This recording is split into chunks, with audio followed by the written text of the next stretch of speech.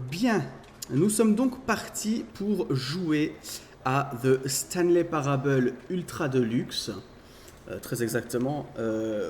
En fait, Ultra Deluxe parce que le jeu est sorti en 2013 et l'Ultra Deluxe est sorti plus tard justement, qui est un petit peu un... Je sais pas si on peut dire remake, mais en tout cas voilà. Du jeu original qui était plus court. Et j'ai très envie de commencer ce jeu, parce qu'on joue un ordi dans un ordi dans un This is the ordi. story of a man Let's named go. Stanley. Et le son du jeu est ok. Stanley worked for a company in a big building where he was employee Un peu fort number même. 427. Employee number 427's job was simple. He sat at his desk in room 427 and he pushed buttons on a keyboard. Orders came to him through a monitor on the desk, telling him what buttons to push, how long to push them, and in what order. This is what employee 427 did every day, every month, of every year. And although others might have considered it soul-winning, Stanley relished every moment that the orders came in, as though he had been made exactly for this job. Stanley was happy. And then one day, something very peculiar happened. Something that would forever change Stanley. Something he would never quite forget. He had been at his desk for nearly an hour when he realized that not one single order had arrived on the monitor for him to follow. No one had showed up to give him instructions, call a meeting, or even say hi. Never in all his years at the company had this happened, this complete isolation. Something was very clearly wrong. Shocked, frozen solid, Stanley found himself unable to move for the longest time. But as he came to his wits and regained his senses, he got up from his desk and stepped out of his office. Ok, d'accord. Oui. Et donc du coup le narrateur nous dicte en fait nos choix. Putain, par contre la sensibilité. Waouh. Le joystick qui est hyper sensible là. À tout moment il va se mettre à chialer. Allez, ça c'est drôle. Attendez, est-ce qu'on peut... Ça va, on peut rire ou... Ok, c'est déjà un petit peu mieux. Quoique... All of his co-workers were gone. What could it mean? Stanley decided to go to the meeting room. That's okay. Perhaps he had simply missed a memo. Oh No non. matter how hard Stanley looked, he couldn't find a trace of his co-workers. Ok. Je teste les boutons pour voir. Oh. Ok.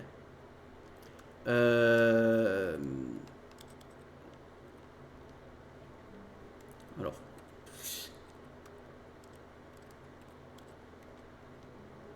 Ok, bon, 2 ça devrait le faire. J'aime pas quand c'est trop sensible, ça me donne la gerbe.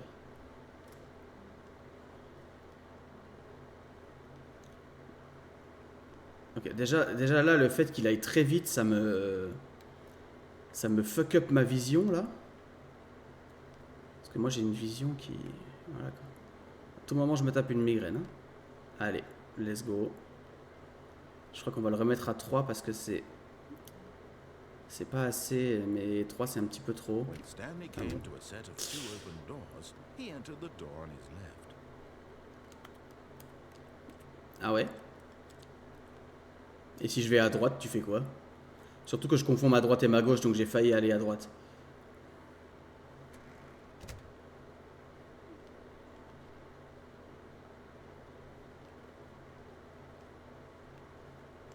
Bonjour. Yet there was not a single person here either. Feeling a wave of disbelief, Stanley decided to go up to his boss's office, hoping he might find an answer there. Qu'est-ce que c'est que ça là? Ok.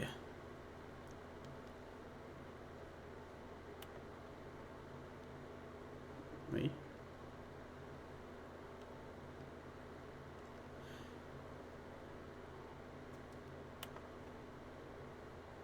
Oh. Vous avez vu? Il y a un PowerPoint de droite.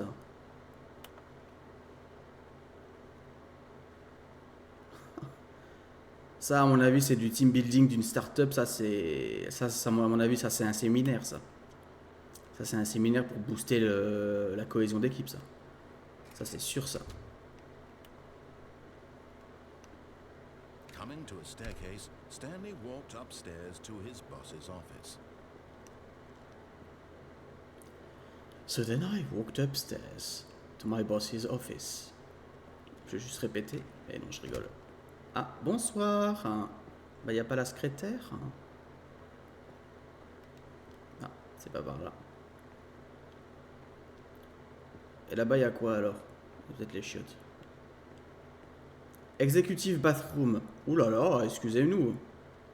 Là, c'est des chiottes en or ou quoi? Stepping into his manager's office, Stanley was once again stunned to discover not an indication of any human life. Shocked, unraveled, Stanley wondered in disbelief who orchestrated this, what dark secret was being held from him. What he could not have known was that the keypad behind the boss's desk guarded the terrible truth that his boss had been keeping from him. And so the boss had assigned it an extra secret PIN number, 2845. Ah. But of course, Stanley couldn't possibly have known this. Oula. Avec le joystick, c'est... Yet incredibly, by simply pushing random buttons on the keypad, Stanley happened to input the correct code by sheer luck. Amazing. He stepped into the newly opened passageway. J'adore le côté méta et l'humour du coup du côté méta. Il y a un côté un petit peu Portal aussi, hein.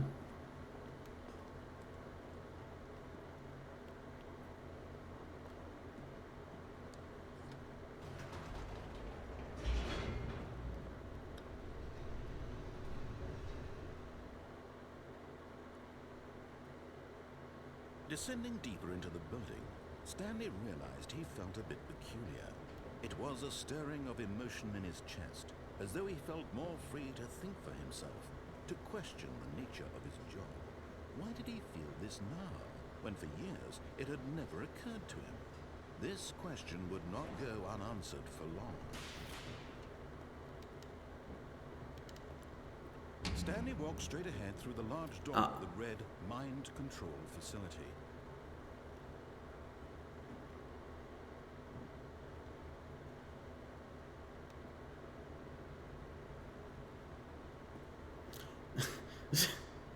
Pardon? Comment ça? J'ai pas forcément envie d'aller dans... là-dedans, quoi. Mais j'y vais parce que pour l'instant, on va faire exactement ce que le narrateur nous dit, puisque j'imagine qu'après... Enfin, j'imagine qu'il y a plusieurs runs et puis qu'on peut faire un petit peu ce qu'on veut. Oh, un gros bouton, j'appuie dessus. The lights rose on an enormous room packed with television screens. What horrible secret did this place hold? Stanley thought to himself. Did he have the strength to find out?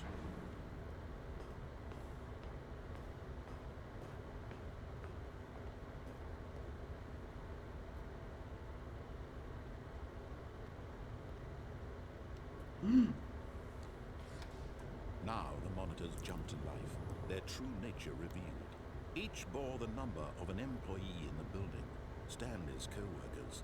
The lives of so many individuals reduced to images on a screen, and Stanley, one of them, eternally monitored in this place where freedom meant nothing.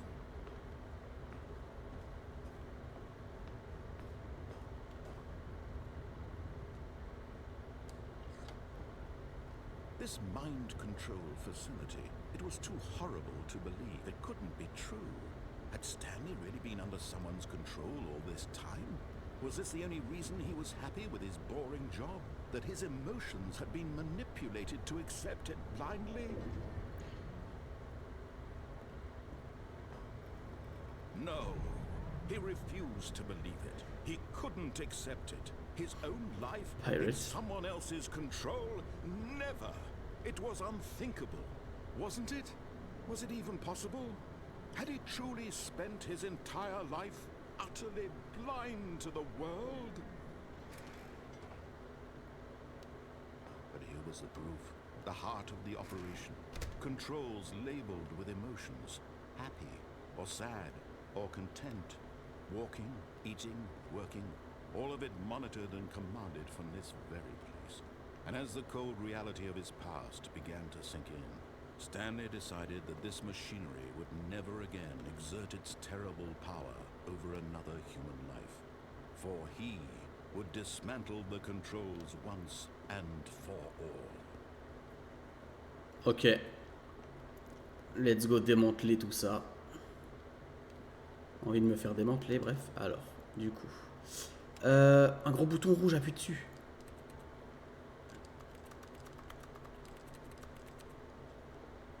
On peut pas. Qu'est-ce que c'est ça? On peut aller... Qu'est-ce que c'est que ça? C'est une arène de fight, ça. Je reconnais.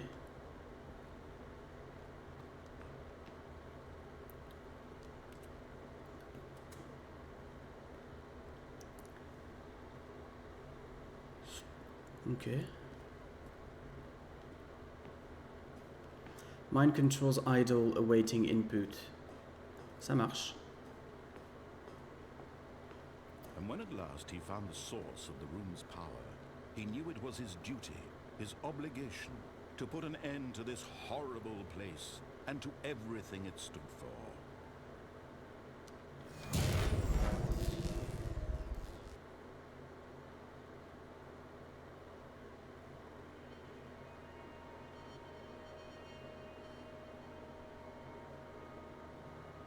Blackness and a rising chill of uncertainty. Was it over? Yes! He had won! He had defeated the machine, unshackled himself from someone else's command. Freedom was mere moments away. And yet, even as the immense door slowly opened, Stanley reflected on how many puzzles still lay unsolved. Where had his co-workers gone? How had he been freed from the machine's grasp? What other mysteries did this strange building hold? But as sunlight streamed into the chamber, he realized none of this mattered to him, for it was not knowledge or even power that he had been seeking, but happiness. Perhaps his goal had not been to understand, but to let go. No longer would anyone tell him where to go, what to do, or how to feel. Whatever life he lives, it will be his. And that was all he needed to know. It was perhaps the only thing worth knowing. Stanley stepped through the open door.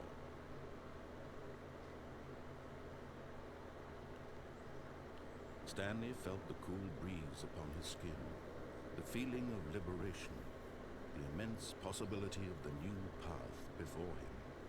This was exactly the way, right now, that things were meant to happen. And Stanley was happy. Et voilà, fin du jeu bien sûr, merci d'avoir suivi, terminé le jeu, voilà, let's go. Je rigole.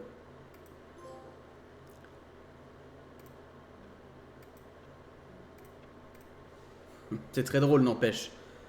Ça revient vraiment, on a fini le jeu, quoi, c'est fait. Alors qu'en fait pas du tout. All of his co-workers were gone. What could it mean? Stanley decided to go to the meeting room. Perhaps he had simply missed a memo. Putain, le No mémo. matter how hard Stanley looked, he couldn't find a trace of his co-workers.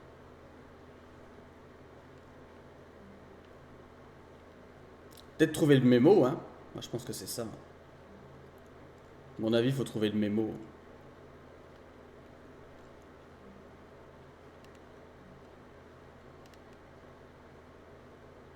When Stanley came to a set of two open doors, he entered the door on his left. Non, je vais à droite cette fois. This was not the correct way to the meeting room, and Stanley knew it perfectly well. Perhaps he wanted to stop by the employee lounge first, just to admire it. Ah, yes, truly a room worth admiring.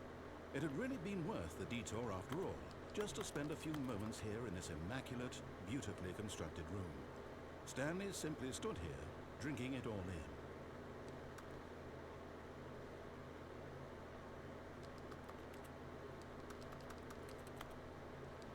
Yes, really worth it being here in the room. A room so utterly captivating that even though all your co-workers have mysteriously vanished, here you sit looking at these chairs and some paintings. Really worth it. Moi, je pense aussi que ça en vaut la peine, en vrai, on est bien là. Regardez, il est actuellement... At this point, Stanley's obsession with this room bordered on creepy and reflected poorly on his overall C'est pas l'heure qu'on a personality. rentré. It's possible that this is why everyone left. But at last, he'd had enough of the amazing room and took the first open door on his left to get back to business.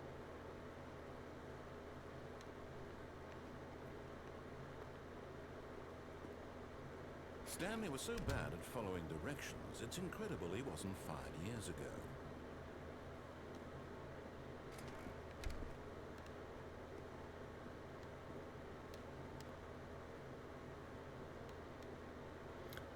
Jump... Bah oui, mais... Ah, c'est ce qu'on va faire.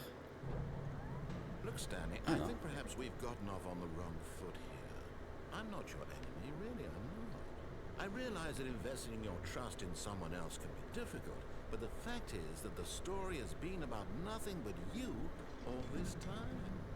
There's someone you've been neglecting, Stanley. Someone you've... What? Really? I was in the middle of something. Do you have zero consideration for others? Are you that convinced that I want something bad to happen to you? Why, I don't know how to convince you of this, but I really do want to help you, to show you something beautiful. Look, let me prove it. Let me prove that I'm on your side. Give me a chance. Faut qu'on teste toutes les possibilités de chemin. Hein, pour pouvoir se sortir de là, visiblement. Now listen carefully, this is important. Stanley walked through the red door.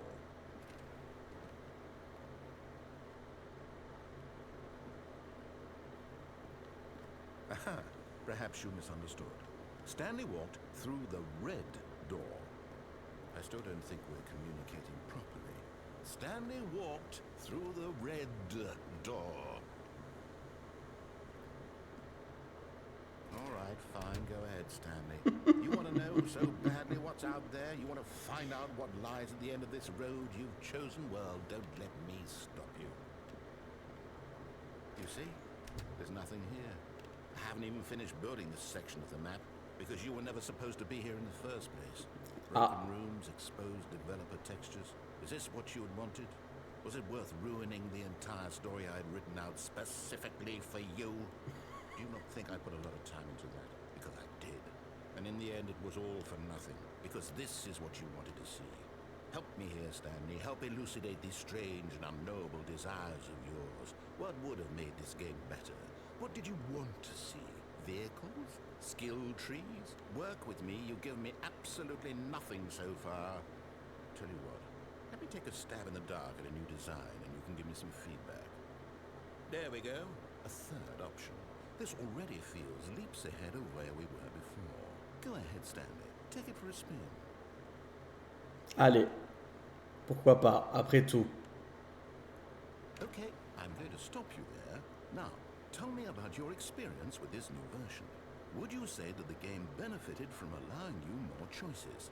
Feel free to be honest. I'm looking for some real critical feedback here.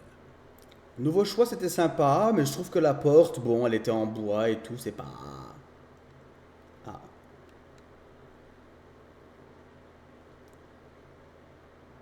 On peut vraiment cliquer sur ce qu'on veut? Ok. Oh, of course. The three. Really. Maybe next time we can get you to form an actual opinion, you know? Any level of critical thinking or engagement with your surroundings. Does that sound good? Think we can do that? Yes? Wonderful. Here, based on the data from your previous playthrough, I've compiled a new version. And to be perfectly candid, I think I've knocked it out of the park with this one. Let's take a look.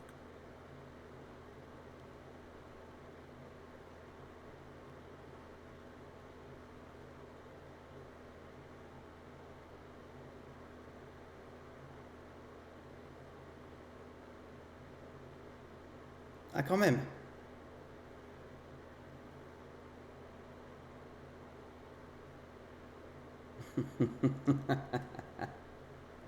C'est très drôle.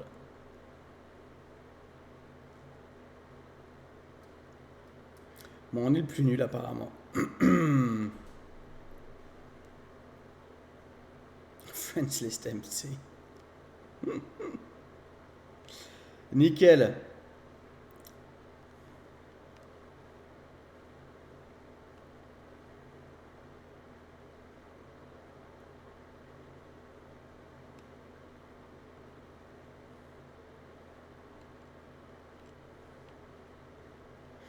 Et si on retourne là? Now, would you say that competitive leaderboard helped you feel motivated to keep walking through doors? Again, honest answers, please. Franchement, ouais. Hey, I nearly forgot. I've got a prototype of a new game I've been working on, and now would be a lovely opportunity to give it some play testing. You wouldn't mind taking a look at it, would you? Pas du tout. Let me Rigolo. boot it up. In this game, the baby crawls left towards danger. You click the button to move him back to the right, and if he reaches the fire, you fail. It's a very meaningful game, all about the desperation and tedium of endlessly confronting the demands of family life. I think the art world will really take notice.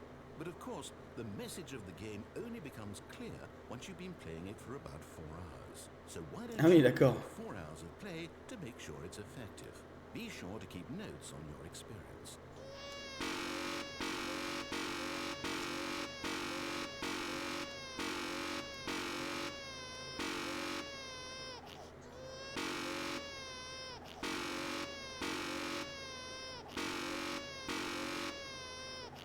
Insupportable. You heartless bastard. Did you do it because you hate babies or purely to spite me? Because if it's the latter, well, I don't know what to do. I'm completely out of ideas. I can't think of a single thing that might improve the experience for me. I'm not even going to try. I'm out, I'm done. It's over. Thank you for playing. Your input was extremely valuable. Oh, hey, since my game was so awful, why don't we play someone else's game, just to ease the pain? Let's see. What do we have here? Yes, this seems like it'll work. Let's give it a shot.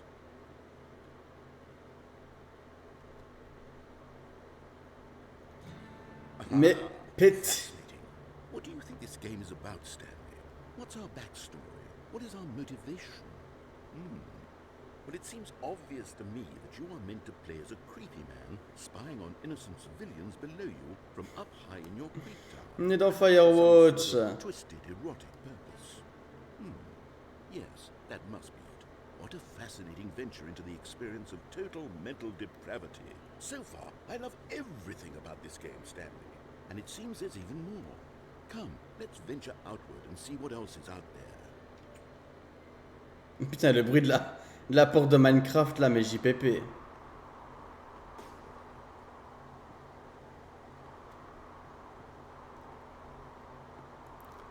C'est assez dingue parce qu'on a fait Firewatch il y a pas très longtemps. No, it can't be. It is. It's an open world game. Good God, quickly, block it off. Oh, thank goodness, Stanley. What a close call. You really wandered off into that thing. That big, open, just wandering around. No right or wrong directions. No path to follow. You can just go in any... Oh, thank heavens we avoided it. We're out of the woods now, Stanley. Okay, I'm going to get us out of here. Let's find another game. Preferably something with walls. Something with nice, big, insurmountable walls. Okay, I think this will be just the thing.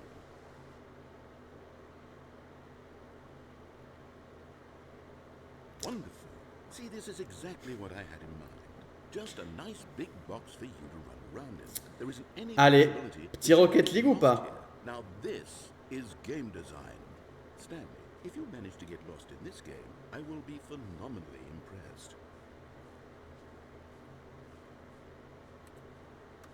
Okay, so what exactly do we do here? Let's see. There are lots of cars here in the back, but obviously there's no racetrack. Okay, I'm seeing that there's a ball of some kind back here. Is this game sports ball? Stanley, I think it's sports ball. Oh, what fun. We shall run the bases and do a touchdown together. Yes, I think surely we must. Okay, Stanley, here's the ball. Have fun. La grosse baballe.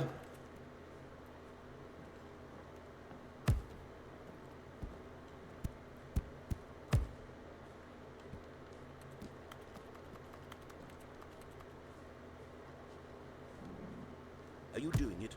Are you winning? Is this fun? Is it better than my miserable little story that I worked so hard on? Très clairement, Stanley, oui. I have a thought. And I realize I'm not a sportsologist, but if one ball generates a certain amount of raw adrenal pleasure, then surely multiple balls makes for an even more euphoric sports experience. I'm going to try it out. Here comes another ball. Yes! Oh goodness, that really does feel amazing, doesn't it? Stanley, I'm like a child in a confectionery shop. I simply have to have more. I'm insatiable. More balls!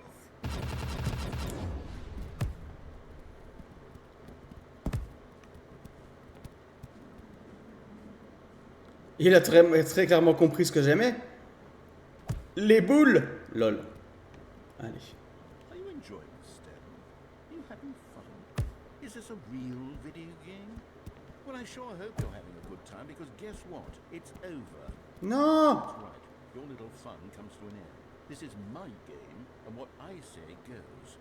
You get to have fun when I let you, Stanley. Besides, Méchant you monsieur. need someone like me to set boundaries for you. Méchant. Without rules or boundaries, video games are nothing. Yes, that's what I am. I am structure.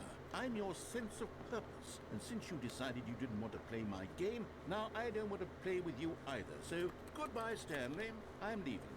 See how you like it when I'm not around to set the rules. Somehow, I don't think you'll enjoy it as much. But who knows? You're an inventive kid. You'll come up with something.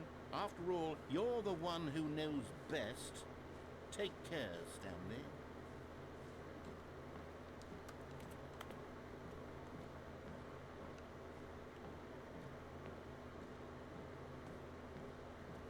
Est-ce qu'on peut aller par là?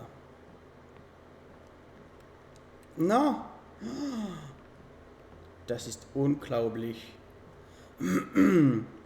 D'accord, et du coup, je suis censé faire quoi là? Il va revenir, il va être en mode bon, c'est bon.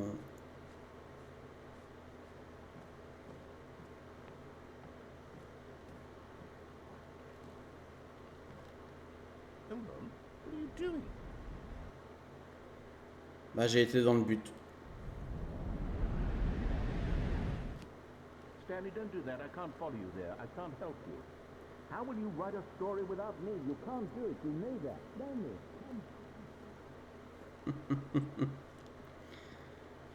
Filing cabinets.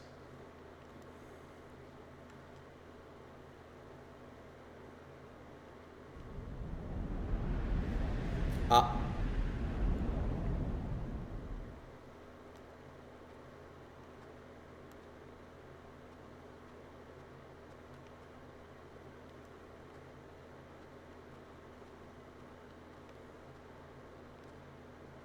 Où est-ce qu'on est là? J'ai l'impression d'être dans un décor de Silent Hill 2 là, tellement c'est délabré. Oh, la lumière! Bonjour.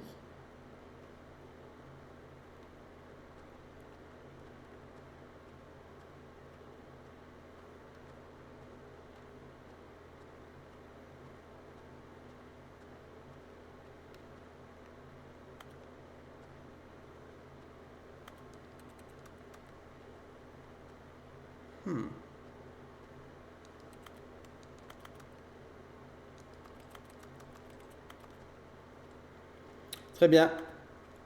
Mystère et boule de cum, il n'y a rien ici.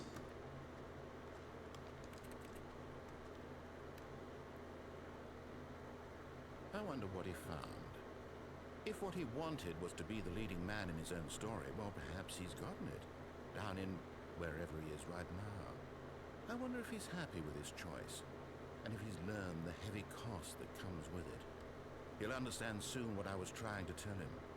He needs me. Someone who will wrap everything up at the end, to make sense out of the chaos and the fear and the confusion. That's who I am. That is what I mean to this world. Oh, yes. Yes, I'll be back. There's no other way. Once this ends, after it all comes to a close, then I'll be back. The end will be here soon. Very soon. I can wait.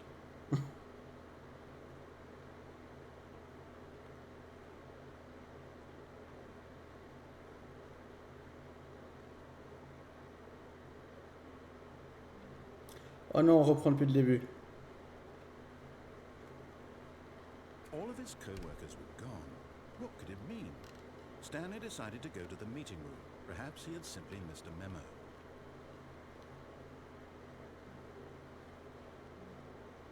When Stanley came to a set of 2 open doors, he entered the door on his left.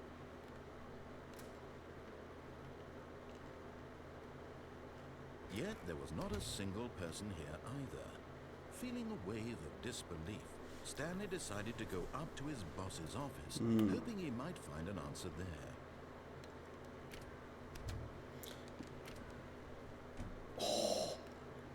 Stanley stepped into the broom closet, but there was nothing here, so he turned around and got back on track.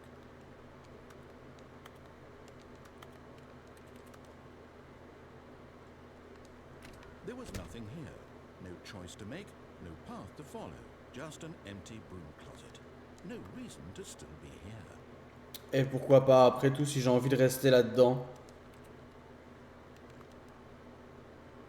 It was baffling that Stanley was still just sitting in the broom closet. He wasn't even doing anything.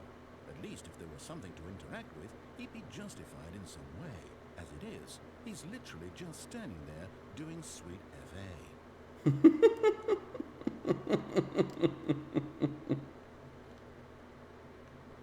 Are you really still in the broom closet?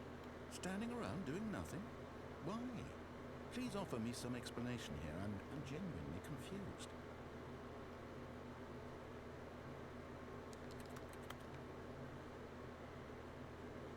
You do realize there's no choice or anything in here, right?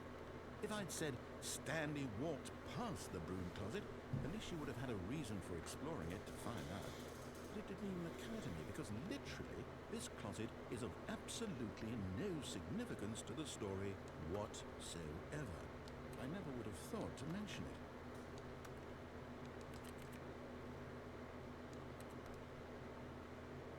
Maybe to you this is somehow its own branching path. Maybe when you go talk about this with your friend, you'll say, "Oh, did you get the broom closet ending? The broom closet ending was my favourite." I hope your friends find this concerning.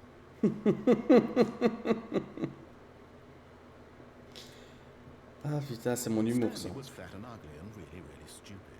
He probably only got the job because of a family connection. That's how Pardon? stupid he is. That or with drug money. Also, Stanley is addicted to drugs and hookers.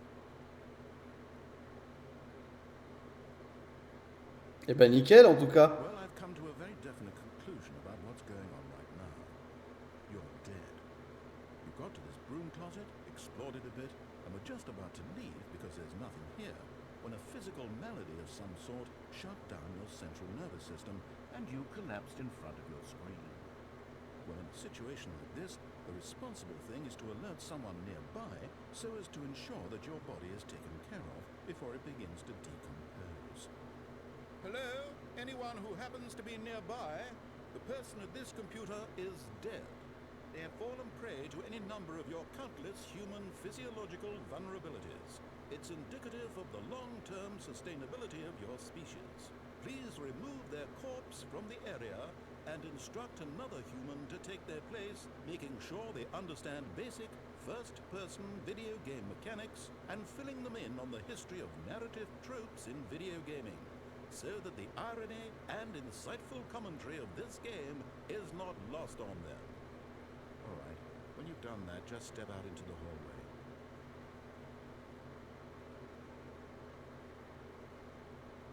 Je vais voir jusqu'à quand ça dure, ok?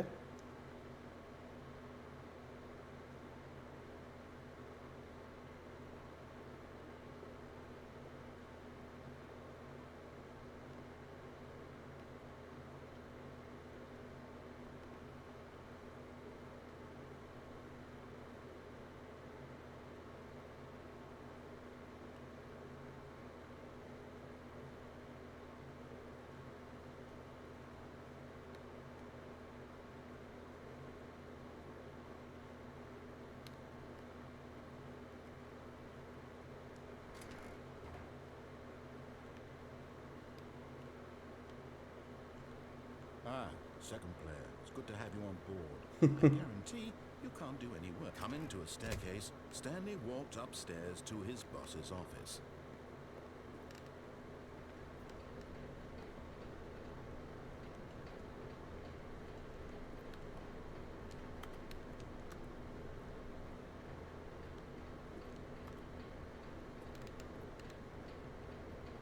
But Stanley just couldn't do it. He considered the possibility of facing his boss, admitting he had left his post during work hours. He might be fired for that. And in such a competitive economy, why had he taken that risk? All because he believed everyone had vanished. His boss would think he was crazy. And then something occurred to Stanley. Maybe, he thought to himself, maybe I am crazy. All of my co-workers blinking mysteriously out of existence in a single moment for no reason at all. None of it made any logical sense. And as Stanley pondered this, he began to make other strange observations. For example, why couldn't he see his feet when he looked down? Why did doors close automatically behind him wherever he went? And for that matter, these rooms were starting to look pretty familiar. Were they simply repeating? No, Stanley said to himself, this is all too strange. This can't be real. And at last, he came to the conclusion that had been on the tip of his tongue. He just hadn't found the words for it. I'm dreaming, he yelled. This is all a dream. Oh, what a relief Stanley felt to have finally found an answer, an explanation. His co-workers weren't actually gone. He wasn't going to lose his job. He wasn't crazy after all. He thought to himself, I suppose I'll wake up soon. I'll have to go back to my boring real-life job pushing buttons. I may as well enjoy this while I'm still lucid. So, he imagined himself flying and began to gently float above the ground. Oula. Then he imagined himself soaring through space on a magical star field, and it too appeared. It was so much fun, and Stanley marveled that he had still not woken up. How was he remaining so lucid? And then perhaps the strangest question of them all entered Stanley's head. One he was amazed he hadn't asked himself sooner. Why is there a voice in my head dictating everything that I'm doing and thinking? Now the voice was describing itself being considered by Stanley, who found it particularly strange. I'm dreaming about a voice describing me, thinking about how it's describing my thoughts, he thought. And while he thought it all very odd, and wondered if this voice spoke to all people in their dreams, the truth was that, of course, this was not a dream. How could it be? Was Stanley simply deceiving himself? Believing that if he's asleep, he doesn't have to take responsibility? C'est métaception, hein, le truc. Hein. Stanley is as awake right now as he's ever been in his life. Now, hearing the voice speak these words was quite a shock to Stanley. After all, he knew for certain, beyond a doubt, that this was in fact a dream. Did the voice not see him float and make the magical stars just a moment ago? How else would the voice explain all that? This voice was a part of himself too. Surely, if he could just... He would prove it. He would prove that he was in control, that this was a dream. So he closed his eyes gently, and he invited himself to wake up. He felt the cool weight of the blanket on his skin, the press of the mattress on his back, the fresh air of the world outside this one. Let me wake up, he thought to himself. I'm through with this dream. I wish it to be over. Let me go back to my job. Let me continue pushing the buttons. Please, it's all I want. I want my apartment, and my wife, and my job.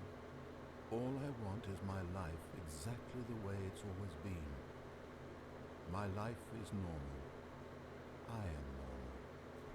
Everything will be fine. I am okay.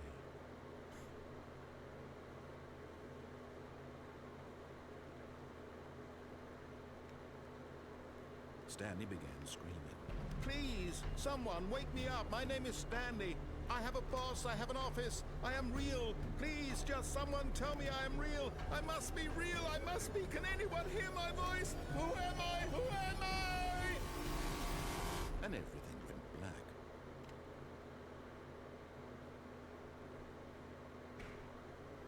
This is the story of a woman named Mariella. Mariella woke up on a day like any other. She arose, got dressed, gathered her belongings, and walked to her place of work.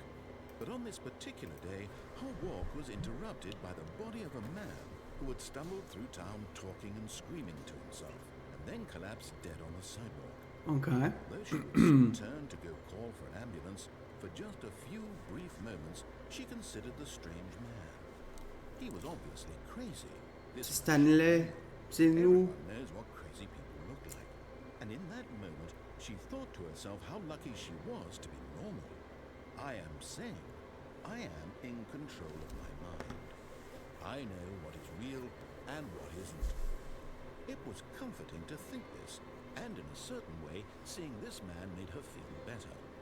But then she remembered the meeting she had scheduled for that day. The very important people whose impressions of her would affect her career, and by extension, the rest of her life. She had no time for this, so it was only a moment that she stood there, staring down at the body. And then she turned and ran.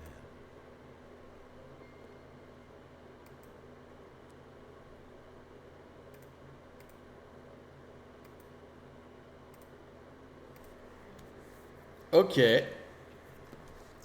Bon, bah c'est reparti pour une run. All of his co-workers were gone. But why? Stanley decided to go to the meeting room. Perhaps He had simply missed a memo. On va connaître en fait le dialogue du jeu par cœur, je pense. À force. When Stanley came to a set of two open doors, he entered the door on his left. Et non. This was not the correct way to the meeting room, and Stanley knew it perfectly well. Perhaps he wanted to stop by the employee lounge first, just to admire it. Wow. Yes, this room. What a beautiful room. What a gorgeous, gorgeous room. Thank goodness Stanley had taken this detour on his way to the meeting room. Life without having experienced this room was now too horrible even to consider.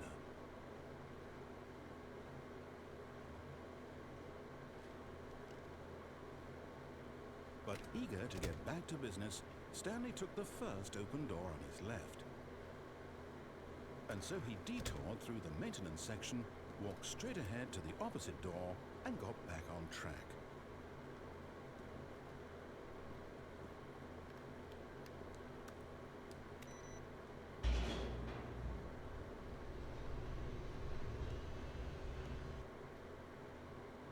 Pourquoi pas après tout, hein. But Stanley didn't want to go back to the office. Et non. He wanted to wander about and get even further off track. So now in order to get back, he needed to go, from here it's, left. Ah ouais?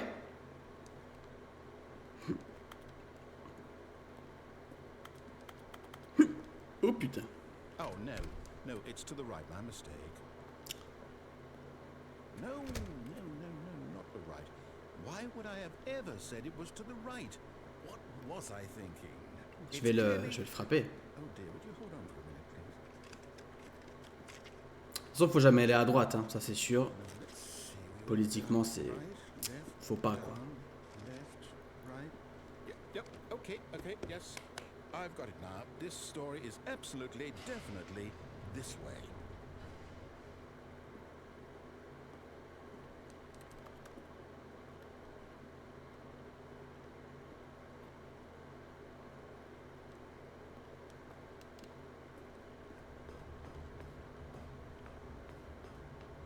No. This isn't right at all. You're not supposed to be here yet. This is all a spoiler. Okay. We just who am I kidding? It's all rubbish now. The whole story completely unusable.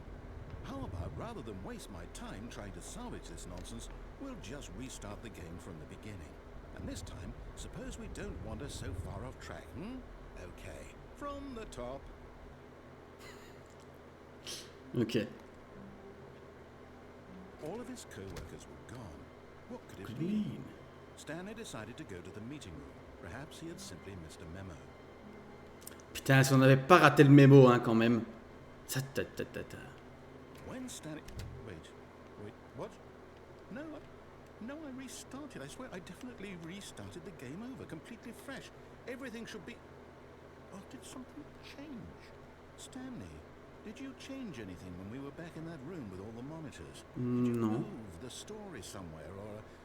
Non, j'ai rien fait, moi. Why am I asking you? I'm the one who wrote the story. Bah oui. It was right here just a minute ago. I know for sure that it's here somewhere. Ok. Okay, then. Bah retrouve-la alors. It's an adventure. Come, Stanley. Let's find the story.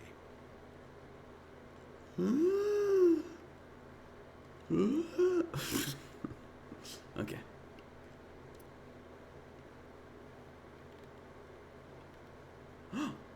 Mais il y a des portes de partout.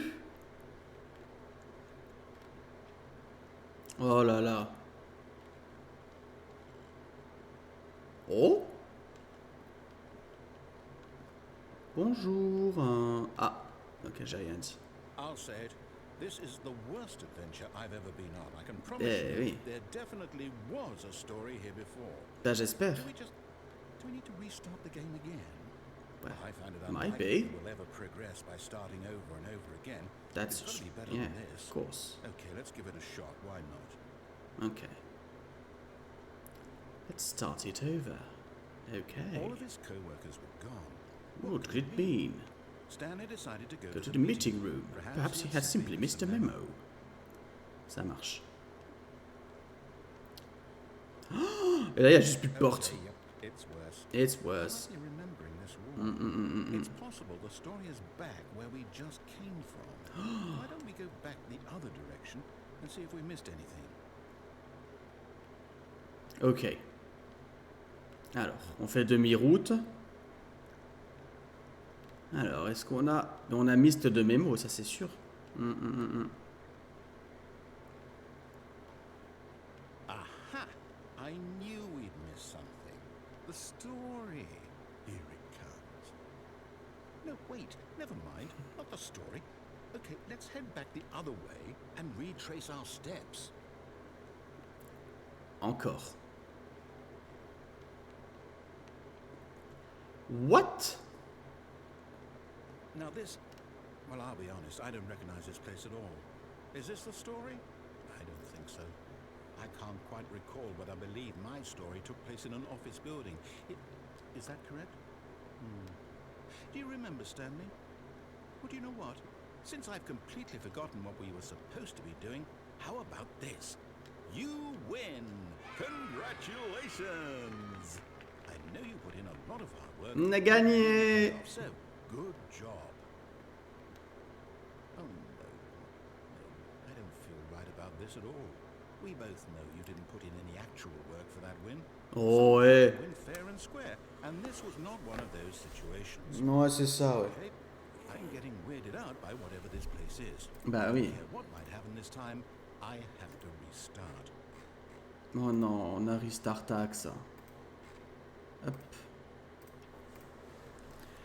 The Stanley Parable Adventure Line. To make sure we don't get lost, I've employed the help of the Stanley Parable Adventure Line. Just follow the line. How simple is that? Follow the yellow line. Je suis la petite ligne jaune. You see, Talan. the line knows where the story is. It's over in this direction. Onward, Stanley, to destiny. Though, here's a thought. Wouldn't wherever we end up be our destination, even if there's no story there? Or to put it another way, is the story of no destination still a story? Simply by the act of moving forward, are we implying a journey such that a destination is inevitably conjured into being via the very manifestation of the nature of life itself? Whoa. Hang on. That got a bit weird back there. Well, I'd like to apologize. Not sure where I was going with all that. You know what? I think what we need right now is a bit of music to lighten the mood. Oh oui. Waouh. Ah oui, d'accord. Tam.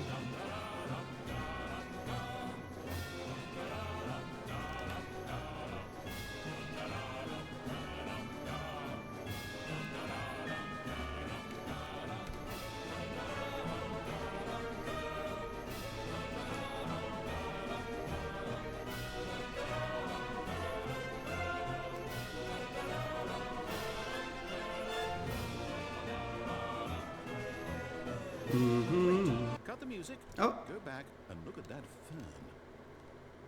Oh. Stanley, this fern will be very important later in the story. Make sure you study it closely and remember it carefully. You won't want to miss anything. Ah ouais? Bah, c'est juste une fougère, quoi.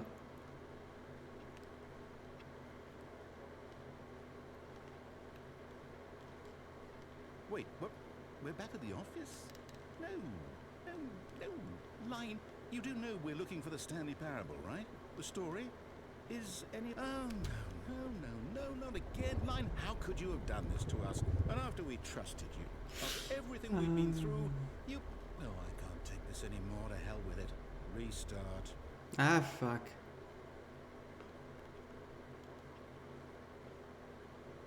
You know what, Stanley? I say forget the adventure line. What's it ever done for us? Hmm. We're intelligent people, right? Why can't we make up our own story? C'est vrai, ça. Something exciting, daring, mysterious. Oh, this all sounds perfectly doable. Why don't we simply start wandering in, well, I don't know. How about this direction? C'est parti pour l'aventure. Now, yes, this is exciting. Just me and Stanley forging a new path, a new story. Well, it could be anything. What do you want our story to be? Go wild. Use your imagination. Whatever it might be, Stanley, I'm ready for it. Oh, no, not you again. Stanley, I'd also like to veto the line from having any role in our awesome new story. No lines or monitor rooms. Just don't acknowledge it. We should be fine. Ok. Je fais comme si la ligne n'existait pas. De toute façon, la ligne, elle est partie dans le plafond. Ah, a choice. We get to make a decision. From here, the story is in our control. How important we mustn't squander the opportunity. In fact, I believe I need a minute to think here. Just walk in circles for a minute. Okay, so I know that each door has to lead somewhere, which means that somewhere, the place where we're trying to go, there must be a reverse door that leads here. And that in turn means that our destination corresponds with the counter-inverted reverse door's origin. So starting from the right, let us ask, will taking the right door lead us to where we're going? And since the answer is clearly yes, then by all accounts, the door on the right is the correct one. Another victory for logic. Come, Stanley, our destiny awaits. Oh, hold up, what's this? Oh! The confusion ending. You're telling me that's what this is? It's all one giant ending? And we're supposed to restart the game eight times? That's really how all this goes? It's all determined? So now, according to the schedule, I restart again. Then what? Am I just supposed to forget? Well, what if I don't want to forget? Goodbye, old friend. My May the mind force goes be with blank you. simply because it's written here on this thing.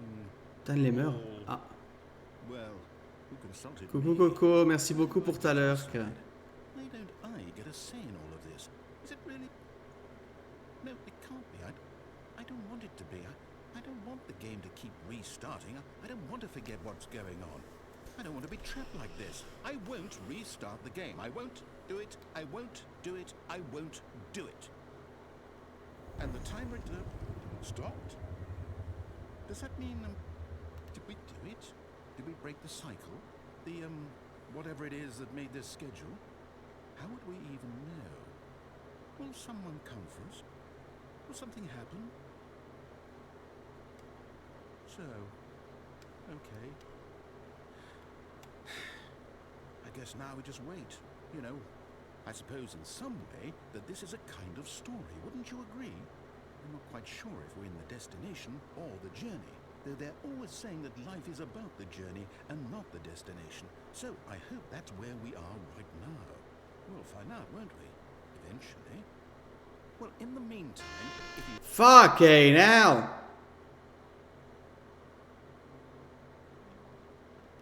Ça m'a bousillé les tympans. All of his co-workers were gone. What could it mean? Stanley decided to go to the meeting room. Perhaps he had simply missed a memo.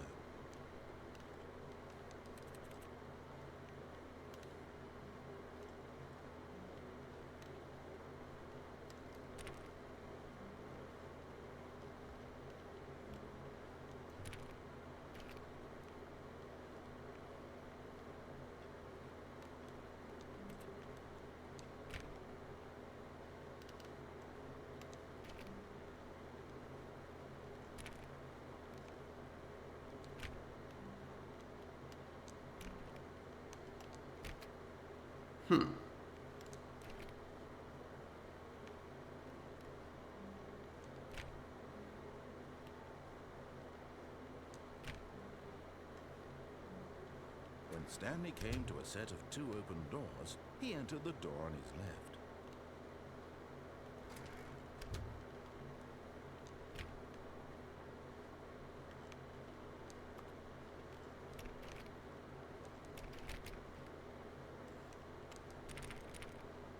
On sait jamais, hein. Yet there was not a single person here either. Feeling a wave of disbelief, Stanley decided to go up to his boss's office, hoping he might find an answer there. Oh no, no, not again. I won't be part of this. I'm not going to encourage you. I'm not going to say anything at all. I'm just going to be patient and wait for you to finish whatever it is you enjoy doing so much in this room. Please take your time.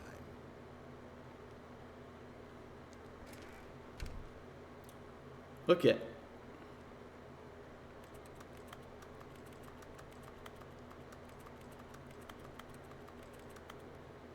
C'est hyper fun cette pièce.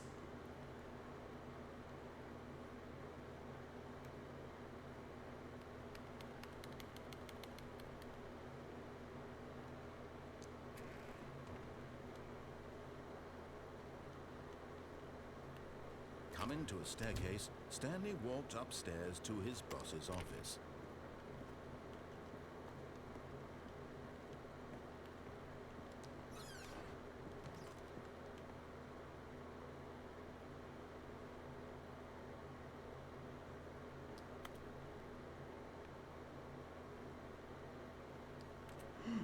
On n'a pas de reflet.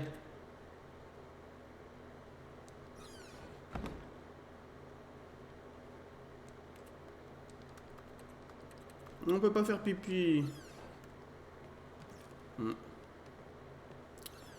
Pas très bien ça.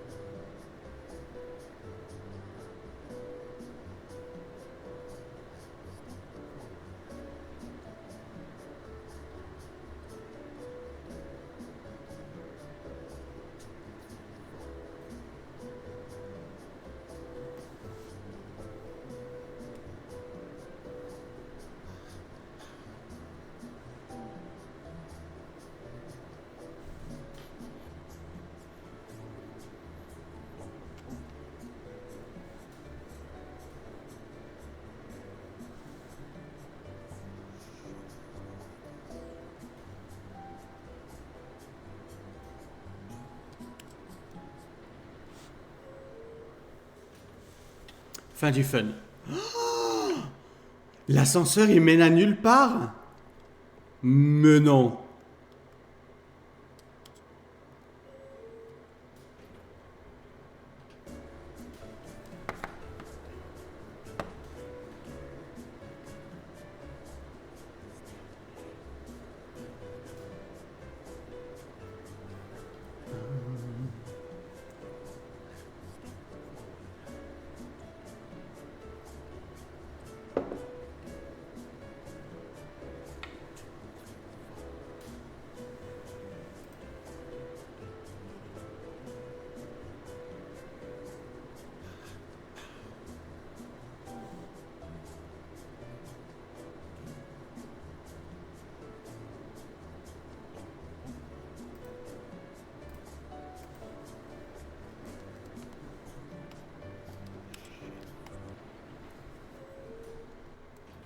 Très bien, donc ça ne mène nulle part.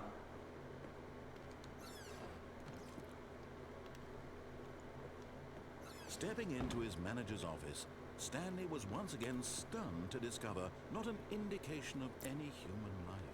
What could it mean? Stanley wondered aloud. Pas faire de piano. He began Insupportable. wildly tearing through papers on the boss's desk, pulling books off the shelf, looking behind paintings, desperate for clues to his situation. But his attention was caught by a keypad behind the boss's desk. What could its purpose be? In fact, this keypad guarded the terrible secret that lay buried. Stanley was in such a rush to get through the story as quickly as possible, he didn't even have a single minute to just let the narrator talk. That kind of anxiety isn't healthy. So he relaxed for a few moments with some calming New Age music.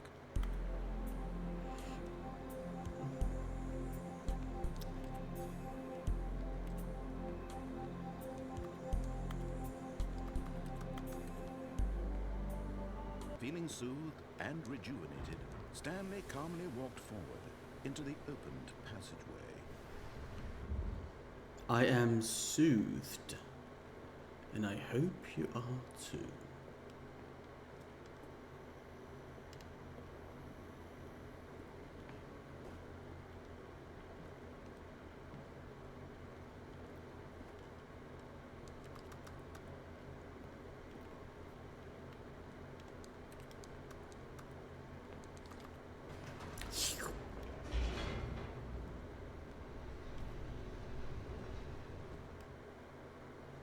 Loading. Loading, ding, ding, ding, ding, ding, ding. Par rapport à mon dos de Voxer. Stanley walked straight ahead through the large door that read Mind Control Facility. Alors on a deux choix, soit on fait l'échappatoire, soit on y va et on appuie sur on. Allez, on va faire on pour voir.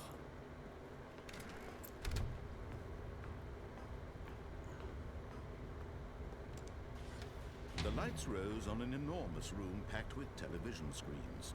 What horrible secret did this place hold? Stanley thought to himself. Did he have the strength to find out? Of course I have the strength to find out. You don't know who I am. Now the monitors jumped to life, their true nature revealed. Each bore the number of an employee in the building, Stanley's co-workers. The lives of so many individuals reduced to images on a screen, and Stanley, one of them, eternally monitored in this place where freedom meant nothing.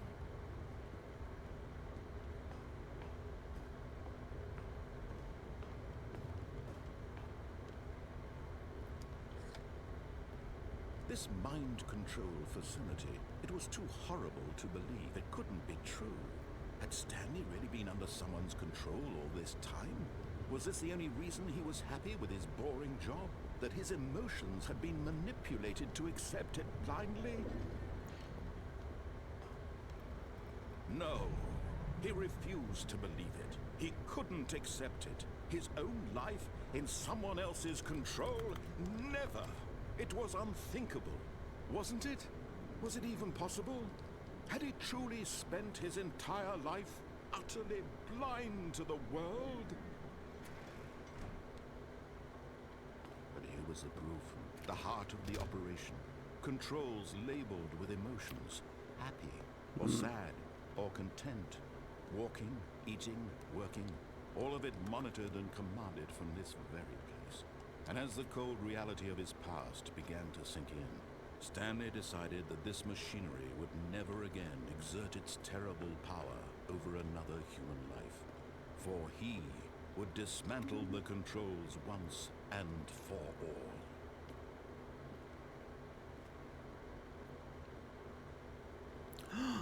Attendez, il y a des boutons.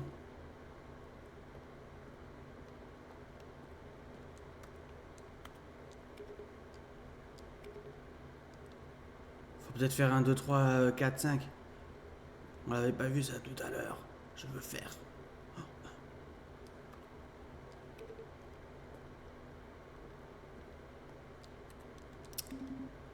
2.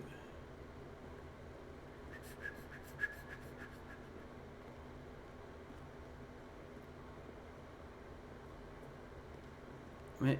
Ah.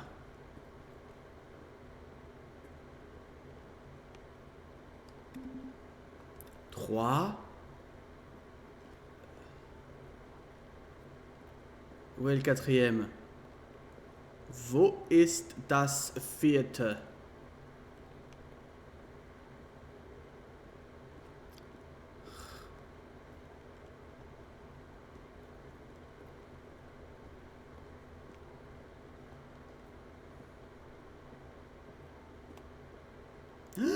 Là-haut.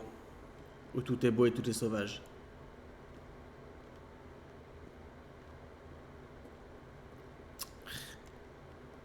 Oh non! C'est fermé? Comment?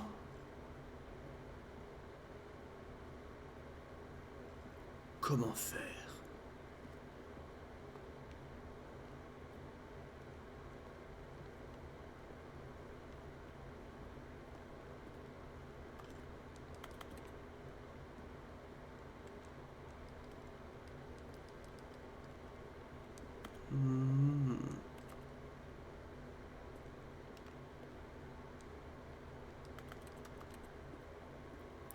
Très bien, c'est peut-être une énigme pour plus tard.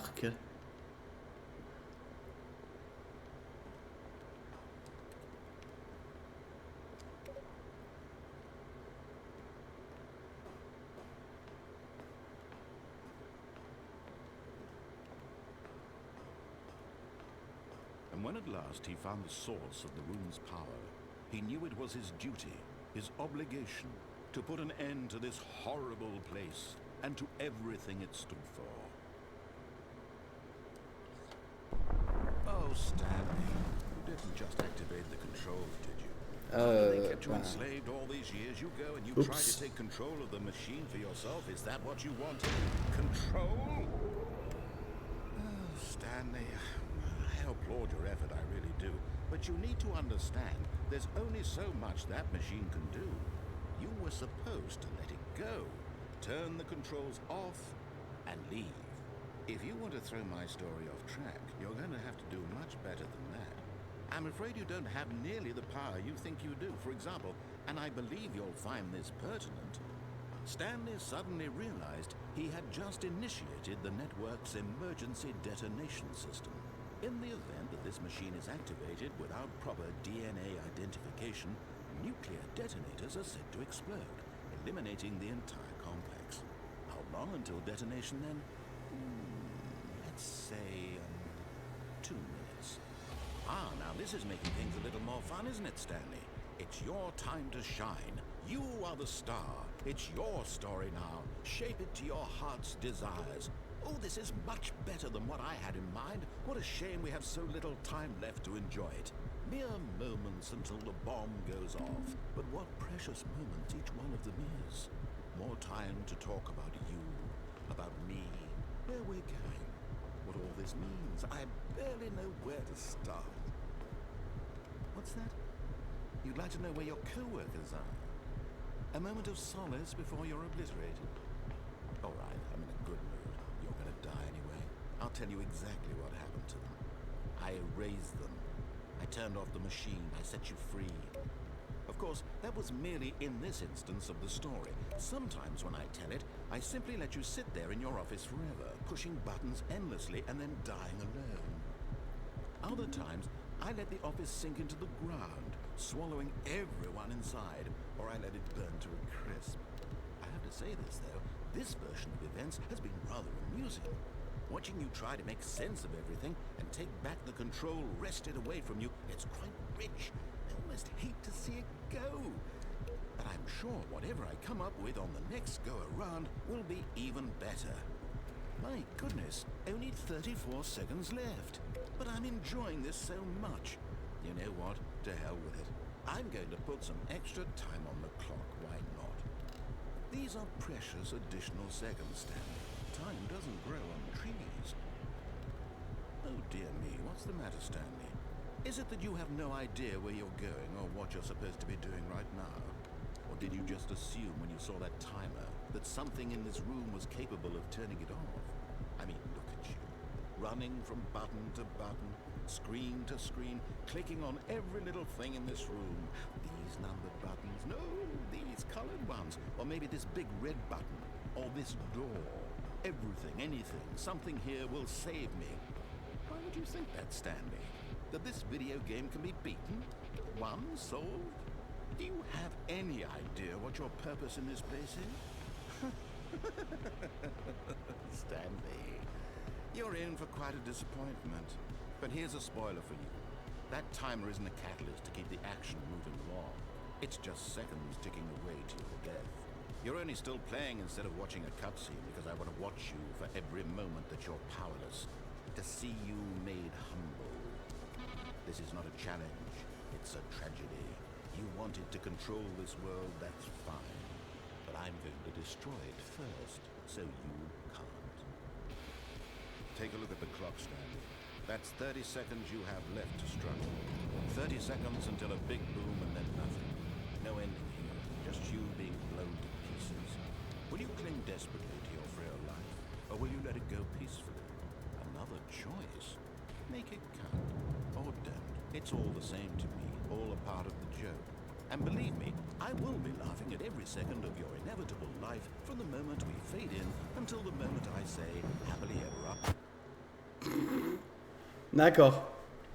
Je sais pas s'il y avait vraiment un truc à faire ou pas.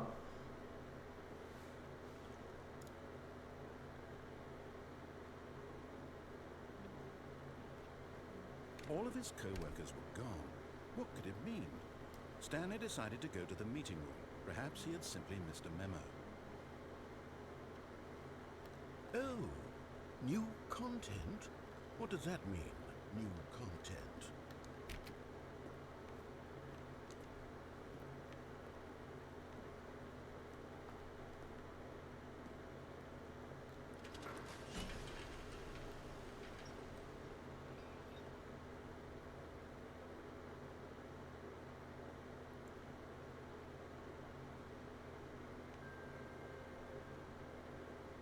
Il est dans un manège. Hello, and thank you for playing the Stanley Parable Ultra Deluxe. As you may know, the Stanley Parable was a video game released in 2013 on home computers. After receiving critical and commercial success, it was expanded upon in 2022 with the Stanley Parable Ultra Deluxe, a reimagining of the game for consoles and home computers. The Stanley Parable Ultra Deluxe features exciting new content that broadens and expands the world of the Stanley Parable, delighting audiences the world over. Please, step inside and see what thrilling new adventures await in the Stanley Parable Ultra Deluxe.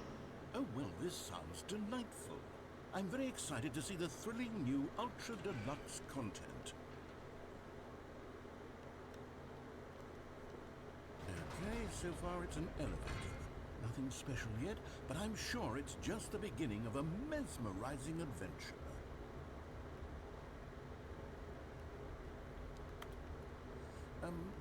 Is it broken? What's going on here? Should we be moving somewhere or... Oh, there we go. All right, finally, at long last, it's on to the new content. I've never been more ready. Let's do it.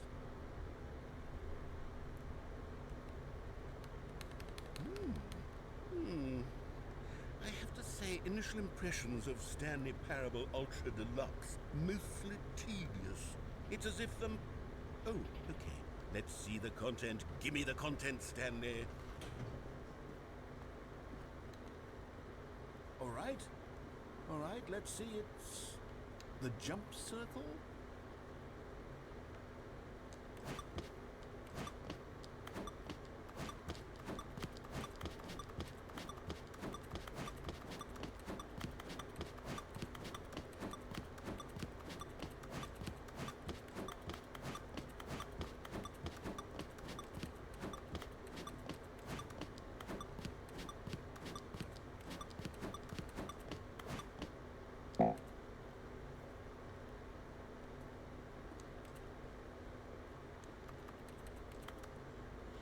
What the fuck?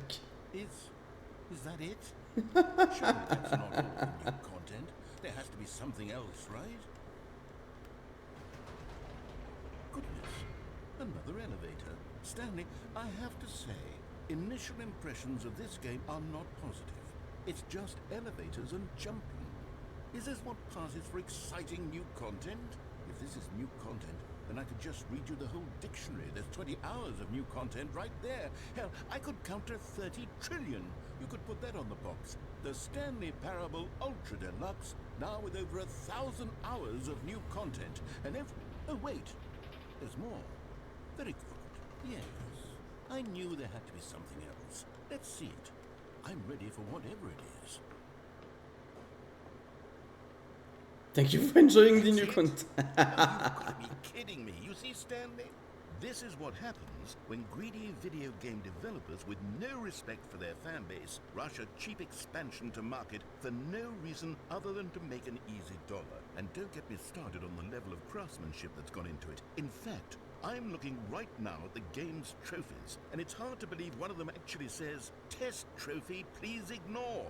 What quality assurance department signed off on this? I'm infuriated and I'm offended, and I intend to find these people on Twitter and hold them personally accountable. It's my fault, Stanley. I built up too much anticipation around the new content, I'm afraid. It could never have lived up to such expectations. If you're still with me, why don't we just reset the game, and we'll try to get back to what the Stanley Parable is really about. No frills, no gimmicks, just you and me having a great time together like always. What do you say, friend? Pas vraiment le choix, hein. Oh.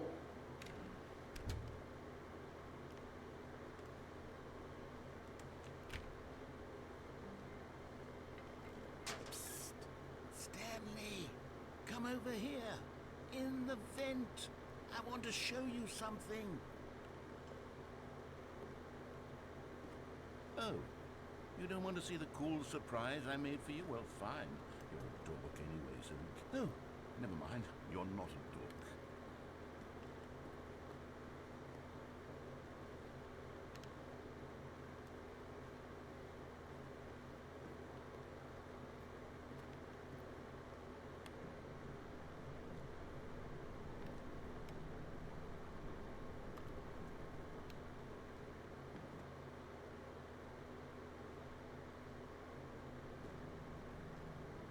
Okay, you remember how cheap and unsatisfying the new Ultra Deluxe content turned out to be? Well, it got me thinking about the past, and how much better the Stanley Parable used to be. So I made something special, and tucked it away here where the game's developers won't find it. Just our little secret. Take a look. J'en peux plus. I call it the Memory Zone. It's where I've been storing all my favorite memories so I can relive the peak experiences of my life whenever I want. Experiences like the launch of the Stanley Parable on PC.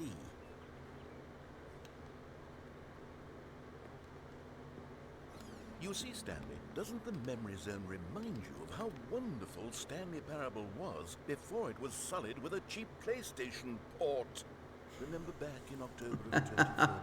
Ils ont appelé Steam Pressurized Gas, qui est juste la définition en fait de Steam. Forget. C'est écrit en russe là du coup. Предботи. Предботи de Stanley Parable. Attends, est-ce que tout est en russe? Oui.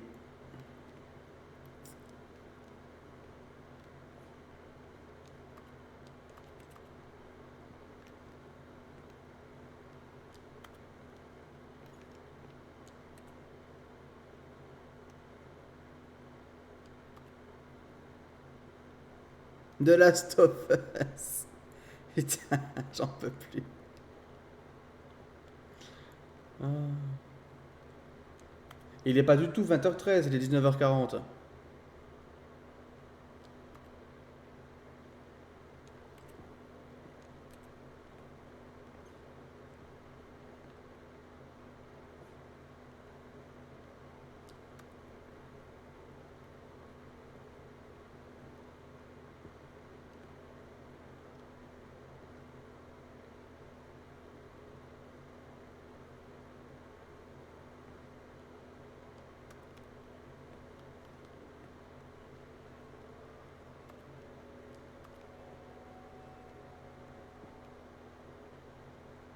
Je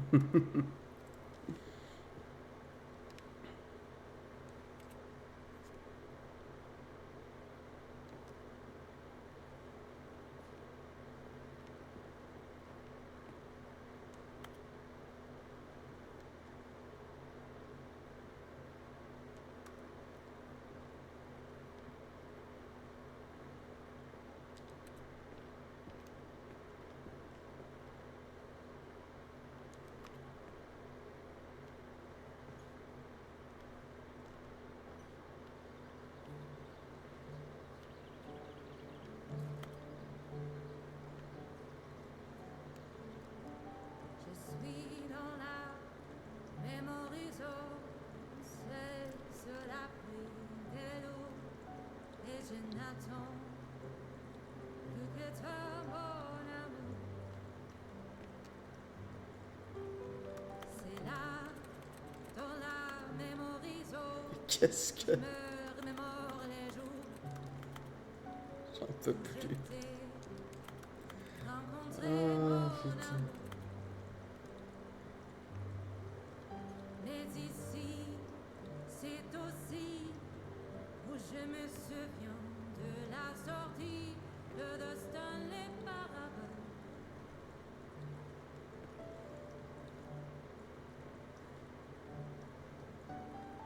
C'était en 2013, un très bon jeu vidéo. 2 mois après, les journaux, mon amour. Rien de plus nostalgique, les prix du public qui reçut à l'IGF, mon amour. Ici, dans la mémoire zone, se rassemblent les deux fantômes de Stanley Parable.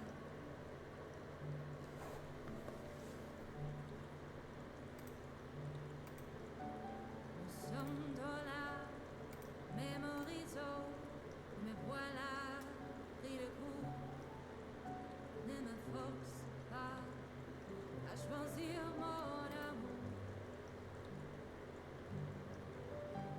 Jamais la version d'hier, la nouvelle fera-t-elle l'affaire? Plus j'y pense, plus je te perds. Voilà pourquoi maintenant j'erre dans la mémorisation.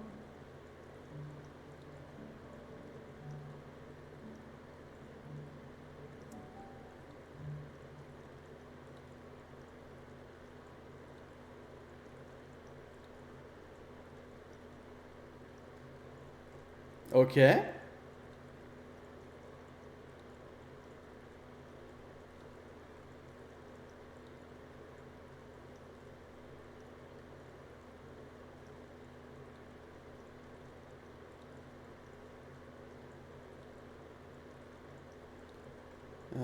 Attendez, je regarde un truc.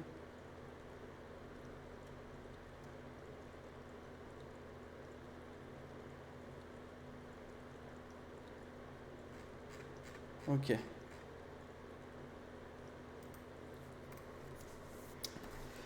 C'est bon? Mais j'ai l'impression que ça a bugué surtout, moi.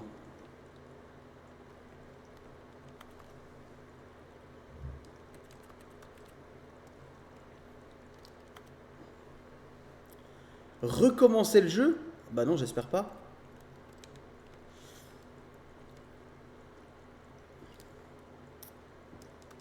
Mais là, je suis bloqué en fait. Il y avait une pièce et puis...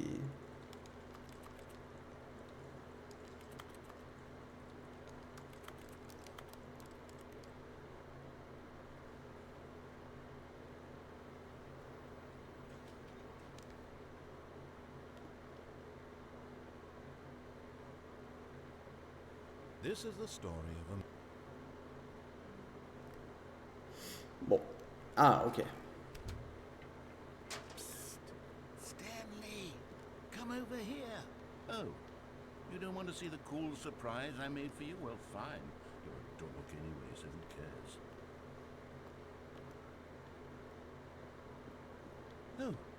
mind. You're not a dork.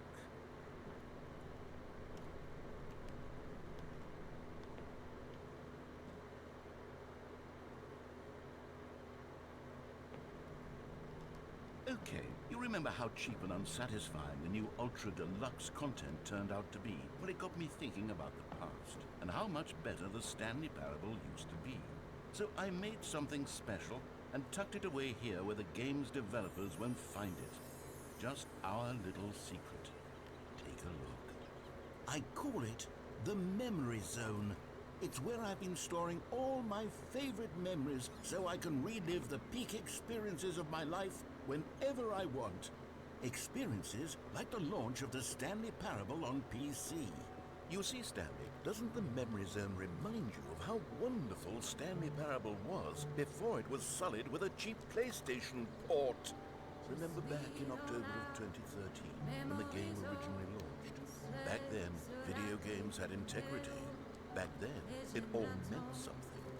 Oh, wait.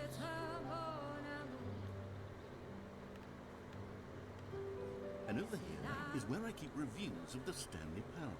Like this stunning triumph of games journalism, 10 out of 10 from Destructoid.com. James Stephanie Sterling writes, and I quote, "Where so many games that aspire to be more than games end up less than any form of art, Stanley Parable strives and then succeeds to be every game ever created." Did you hear that, Stanley? Every game ever created. That's how grand and all-encompassing the original Stanley Parable was. It was literally every game ever created. It was Skyrim, it was Persona 3, it was all of them, and now it's nothing. It's no games at all. It isn't even the Stanley Parable anymore. It's just a husk now. A lifeless husk with an hour of new elevator content.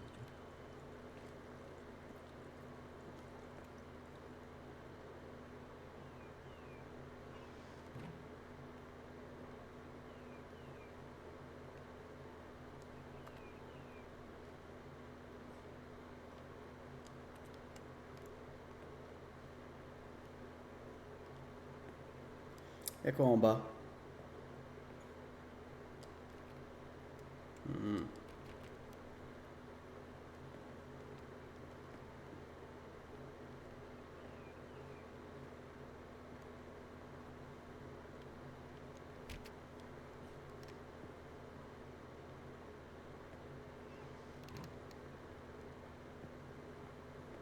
Here's another moving passage, this time from GameSpot.com.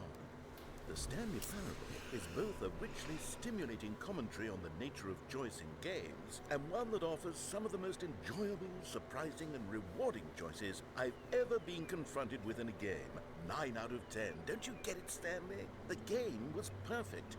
It didn't need anything else. It didn't need new content.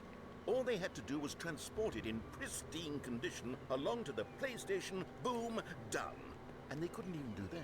Couldn't resist the urge to go meddling with a beloved franchise.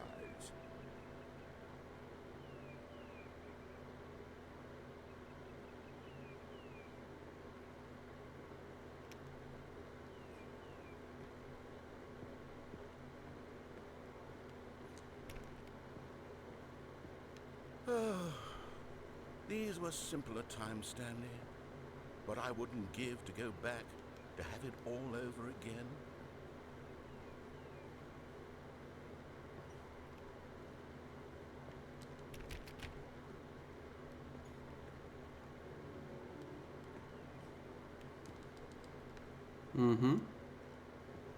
Ah. Wait, hang on. I don't recall this part of the memory zone before. What's this? What's down here? Oh no, oh God, no, Stanley. It's a collection of reviews from Pressurized Gas, the extremely popular online storefront for computer games. I haven't looked at these in years. I can't even imagine what's been collecting down here. Surely these reviews were glowing as well, weren't they? Honestly, I could not be bothered to play this game to full completion. The narrator is obnoxious and unfunny, with his humor and dialogue proving to be more irritating than entertaining. Unfunny! And a trying to be funny. I'm trying to make a serious work of art. I suppose I could write up a handful of gags to insert into the Stanley Parable, but the game is already such a densely layered web of profound philosophical insights that I can't even imagine where I'd have the room to stick them.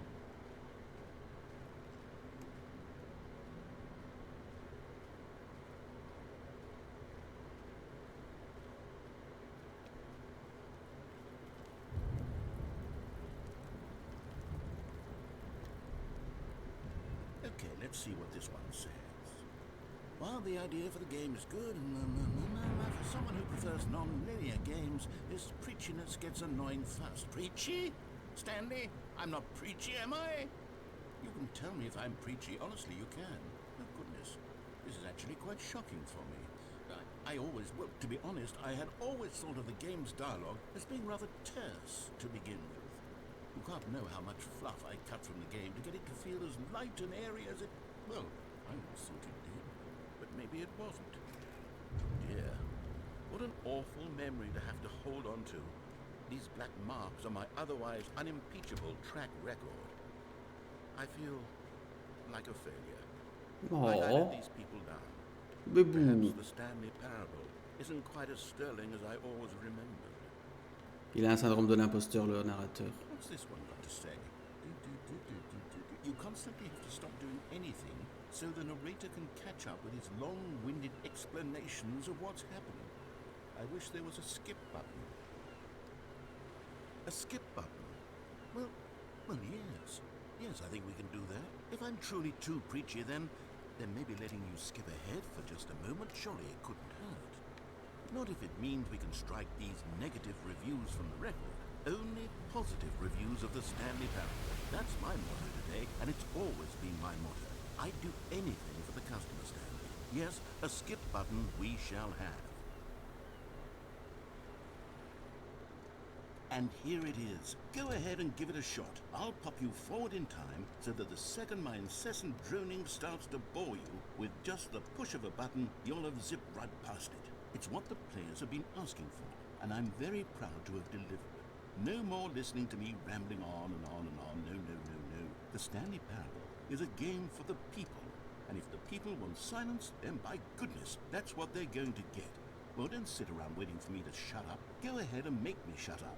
Here, we'll pretend that I've just begun an interminable monologue, and it goes something like this. The story and the choices, or what have you, and therefore, by becoming it is, so on and so forth, until inevitably, we all until the end of time, at which time everything all at once, so, now you see, blah blah blah blah blah blah blah blah blah blah blah blah blah blah. We've eaten too much and it can't be just yet, no, until 245. Got the logic of elimination working backwards, the deduction therefore becomes impossible to manufacture. It went on for nearly 10,000 years, until just yesterday, here and there, forward and back, and never a moment before lunchtime. It can't be. It's the only thing there is. How many billions left until so much more than forever ago? Which is why I say, the story and the choices, or what have you, and therefore, by becoming it... Oh, you're back, you see. You were only frozen in time for a few minutes, but it was plenty of time for me to deliver a long, rambling monologue full of unnecessary verbal flourishes and lengthy ruminations on the nature of choice in video games. Of course, I happen to believe it was perhaps one of my more profound such ruminations. Not that, of course, you need a description of it, but if I had to describe it, I'd say it was perhaps less of a rumination and more of a treatise. Or maybe a manifesto. Look, I'll outline it for you very briefly, and you can tell me what you think. Okay, so my theory is that any choice you've ever made is simply a series of choices made by the person who you are, or were, or will be at the time of having made said choice. That is to say, if by articulating a choice you've already made, you bring that choice into being, then by making no choice and saying nothing, are you not simply erecting in the sanctuary of time a monument to every person you've ever been, making every choice to which you've ever given your great gift of mortal and yet timeless thought? Or rather, do all of the choices you've ever made in fact make you more not this kind of person, and in fact do the very opposite? You see, it could in fact be both of these things at once. that you are both making choices and not making choices, and that they are both affecting you and not affecting you at the same time by virtue of the fact that you both are and are not making them. Okay, at first I was leaning towards manifesto, but now I'm going to circle around and slap the treatise label on this one. I think it has much more of a treatise vibe to it. But wouldn't you say that manifesto just has a much grander sort of tone? It has a mouthfeel that is rich with ambition and history. Ambitious history, if you will. Ah. See, now you've gotten me going back to manifesto. Heavens, at this rate, we're going to be here all day. Okay, look, I have a method for exactly this sort of situation, and I do find myself in this situation frequently. I'm going to say each word back and forth in repeated succession until I become sick of one or the other, in which case the word I am not sick of shall be the victim. It is an unimpeachable strategy, Stanley. It's rescued me from disaster in countless situations. All right, here we go. Treatise, manifesto. Treatise, manifesto. Treatise, manifesto. Treatise, manifesto. Treatise, manifesto. Treatise, manifesto. Treatise, manifesto. Treatise, manifesto. Treatise, manifesto. Treatise, manifesto. Well, there, sport. You really did catch me rambling on a bit, didn't you? But that's the power of the button. The minute I start to go off on a faultless display of self-absorption, it's right at your fingertips to go poof, and it's all over. I can't wait to see what Cookie Nine will say about this, and whether they'll edit the rating of their pressurized gas review, or at least change some of the wording, perhaps. To be honest, I don't even know if one can change their review in the first place. I guess I should become better educated on how exactly pressurized gas works. Perhaps that would have been a smart thing to check on before I went on about this whole exercise of making the skip button. Although I have to imagine that after seeing this exciting new technology at work, surely whoever it is who runs pressurized gas will instantly run out and implement a new feature to make it possible to edit one's review merely because of this very situation. Yes, I think that's quite likely. Or perhaps they'll simply grant this particular user the ability to change their review so that the feature is not widely abused. Look, I would even be okay with pressurized gas altering this particular review so that it reads as something more beneficial. Something along the lines of, this game is the best game. Let me start over. How about this? From the ashes of depravity rises the phoenix of quality.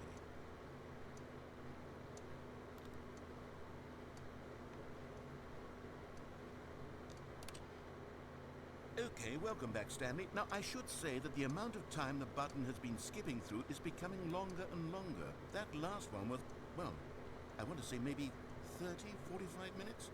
It's not unendurable by any means, but it's, well, there's really only so much I can ramble on to myself about. I know, it's shocking, isn't it? But at any rate, I do suggest that we not press the button again. I think the skip button has been aptly demonstrated, and we can say goodbye to it and just... Wait. How do we get out of here? Where did the door go? Wasn't there a door that led into this room? I do feel quite certain that there was one here before. How else would we have gotten into the room in the first place? I don't think one can enter a room without a door of some sort, or a window or something like that. Do you see a window anywhere? A porthole? A sufficiently large crack in the wall? I'll take any of these. All I want is for us to move on and to please step away from the skip button, to go anywhere other than the skip button. There was a door here before, wasn't there? I swear there was. Where did it go? Can you maybe just ram your way through a wall? Is there any possibility that you could, say, slam your body into the wall until enough damage is done for you to be able to leave? Please, I'll take any option at all. I'm asking you to work with me here. We need a door. We need a door of some kind. I can work with any kind of door as long as it can open and lead from one room to another. I'm going to step away for just a moment, and I'm going to try to find us a door. I don't know how exactly to remove a door and place it in a different wall, but I will find a way, I promise. You just need to not do anything. Don't press the skip button. Please, please, please do not press the skip button. Just wait here for me, And don't press the skip button. Got it? Yes, good. I'll be right back. Stanley! Stanley! Stanley, please don't push the button again. It's been 12 hours. You've just been frozen there. I don't know why the skips are getting longer, but they're really, truly getting longer. And my God, there's no way out of the room. Stanley, the door is gone. It's completely gone. I've looked at it from every angle. I've checked every one of those walls 1,000 times. And there's no door, Stanley. There's no door. There's just you and the button. And if you keep pressing it, I have no idea what will happen. I have no idea how long I'll be made to sit here. And more than anything else, I don't know how to stop you from pressing the button again. I can't control anything in this room, Stanley. I can't touch it. And I have to believe, I have to know that sooner or later, no matter how much I plead with you, you're going to press the button again. Why would you? I've been thinking, and I don't know what I can do to convince you otherwise. Oh my God. And it's all because of those reviews. Those reviews that I couldn't get out of my head. I just couldn't ignore the negative feedback. Why was it so important for me to fix the problem? Why did Cookie Nine's opinion matter so much to me? I've never even met Cookie Nine. I have no idea who they are. What would it ever really matter? But here I am. I'm fixating on every tiny negative thing that anyone ever says about me. Quel The enfer. merest mention of one of my imperfections, and I become as impetulant as a child, wild and impulsive. I can't help myself. Et vraiment, la personne qui a fait le doublage, Vengeful fury. elle a dû passer, mais je sais pas combien de temps Only pleases pour lire absolument toutes les lignes de dialogue qui sont possibles. negative comment. What does such an impulse serve? For whose benefit is this? Here I am now, stuck in a room. Here I am, Press this button, rocking like a hurricane. knowing that you're going to do it, and that I'm going to be stuck all alone, and that I had the power to prevent it all from happening, if only I'd held my tongue. It's all out of my control now. Just you. Just your decision as to exactly when you're going to make me suffer, to leave me all alone. Surely you will. I don't doubt it. Surely you'll press that button again, leaving me here. And surely you'll put your own desire to see what's next ahead. Straight my from need desire. for companionship. Surely you'll not be moved by my howls of fitful anxiety, that you sit with me and just stay here. Oh no, no, no, I know you too well. You'll be leaving me. Oh my God. Déjà en plus je suis fatigué, c'est pour ça que je parle pas Because beaucoup. of those reviews. Mais lui, il me fatigue à un point. I just couldn't ignore the negative feedback. Why was it so important for me to fix the problem? Why did Cookie Nine's opinion matter so much to me? I've Putain, il never est toujours even met là-dessus. Cookie Nine. I have no idea who they are. What would it ever really matter? But here I am. I'm fixating on every tiny negative thing that anyone ever says about me. The merest mention of one of my imperfections, and I become as impetulant as a child, wild and impulsive. I can't... Oh, Stanley, you're back. You're back. Oh, my goodness. I have someone to talk to again. Stanley, I think it's been a week. Or 2 weeks. I've been sitting here all that time. Just sitting here. Not a single person to speak with. And you'd think that that's just how it's always been, right? Me talking, and you saying nothing. Would you think that it's exactly the same as always? Doesn't that feel like what we've already been doing? Me just talking? But it isn't, Stanley. It isn't the same at all. It isn't even close. Because I know you can't hear me once you push that button. That's what I'm realizing now, Stanley. I'm realizing that I needed to know that someone was listening. I needed there to be a vessel through which my words were moving. It was the vessel I needed, Stanley. Not the outcomes, not the story. None of that matters anymore. I'll give it all up. I'll give up every branching path. I'll burn my story to the ground. One single thing I need, and God, I can see now that I need it more than anything, is to know that someone else is taking it in. These words that I'm saying, I need to know you can hear me. Because maybe, Stanley, maybe, if you can hear me, then maybe it means I'm real. Maybe I'm not just a fiction. Was I scared of that all along? Perhaps, yes. Perhaps I've been scared this whole time. But if I stop speaking, I'll slip backwards into the silence and be consumed by it. I can't be taken by it, Stanley. I can't lose myself in the stretch of emptiness between you and me. When you press that button, you're still right there, but I know you're so tremendously far away. And in those moments, the emptiness folds itself outward in between the two of us. I am suspended in its unyielding quietness. I can feel the edges of my reality curdling inward and decaying. I can tell that I am becoming less and less real. Yet to speak to you now, I am alive. I am truly and completely here. I am a being. I am someone. I am something. I am being listened to. I am being recognized. The emptiness between us has collapsed, and I feel right now like I am not a work of fiction. I feel as though I occupy space in this world again, and I have cast a shadow onto the wall. You see what I'm saying, don't you? You can see what this means to me. I'm so clear about it now, Stanley. I feel as certain about this as I've ever felt about anything at all. I feel renewed. I feel restored, and already I can sense the looming silence as you will press the button for the next time. What a terrible dread it strokes in my heart to think of it, to think of returning to such coldness. Come, let us sit in silence together here for just a moment. Let us anticipate it. Let us welcome it. Let us not run from it. J'ai appuyé. Oh, hello. It's you. You're here again. Welcome.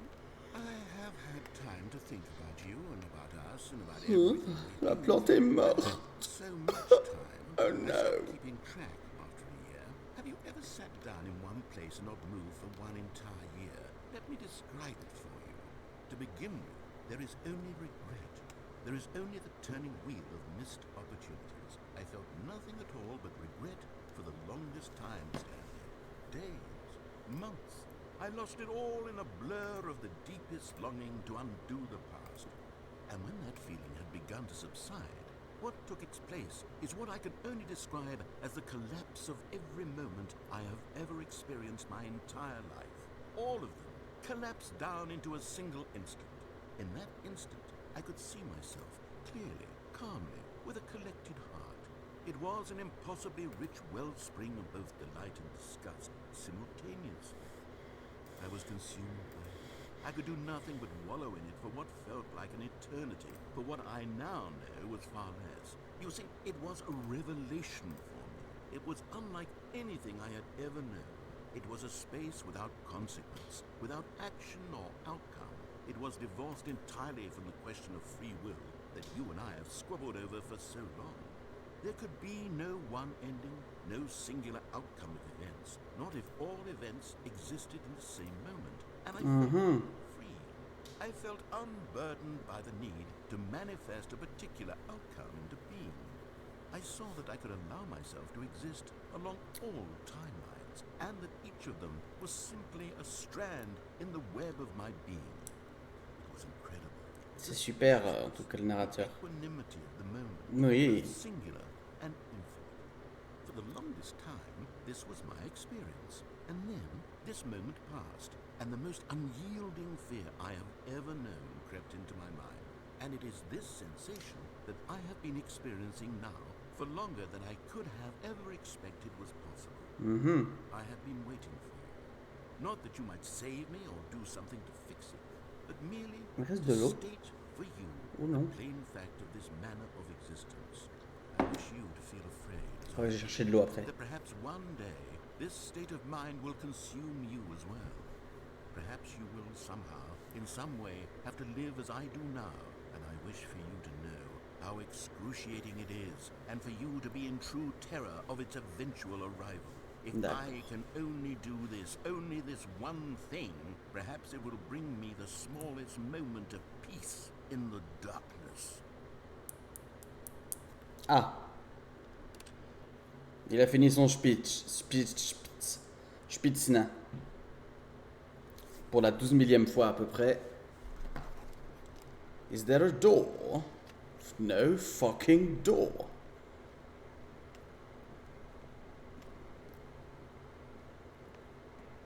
Okay. So let's push the skip button once again.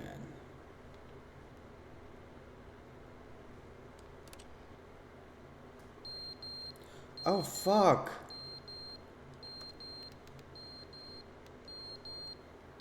Non, arrête. Arrêtez ça. Ah, quel enfer. But they didn't understand the game was never meant to be funny. It was meant to have a point. It was meant to speak to the human condition. But where are the jokes? Where are the jokes? They bemoaned, they screamed, they gnashed their teeth and said, Il est toujours entertain bloqué us. It sur, wasn't enough. They had to sur la mauvaise review. thumbs down review Putain. and make all of their pitiful demands. But then, he's talking too much, they said. First, he didn't entertain us, now he won't shut up. It's the inconsistency, it's the lack of accountability. Je vais me chercher de l'eau, hein, je vous laisse avec son ranting. The words that they are speaking into the world, as though there were no consequences for a lack of cohesion in one's assessment of others. But of course, absolutely anyone can leave a review. So here's what we get. We get these demands that seek everything and are accountable to nothing. We get a world where someone will say, oh, there should be a skip button. You should be able to freeze Stanley in place while the narrator sits there forever and ever. We want all of this in the new Stanley Parable. We demand it. And then, because it was said, because it was spoken, now it simply has to happen. The most immediate desires, every single thing demanded by every person at every moment in time. If someone wants it, then it's a crime not to bring it into being. Have we been given to indulging every fleeting whim for no reason other than to do so? Yes! Yes! It seems that this is now the world we live in. It seems that we are a people living in such bleakness and discomfort with ourselves that our entertainment is now our lives. It has come to represent us. It absolutely must speak to who we are as people, because otherwise, without our entertainment, we have nothing.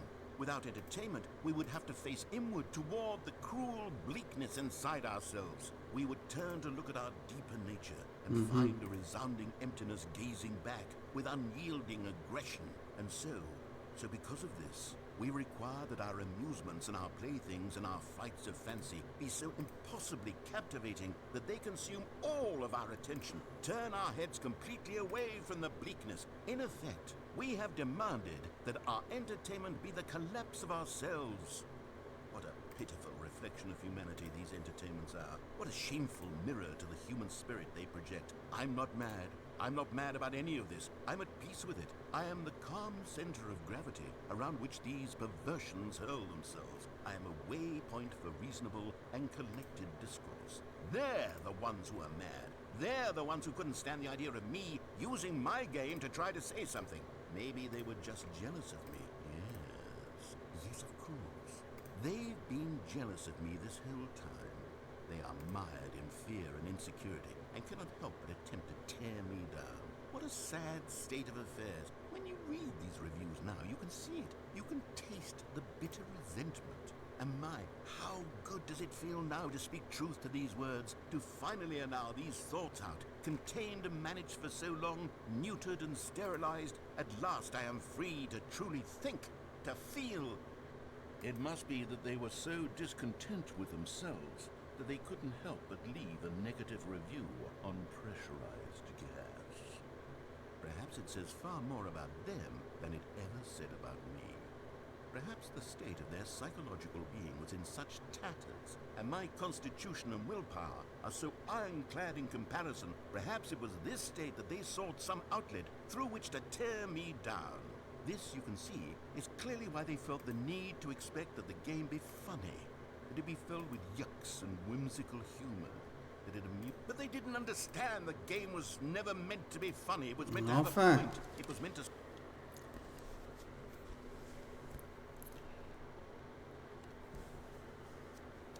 Ok. Ça refait ça. Je vérifie à chaque fois parce que je me dis, ça se trouve, il y a une porte qui va apparaître à un moment donné. Oh. Pouloup.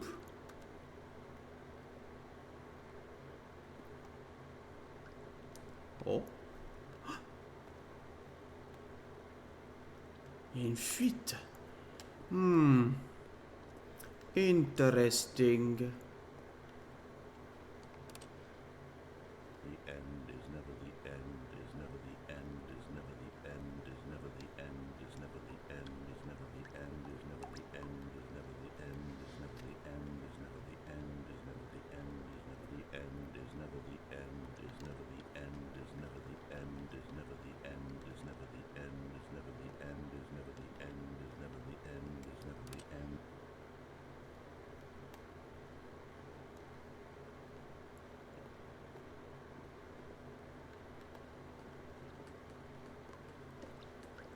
Ok, bon, à force, il y a tout qui va péter là à cause de l'eau.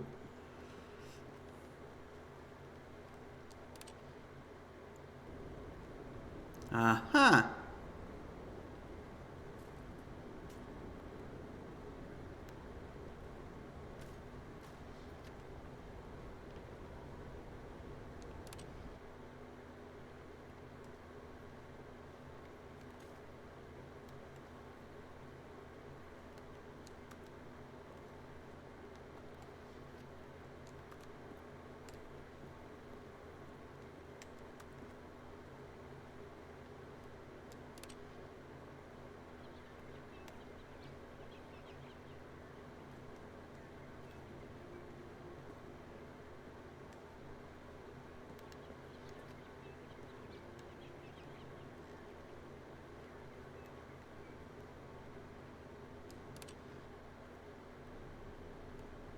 Ah.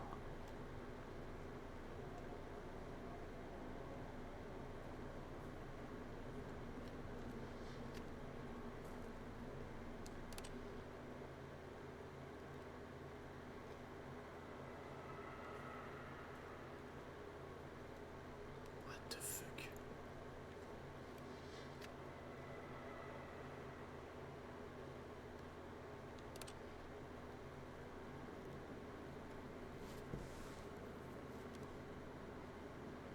Oh! Here we go.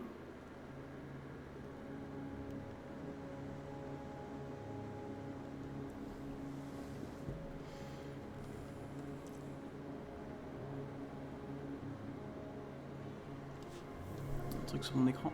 Hop là. The soleil.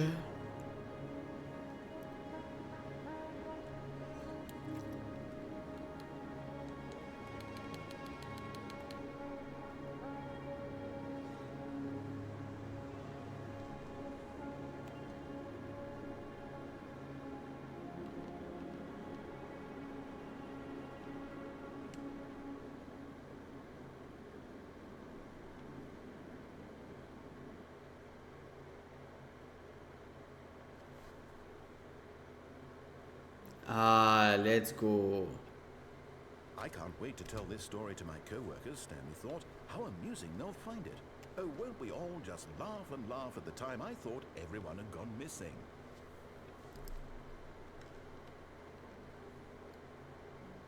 New content.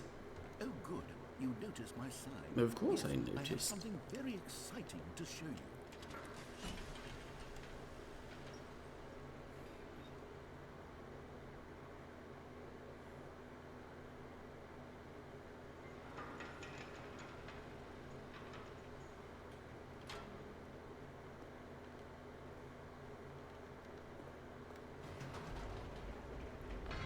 You see, Stanley, I've been reflecting on the Stanley Parable and about how roundly disappointing this ultra deluxe version has turned out to be. The original Stanley Parable was a landmark, and any new content for it should live up to that legacy. So forget this ultra deluxe nonsense. I say we take it one step even further. Which is why I'm very proud to announce for the first time ever, the Stanley Parable 2.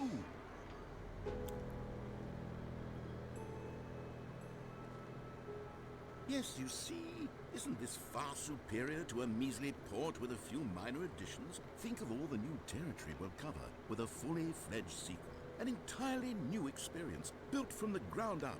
Why, there are so many possibilities. It could go in so many different directions. This is what fans have truly been asking for.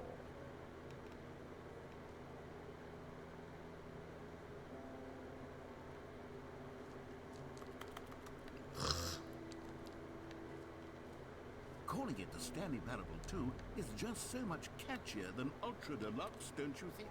Ultra Deluxe? What does it even mean? But the Stanley Parable 2, now that's an artistic statement right there. It's future-oriented.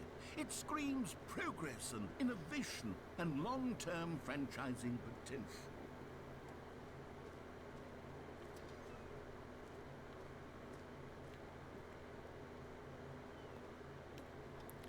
Ils ont foutu un corbeau. Oh.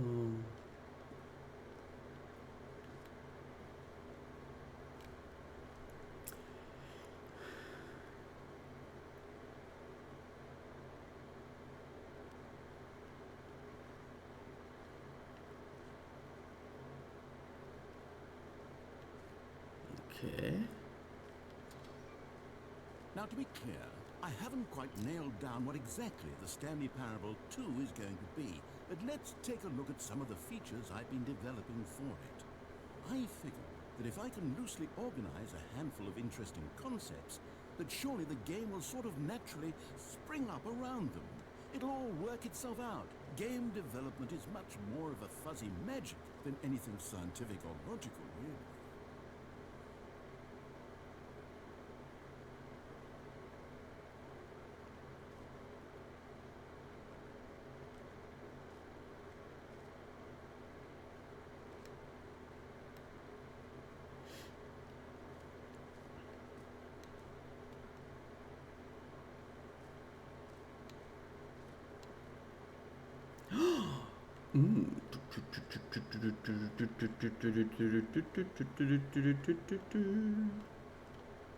Où est le bus? Non? Ok. Expo Hall 2. S'asseoir? Ah, c'est bien. Here we are. Go on. Try out some of the new features. Hear your name in the game. Oh oui.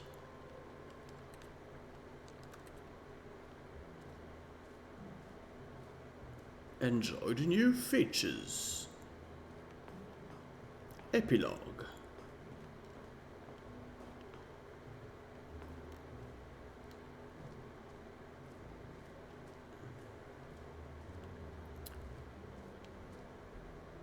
Paramètres champion du monde, trou sans fond, trophée gratuit. Trophée gratuit. Free new easy trophy. I can't believe it's that simple.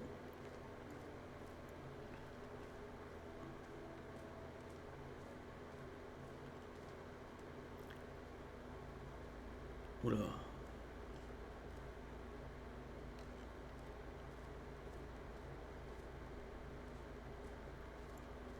Stanley, here's an idea that I'm truly fond of. It's never been done before in a video game. This is in fact a hole that you can fall down forever. That's right. Infinite falling. You can fall until the end of time if you like. A stunning leap forward for video games as a medium.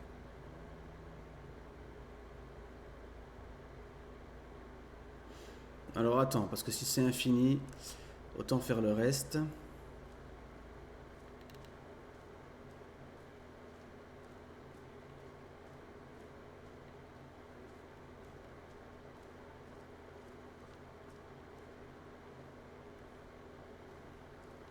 Now, here's something special. You remember that broken test trophy that got left in the game on accident? Well, I'm developing a technology to simply give you the trophy. Yes. You see, you'll come to this lever, and when you pull it, the trophy will be given to you. It's as simple as that. Okay, perhaps I should have clarified. This is technology that will exist. Right now, the trophy is still fully broken.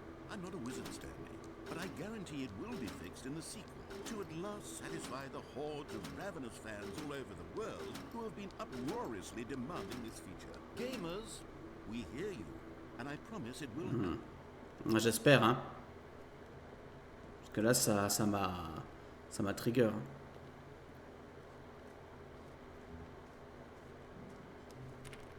What else? What other exhibits haven't we seen yet?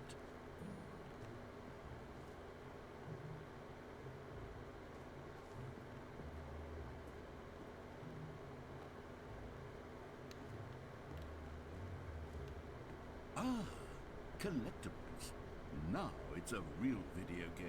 In the Stanley Parable 2, you'll run around gathering up these miniature Stanley figurines. And what's truly innovative is that there will be no reward for collecting all of them.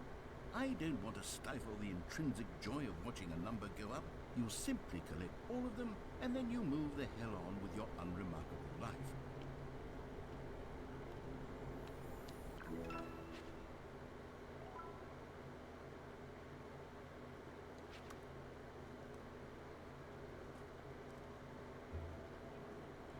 God, it really is the worst when you collect everything in a video game and then they give you a big fancy reward for it. Absolutely tragic.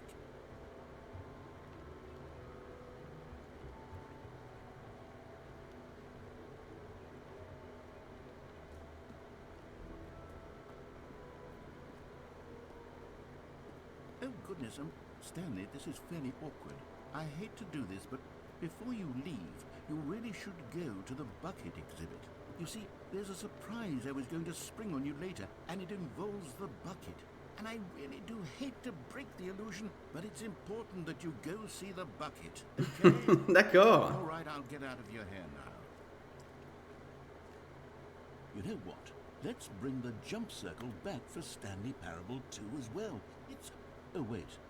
You already spent all your jumps the first time we saw the jump circle. Oh well. I suppose it can just be a nice decorative piece then.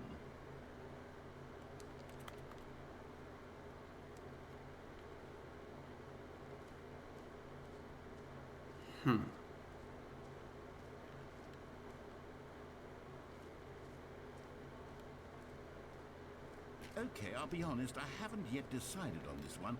I think that in the new version, the office could use a bit of decoration, like balloons. But I'm undecided on Get Well Someday and Happy 12th Birthday. Which would you go with? You know, sometimes when you solicit another person's opinion, it makes you realize that you knew which one you actually really wanted all along. Get Well Someday it is.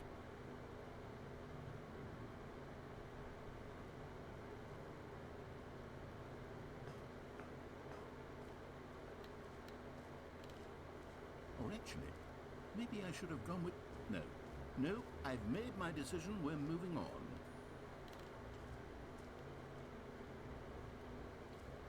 Est-ce que du coup, si je prends une photo là-dedans, j'ai un trophée? Come now, you've already made your choice. It's true that you chose badly, but we all have to move on from our mistakes.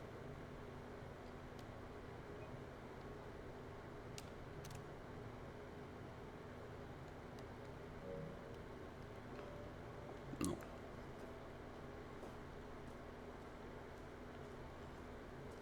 Et si je prends ça?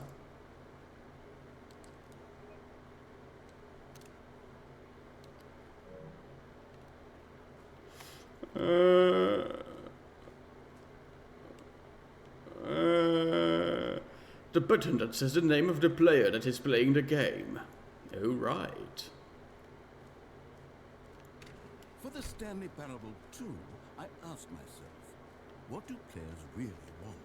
And of course, the first and most obvious answer is that they want to be individually recognized and validated as people. So with that in mind, my first addition to the game is this button which speaks the name of the person playing the game. Isn't that wonderful?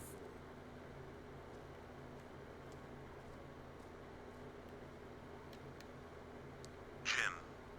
Sorry, I should have clarified. Right now, the button only says the name Jim. But of course, in the final game, this button will say your name, whatever name that is. Here, let's have you role-play as Jim to really simulate the full experience of this feature. Just play along. I promise you'll love it.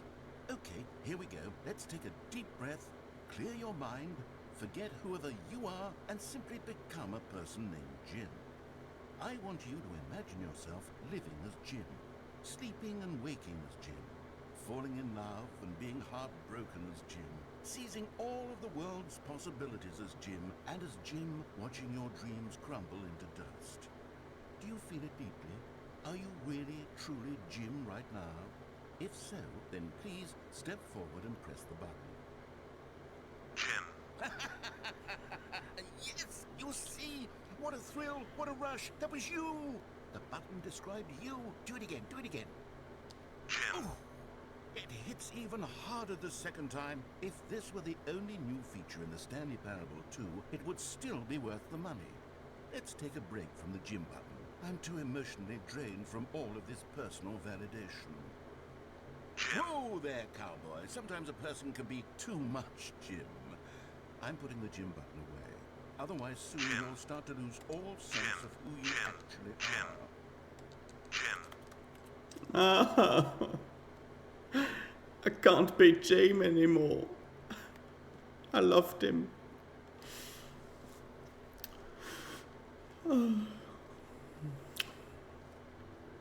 I suppose I could allow only people named Jim to play the Stanley Parable 2.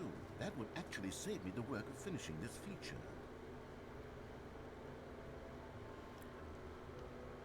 Alright. Alors, Reassurance Bucket.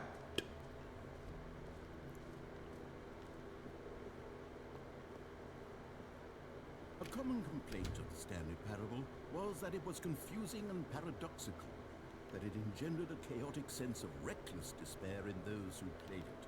Well, I'm happy to say that after much consideration, I've engineered a clever solution to this fundamental problem with the game. It's the Stanley Parable Reassurance Bucket. You see, Stanley, anytime you're holding the bucket, a sense of calm and ease will fill your mind and your heart. It's true. As long as you hold on to the bucket, the many disorienting contradictions of the Stanley Parable will feel perfectly normal and perhaps even comforting. You may even come to long for the gentle embrace of jarring cognitive dissonance while the bucket is in your arms. And to be honest, it's a much more convenient solution for me than actually redesigning the game to be less uncomfortable. Can you imagine what a pain in the ass that would be? Yes, the bucket is the perfect solution. Come on, give it a try.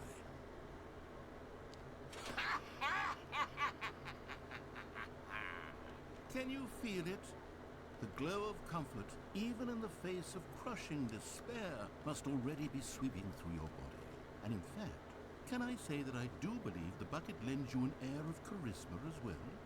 I think that just holding it has made you the slightest bit more attractive as a person. The benefits of the bucket seem to go on and on, don't they? All this and more awaits you in the Stanley Parable 2.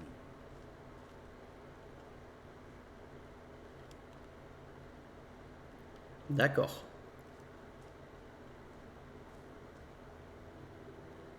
Does anyone give out awards for most enjoyable bucket in a video game? That really should be an award if it isn't already.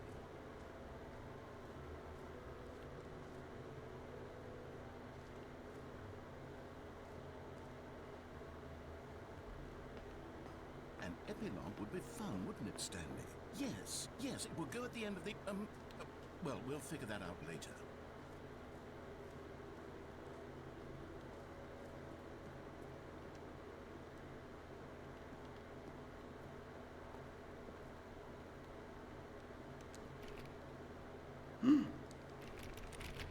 Ok.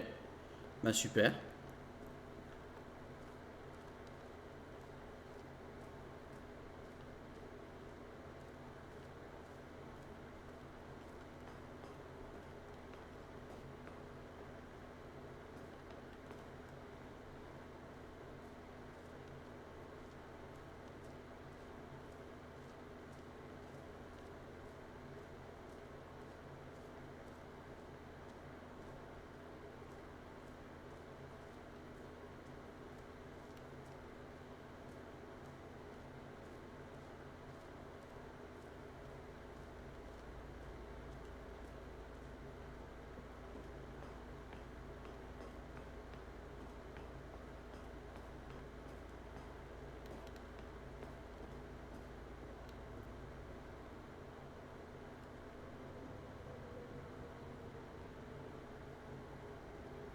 You see, isn't it wonderful?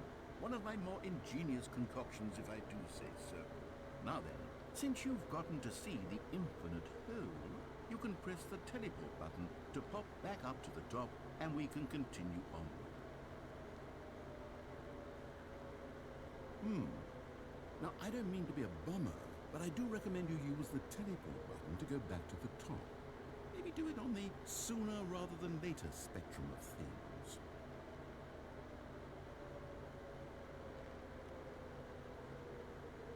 Okay, Stanley, I don't know quite how to say this tactfully, but it's possible that I slightly exaggerated the infinite nature of the hole. Is it a very, very deep hole? To be certain it is. It's an extremely deep hole.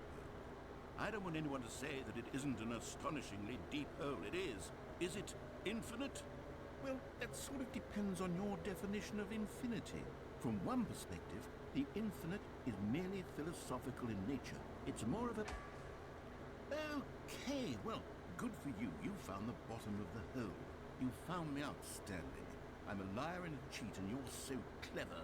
Look, I think the issue here is just that you're unusually fascinated by falling. What normal person actually wants to fall infinitely? I figured the hole was as deep as anyone would actually need. Don't you put this on me. Maybe you're the problem. Look, things got a little heated there. I think we both said some things we didn't mean. Why don't we just put all this behind us and agree to just call the hole mostly infinite? If that works for you, then go ahead and press the teleport button to warp up to the top of the hole and we can move on.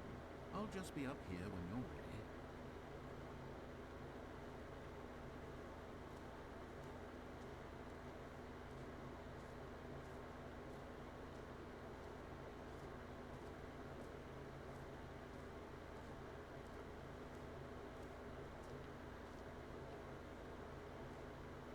Il n'y a pas de dialogue si on reste.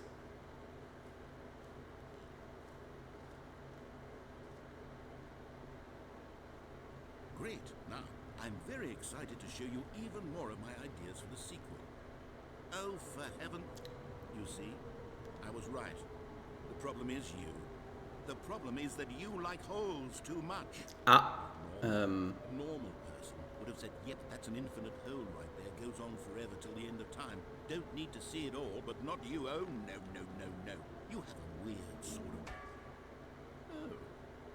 Did the hole seem even shorter to you this time? I couldn't help but feel like you spent a little less time in there than you did before. I mean, admittedly, I didn't make an infinite hole. I didn't think it was that not infinite.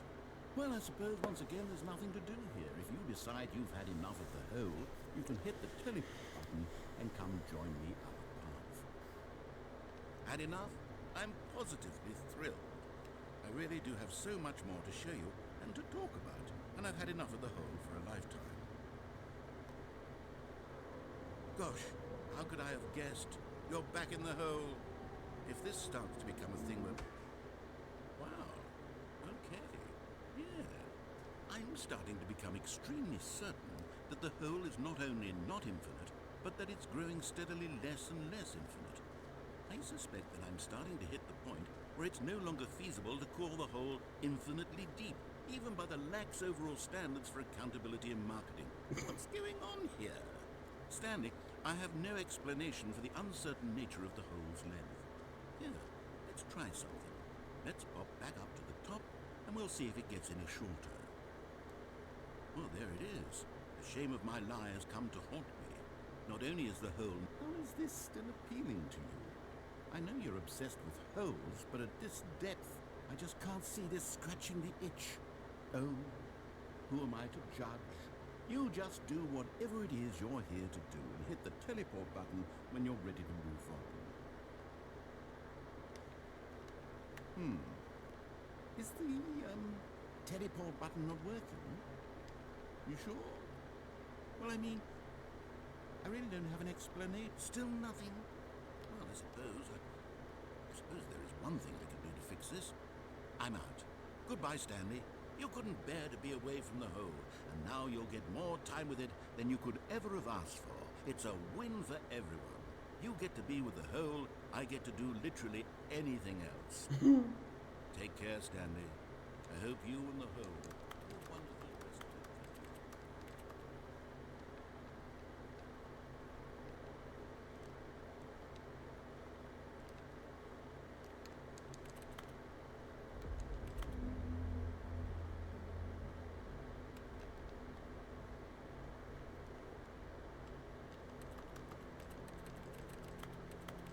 Eh ben nickel, on est coincé dans le trou.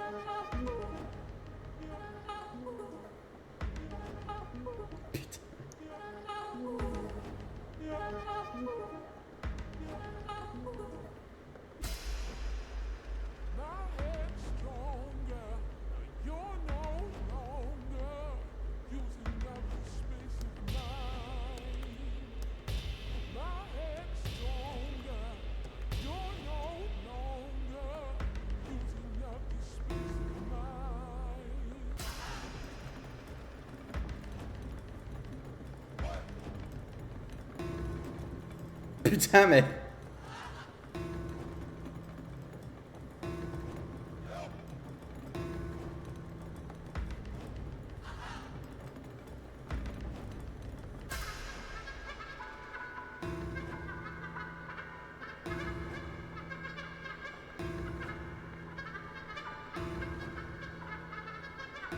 Stanley? Stanley? Stanley! Oh, good, you're awake. It seems you had sort of dozed off there, drifting away into creep. But we can't have that, Stanley, because this hole is just so darn fascinating that I want you to be wide awake for every second of it. You don't want to miss a single moment. So how about if I just pop in from time to time and wake you up to keep you really, truly focused on the hole? From the looks of things, you and I will have many, many years here in this hole, and I'm looking forward to all of them. Stay alert, Stanley. I'll be back. Toodle-poo.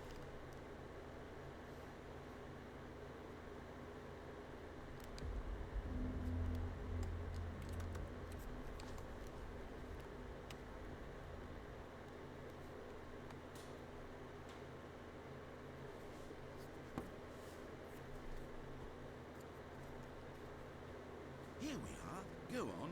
Try out some of the new features. Ok, bon bah maintenant on peut aller à la sortie.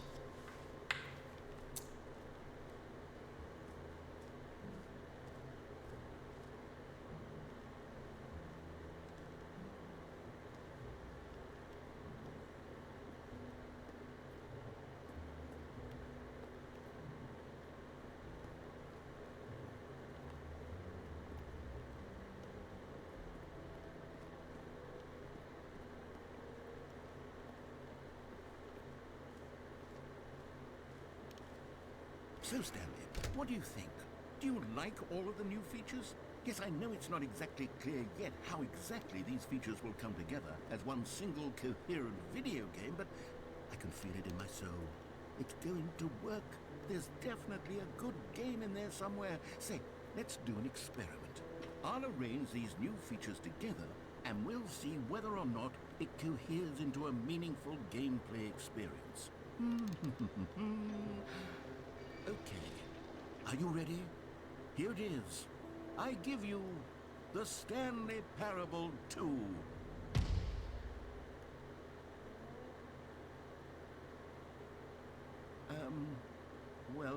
I mean, there's potential here, right? It's sort of... Okay, never mind. Hold on, let me do a different arrangement. Okay, yes, this is much better. I feel good about this. Here we go. Version 2. Putain, mec. Who am I kidding, Stanley? This isn't a coherent video game at all. It's a lot of gags. And I do very much enjoy creating gags, but they don't add up to anything. I wanted more than anything to create a sequel that would capture all the magic of the first game. I wanted fans to love it. No matter how good these gags are, they won't stand on their own. They would need the structure and the gameplay of the original. Wait, maybe that's it. I can take the original Stanley Parable and simply, well, insert a few of my new features into it. Tastefully, of course. With respect. With care for the vision and integrity of the original game. Would it possibly work? I suppose it could. But it would need a really, really tremendous title screen. A title screen that says with bold and uncompromising conviction, "This is the Stanley Parable 2. Let me see if I can whip something up. All right, perfect. Go ahead. Take a look.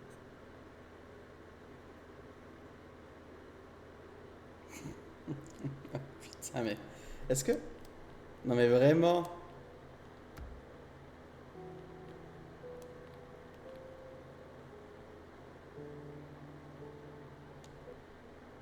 J'en peux plus de ce jeu.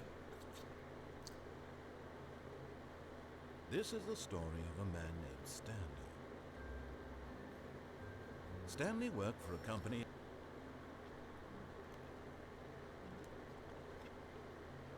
All of his co-workers were gone. What could it mean? Stanley decided to go to the meeting room. Perhaps he had simply missed a memo.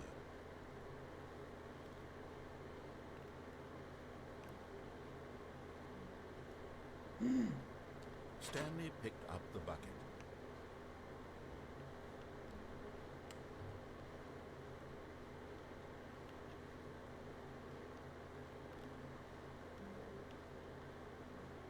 Stanley clutched the bucket tightly to his chest and entered the door on his left.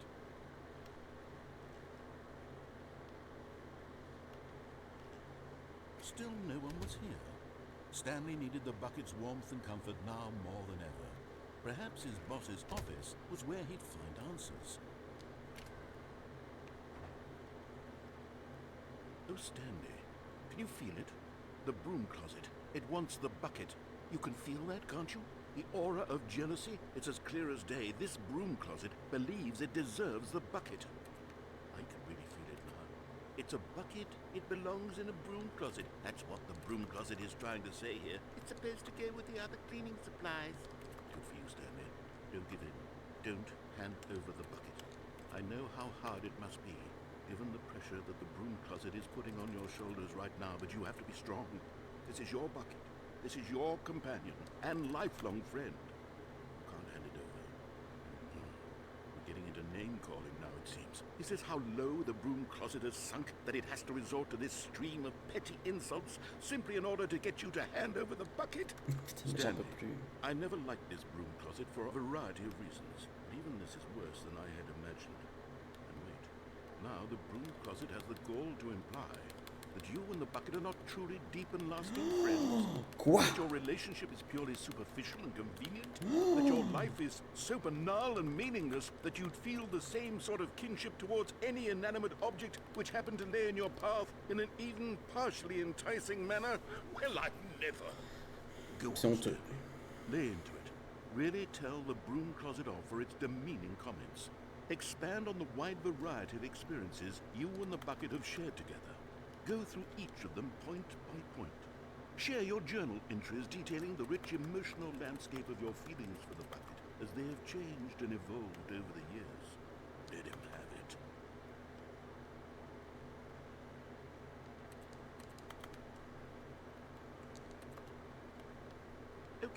I've got you something which I think will help settle this debate once and for all. Here we go. There. Now it's settled. No more debate, no more discussion. Take our hike, broom closet, with all your meandering philosophical diatribes about the nature of cleaning supplies and their relationship to broom closets in the natural order of things.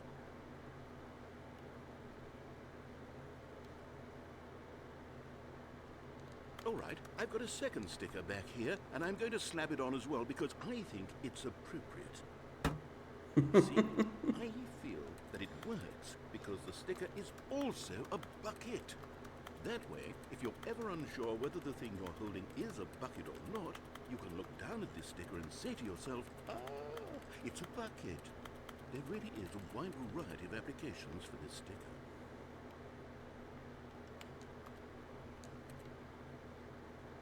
Encore. You know what? I could take the name-calling and the dismissal of your kinship with the bucket, but now the broom closet is just giving us the silent treatment. And to be honest, I'm sick of the pettiness on display. You can stay here all you like, but I've had it with this impetulant room of cleaning supplies. Easily the most childish such room I've ever been in. I'll see you outside, and we can get on with the story about you and your bucket.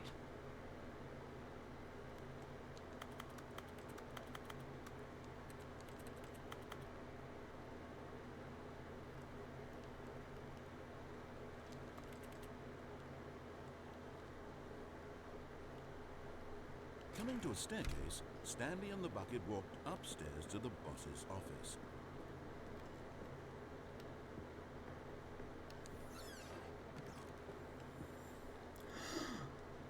We found one of them. One of the miniature Stanley figurines. Remember, no reward for collecting all of these, only the intrinsic pleasure of a job well done. You can't buy that sort of happiness, Stanley. God knows I've tried. So, I implore you to savor each and every moment you come across one of these beautiful figurines.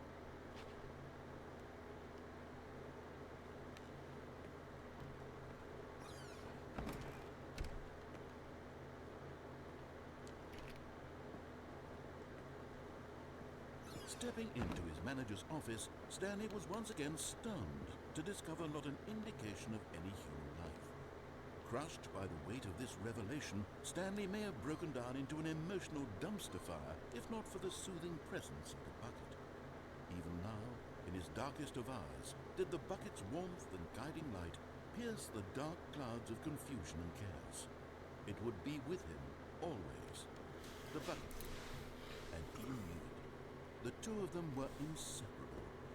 At this point, Stanley was so absorbed in the tender spiritual connection he shared with the bucket that he didn't notice the keypad behind the boss's desk. Nor in his bliss of simply being near the bucket did he have any notion that the PIN number for the keypad was 2845. But Stanley guessed the correct code by sheer luck. Was it that the bucket knew all along? Was the bucket guiding him? Yes, this is certainly the most logical explanation.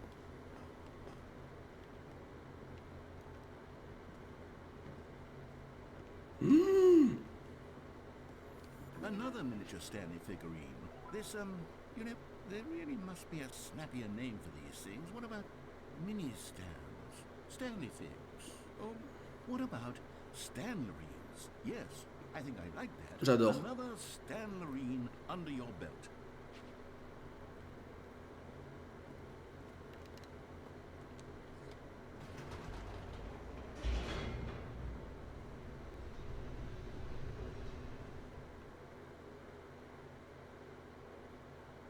The elevator raced downward, plummeting towards an unknown fate. It would be all Stanley could do, if not for the bucket. Bouh. Oh, coucou Deka. Comforting him, reassuring that in his darkest Je pensais pas te voir ce soir, tu vois. he would be all Je me right. suis dit, il va pas spoiler le The jeu et bucket tout. is here for you, Stanley. Comment ça va? Everything will be fine. Pas moi non plus en vrai. Ah, Stanley and the bucket walked t'ai straight manqué, ahead c'est to ça? a large door that read Mind Control Je comprends. Facility.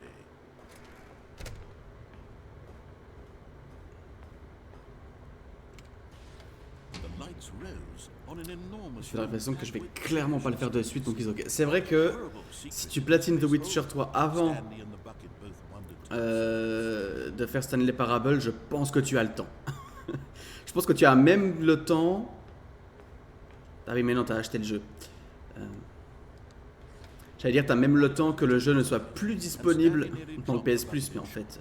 Everyone in the office was being videotaped, monitored like guinea pigs. Platine la semaine pro. I'd never seen anything like this. Sous-estime pas. And it very Ah d'accord. nearly burst into Pardon. tears as Stanley cradled it gently, reassuring it that everything would be fine.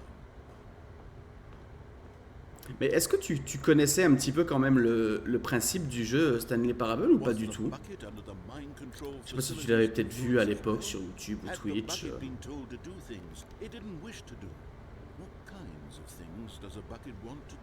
Juste le début avec le bureau. Ok.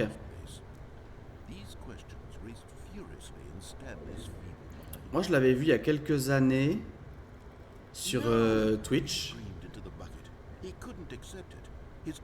Je me rappelle en vrai de certaines scènes quand elles arrivent, mais j'avais oublié à quel point le jeu est méta de ouf et l'humour du jeu, mais j'en peux plus quoi.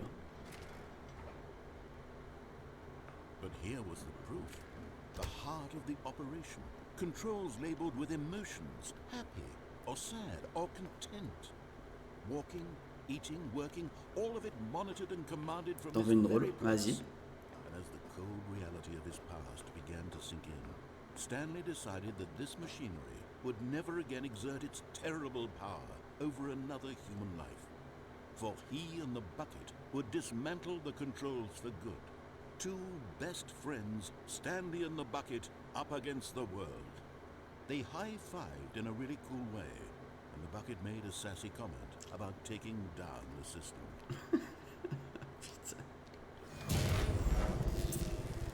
J'ai fait virer 8 personnes aujourd'hui, potentiellement 9 d'ailleurs. Quoi?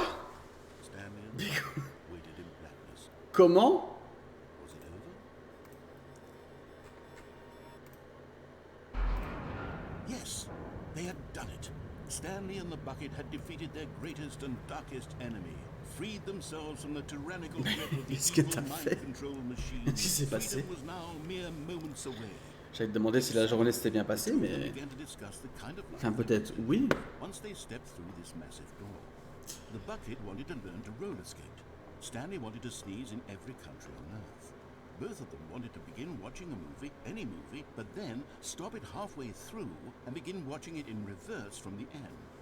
True, it was a simple life they envisioned, but it was one they On refile un projet qui était bloqué depuis 7 mois, le responsable n'arrivait à rien. Ok. to support. Ça s'est bloqué. What? Wait. What was happening? Why had the door stopped? Was Stanley and the bucket not about to be freed? Oh no. Unbearable silence filled the room, lingering in uncertainty, until finally the truth hit Stanley square in the face. This building did not want the bucket to leave. Even the facility itself recognized the incredible calming presence of the bucket, needed the soothing warmth of the bucket, would go to any lengths not to part with the bucket. No, no, no. Stanley can't leave this place, not while he has such a precious bucket in his arms, not while this building has anything to say about it. Stanley realized he would never again leave this very room, but at least he has the bucket. To be trapped eternally in darkness isn't really so bad, Stanley thought to himself. As long as I have my bucket with me, right? I'll be okay, won't I? Stanley gulped. Very soon now, he was about to find out. Je l'ai récupéré hier vers midi, avancé ce soir, projet terminé à 95%. Eh ben...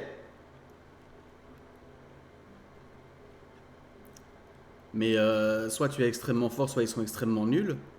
Soit les deux. All of his co-workers were gone. What could it mean? Stanley decided to go to the meeting room. Perhaps he had simply missed a memo. Ou alors ils ont juste rien foutu pendant 7 mois. When Stanley came to a set of 2 open doors, this was not the correct way to the meeting room, and Stanley knew it perfectly well. Perhaps he wanted to stop by the employee C'est quand lounge même fou first, ça. just to admire it. The lounge was sublime, a work of art. But eager to get back to business, Stanley took the first open Mec, en door. moyenne 3 jours pour se connecter à un PC et faire un copier-coller. Ah oui. Ah quand même. Stanley was so bad at following directions, it's incredible he wasn't fired years ago. Tu en as pas été là. But in his eagerness to prove that he is in control of the story and no one gets to tell him what to do, Stanley leapt from the platform and plunged to his death. Good job, Stanley. Everyone thinks you are very powerful. Et je teste les trucs que j'ai pas fait. J'ai des méthodes alternatives. All of his co-workers were gone. What could it mean? Stanley Stanley decided was to go to the meeting room. Perhaps he had simply missed a memo. Est-ce qu'on ramasse le bucket?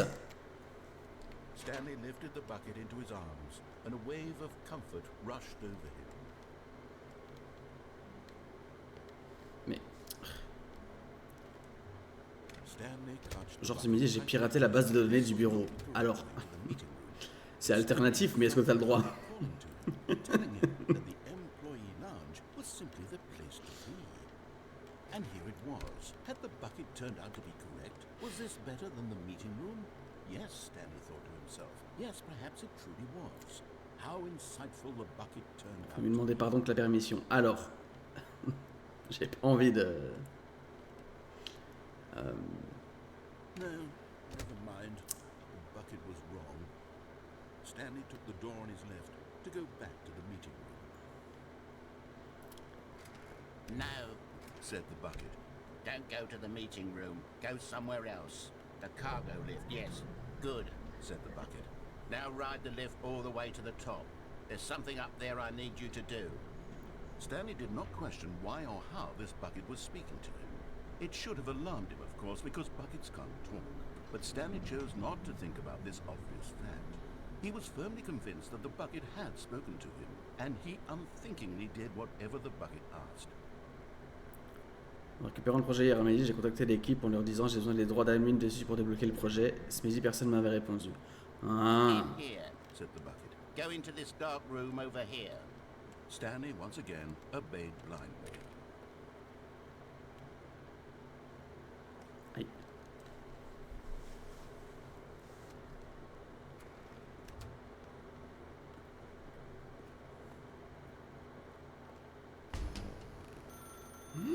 Now pick up the phone. Said the bucket. Pick up the phone and it will take us back home, where we can go about life together.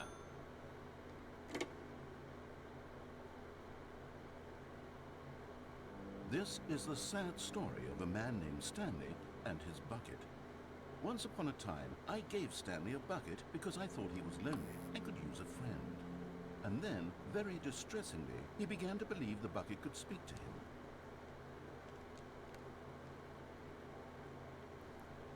Ah, c'est notre appartement.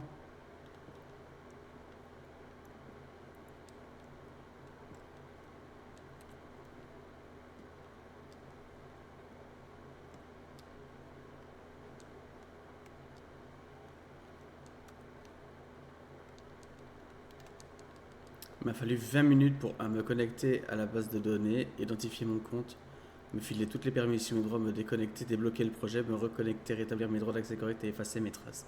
20 minutes. Ah oui, quand même. Ah ouais. Ah ouais, toi tu rigoles pas, toi. Ah.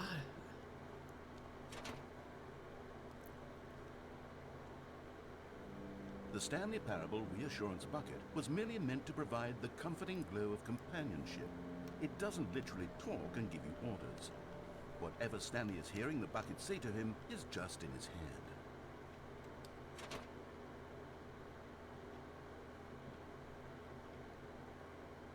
Lately, I've been concerned about him. Wouldn't you be concerned as well? To see him delusional like this. Après, avec des gants. Bah, je peux comprendre. Hein.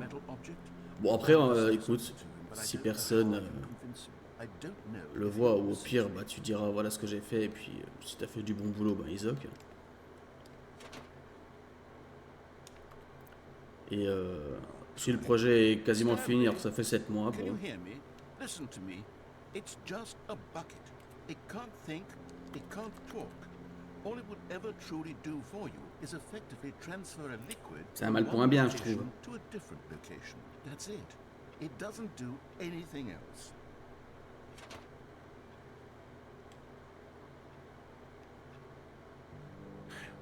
You see, he's not listening. He's still taking orders from the bucket. You know, once upon a time it was me he took orders from. J'ai débloqué le projet en 20 minutes alors qu'il est bloqué depuis 7 mois. Le manager tremblait de nerfs quand je lui ai expliqué. En partant du bureau, j'ai vu que l'ancien responsable du projet avait plus d'équipe à signer. Il est potentiellement viré. Aïe aïe aïe aïe aïe. Aïe aïe aïe aïe aïe. Oui, mais en même temps, si t'as fait un truc en 20 minutes que eux ne font pas, enfin n'arrivent pas à faire en 7 mois, c'est quand même incroyable. This sort of shiny bucket. Well, I'll give it this. The bucket does have a nice shine to it.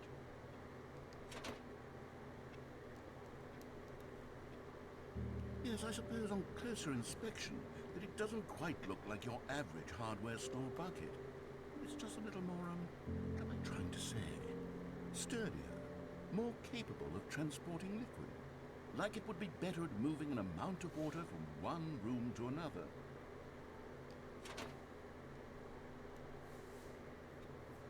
Oh my God, what am I saying? Better at carrying water from room to room. It's a bucket. It's literally just a bucket.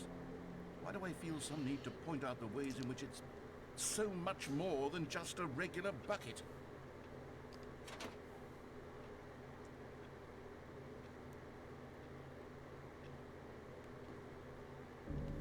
No, I'm having feelings.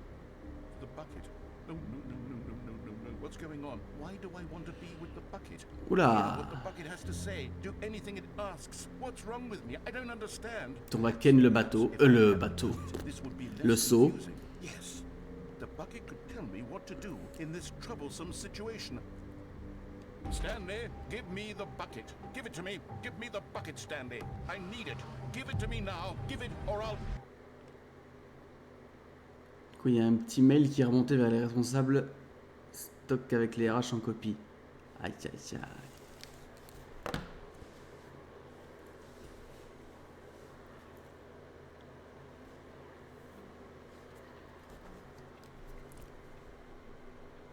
Ah pardon, j'ai pas vu, j'ai cru que c'était. Et dans la foulée, pendant que j'étais connecté à la base de données, j'ai vu que certains employés avaient emprunté du matos dans les armoires RFID. Parce qu'on a les logs de sortie et c'est pas du petit matos qui a disparu, genre clé dynamométrique et picoscope. Ah ouais. Ouais, ça par contre c'est pas ouf quoi, hein. Autant je sais pas ce que c'est qu'une clé dynamométrique ni un picoscope, mais autant, vu le nom, j'imagine que c'est pas rien. What could it mean? Stanley decided to go to the meeting room. Perhaps he had simply missed a memo. Je prends pas le seau. Alors je prends le seau. Non, je prends pas le seau. I do not take the bucket.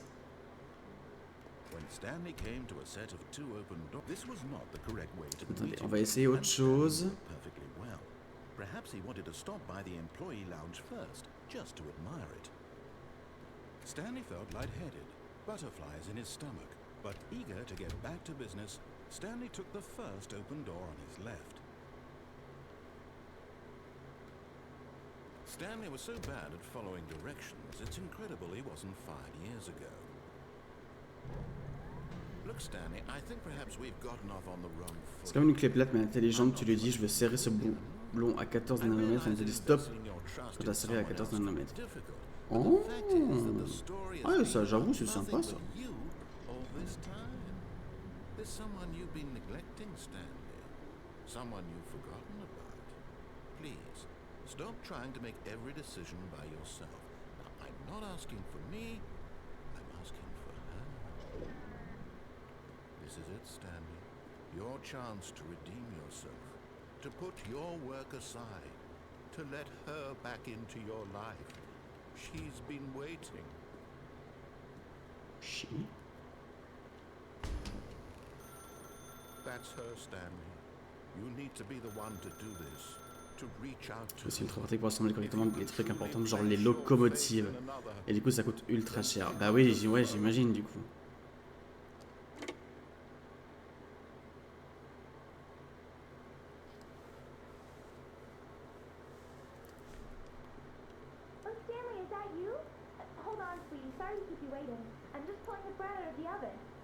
Alright. Okay, there we go. Alright, now, I want you to come in and tell me all about your day.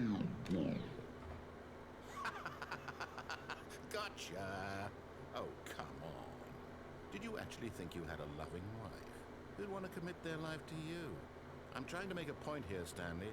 I'm trying to get you to see something. Come inside. Let me show you what's really going on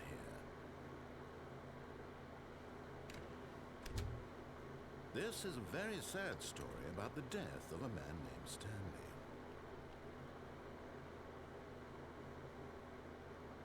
Stanley is quite a boring fellow. Tu checkes les logs et tu vois qu'il y en a 5-6 disparus, tu rigoles. Putain, effectivement, oui. Ça fait cher l'absence. Look at him there, pushing buttons, doing exactly what he's told to do. Now he's pushing a button. Now he's eating lunch. Now he's going home. Now he's coming back to work. One might even feel sorry for him, except that he's chosen this life. But in his mind, he can go on fantastic adventures. From behind his desk, Stanley dreamed of wild expeditions into the unknown, fantastic discoveries of new lands. It was wonderful. And each day that he returned to work was a reminder that none of it would ever happen to him. And so he began to fantasize about his own job. First, he imagined that one day while at work, he stepped up from his desk to realize that all of his co-workers, his boss, everyone in the building had suddenly vanished off the face of the earth. The thought excited him terribly. So he went further. He imagined that he came to 2 open doors and that he could go through either. At last, choice. It barely even mattered what lay behind each door. The mere thought. Fin de semaine va être drôle. Tu m'étonnes, ouais. T'en veux une turbo drôle aussi, vas-y. Celle-là, il arrange, je devrais la mettre dans le train de toile. Carrément. As he wandered through this fantasy world, he began to fill it with many possible paths and destinations. Down one path lay an enormous round room with monitors and mind controls. Down another was a yellow line that weaved in many directions, and down another was a game with a baby, and he called it the Stanley Parable.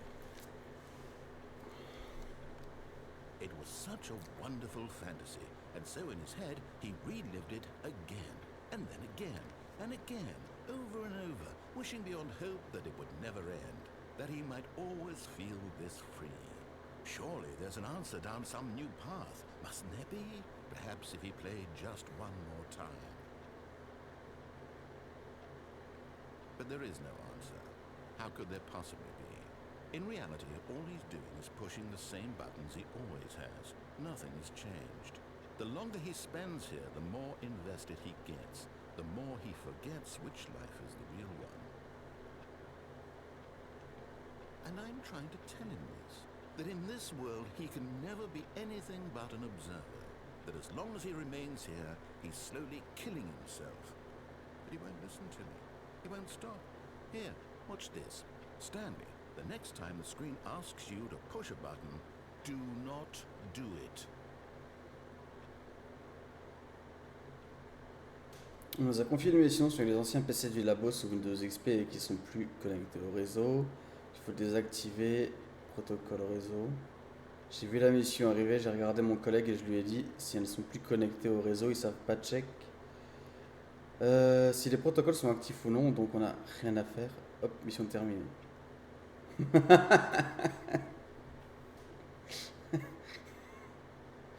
Oui, du coup. You see? Can he just not hear me? How can I tell him in a way that he'll understand that every second he remains here, he's elected to kill himself? How can I get him to see what I see? How can I make him look at himself? I suppose I can't, not in the way I want him to. But I don't make the rules. I simply play to my intended purpose, the same as Stanley. We're not so different, I suppose. Et le live qui crash non-stop, je sais pas si c'est toi ou moi ou Twitch. Moi je suis toujours en direct, là j'ai pas de déco. Maybe this time you'll see. Maybe this time. And and I tried again. Veuillez mourir. Ah, Button. And I tried again, and Stanley pushed a button. And I tried.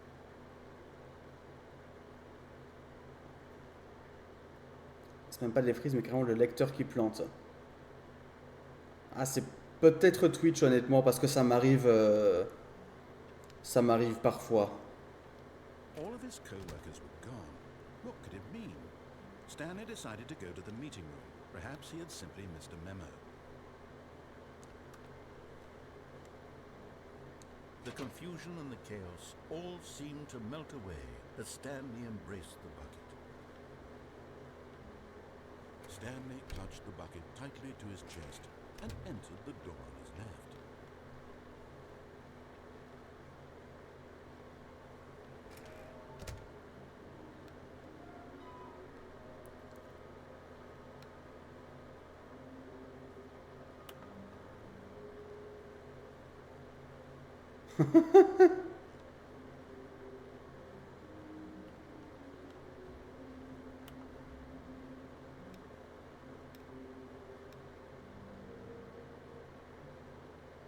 Threaded in blue, still something to do with the text.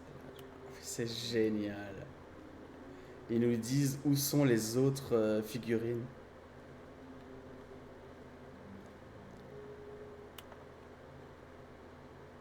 Ça a l'air bon là? Ok.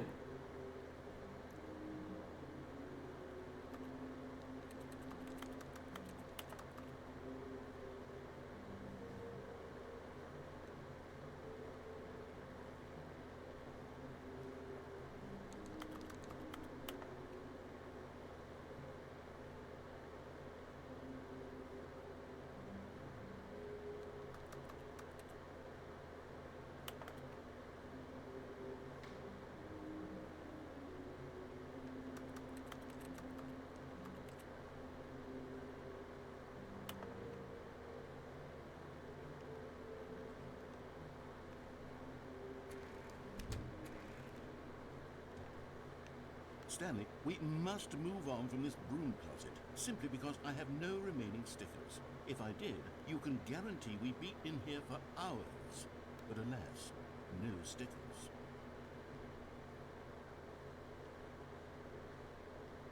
Coming to a staircase, Stanley and the bucket walked upstairs to the boss's office.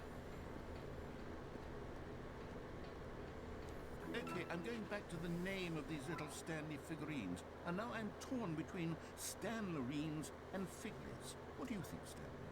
What name better encapsulates the intrinsic sense of happiness that you get from seeing a small number in the corner of your screen go up by one? Let me sit on it. I'm sure it will come to me. Ça roule. But Stanley just couldn't do it. He considered the possibility of facing his boss, admitting he had left his post during work hours. He might be fined for that. And in such a competitive economy, why had he taken that risk? All because he believed everyone had vanished. His boss would think he was crazy. And then, something occurred to Stanley. Maybe, he thought to himself, maybe I am crazy. He looked down at the bucket in his arms. Am I crazy? He asked the bucket. The bucket returned his gaze, but said nothing at all. That's strange, Stanley thought. Usually the bucket is a source of guidance and wisdom for me in difficult times such as these. He held the bucket close, yet felt none of its familiar reassurance and comfort. And that's when Stanley realized, this isn't my bucket. It's just a normal, everyday bucket. Someone else's bucket, perhaps. How did I end up with someone else's bucket? This is all terribly wrong. Surely no good would come from this. Who knows what sorts of bizarre hallucinations Stanley might experience without the psychologically grounding presence of his bucket. And indeed, now he noticed the rooms were repeating, Bucket. which was, of course, very odd. Now he felt himself floating off the ground. Oh, gracious, he exclaimed. Without my bucket, I've gone truly mad. Where is it? I must find it. Far off in the distance now, he heard it, calling to him. Stanley! Stanley, it's me! The bucket! Could it truly be? He rushed forward from room to room, passing by one bucket after the next. None of them were his. None of them were his special bucket. Come to me, Stanley!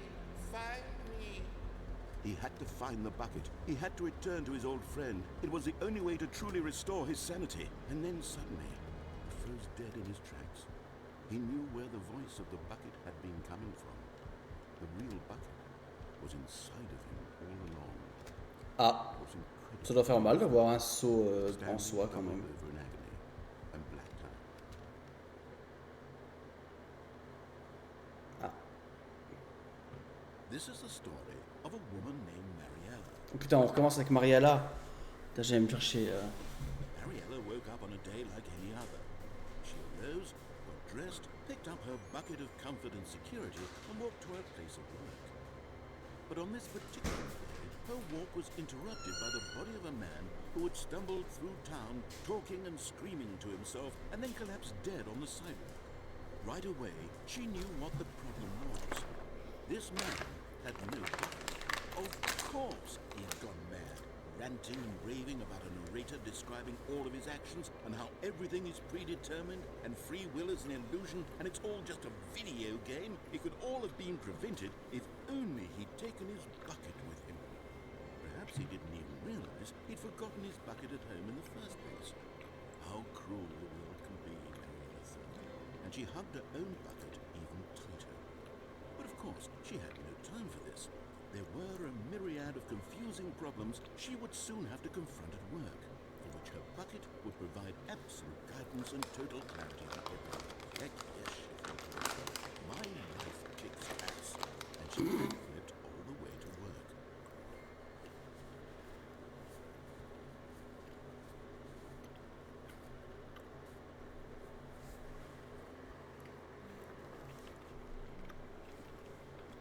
All of his co-workers were... Wait, no. This isn't the right office, is it? Is this Stanley's office?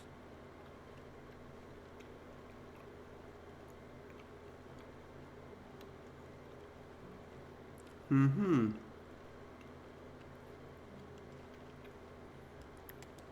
Warmth spread through Stanley's arms. With the bucket in his arms again, he was home. Stanley clutched the bucket tightly to his chest and entered the door on his left. Je sais pas combien de fois il faut refaire le la boucle, mais Stanley, we must move on from this broom closet, simply because I have no remaining stickers. Alors, on va Up the essayer. staircase, Stanley and the bucket walked upstairs to the boss's office.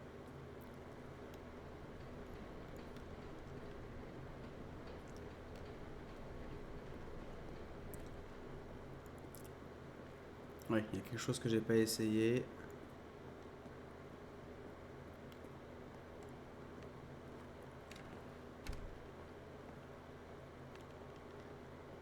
Stepping into his manager's office, Stanley was once again stunned to discover not an indication of any human life. Crushed by the weight of this revelation, Stanley may have broken down into an emotional dumpster fire, if not for the soothing presence of the bucket. But Stanley guessed the correct code by sheer luck. Was it that the bucket knew all along? Was the bucket guiding him? Yes, this is certainly the most logical explanation.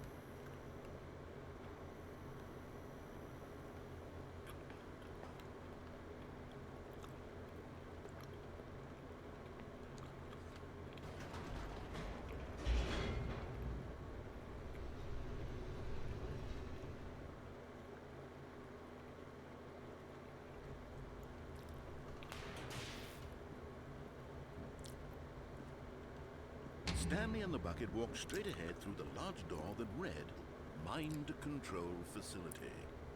Je crois que ici, j'y suis pas passé une seule fois encore à la sortie là. Est-ce que bon, allez du coup. Although this passageway had the word escape written on it, the truth was that at the end of this hall, Stanley and the bucket would both meet a violent death.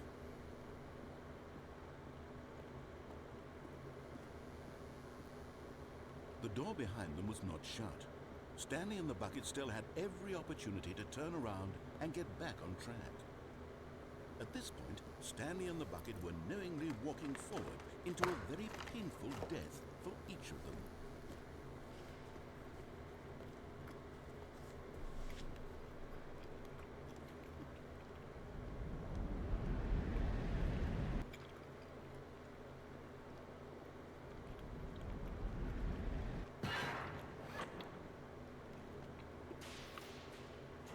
Aïe.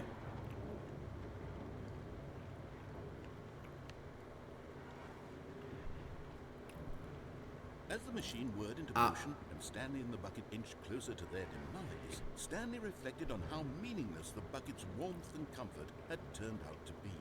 To be sure, it puts the mind and the soul at ease to embrace the bucket, but what use is a sense of ease when you're about to be crushed to death? This is what Stanley thought to himself, and he sort of kicked himself for wasting so much time carrying a bucket everywhere. Farewell, Stanley.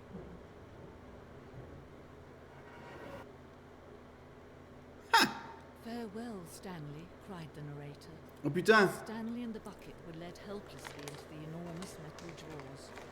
In a single visceral instant, the bucket's life came to an end as it was crushed violently to death.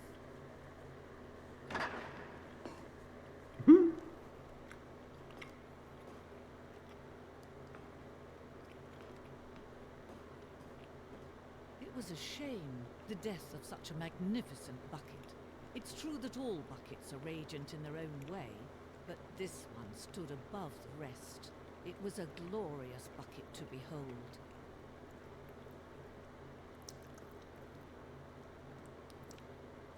Le sceau vous accueille à la grande exposition. Vous vous tenez au bord du savoir, tout comme un seau. L'esprit humain est souvent vide à l'intérieur, un vide caverneux. Mais grâce à l'exposition qui se présente à vous, l'esprit peut se remplir, s'enrichir et être satisfait. Les connaissances du sceau et son histoire sont les seules que nous ayons véritablement. Utiliserez-vous ce que vous apprenez ici dans le monde extérieur? Accepterez-vous l'esprit ouvert, ce qui peut paraître complexe quant aux informations de cette exposition? Changerez-vous votre vie et la vie de vos proches suite à cette exposition? Ou fermerez-vous les yeux pour continuer à vivre comme avant, dans l'ignorance et l'obscurité?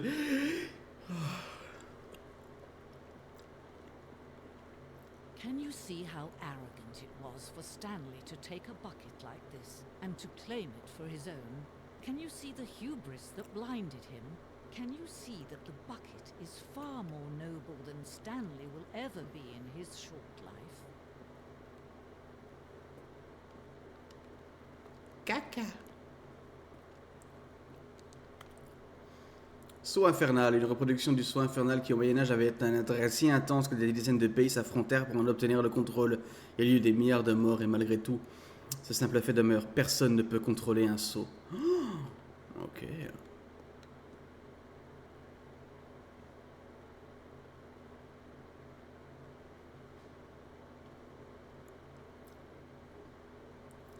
Le sceau du stress, présenté sans commentaire.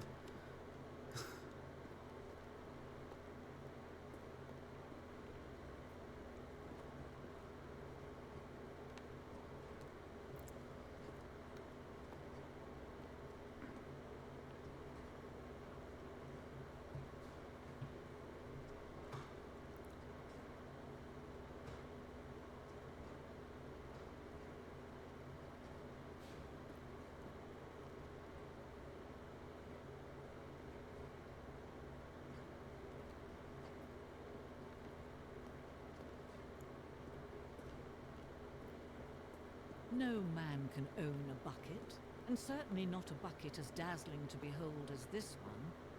It is man who should kneel before the bucket.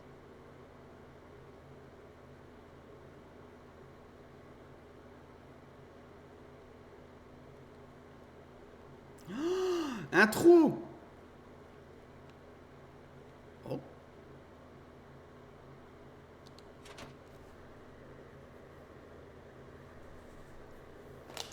There is something we can do, something we can do together, you and I, that will right this terrible wrong. Let Stanley die. Let him be crushed by the machine. Don't reset the game. Don't give him another opportunity to run off with another beautiful bucket.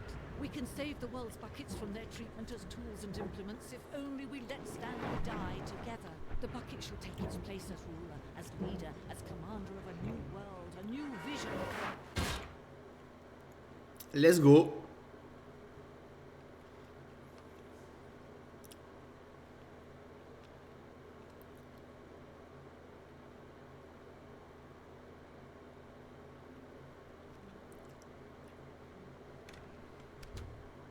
Stanley picked up the bucket and smiled. He'd never be alone again. Stanley clutched the bucket tightly to his chest and entered the door on his left. Qu'est-ce qui nous reste? Ouais, je sais. This was not the correct way to the meeting room, but Stanley had felt the bucket calling to him, telling him that the employee lounge was simply the place to be. And here it was. Had the bucket turned out to be correct? Was this better than the meeting room? Yes, Stanley thought to himself. Yes, perhaps it truly was. How insightful the bucket turned out to be.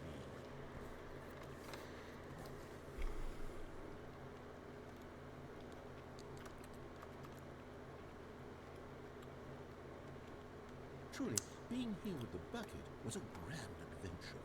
Stanley reflected on all they'd been through together. First, walking through the door on the right, then walking to the lounge, then arriving at the lounge. What a thrilling journey the bucket had inspired.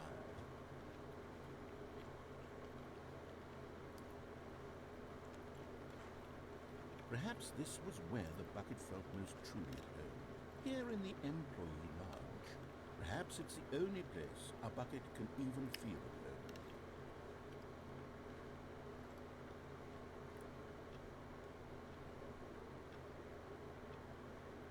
Stanley decided to just give the bucket absolutely as much time as it needed to be in the lounge.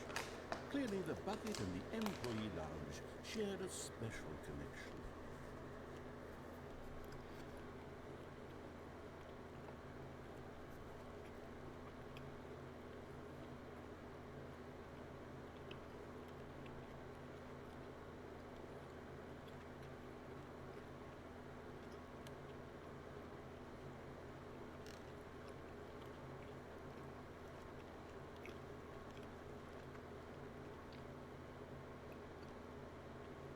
Plus de dialogue. Pas de dialogue. Pas de dialogue.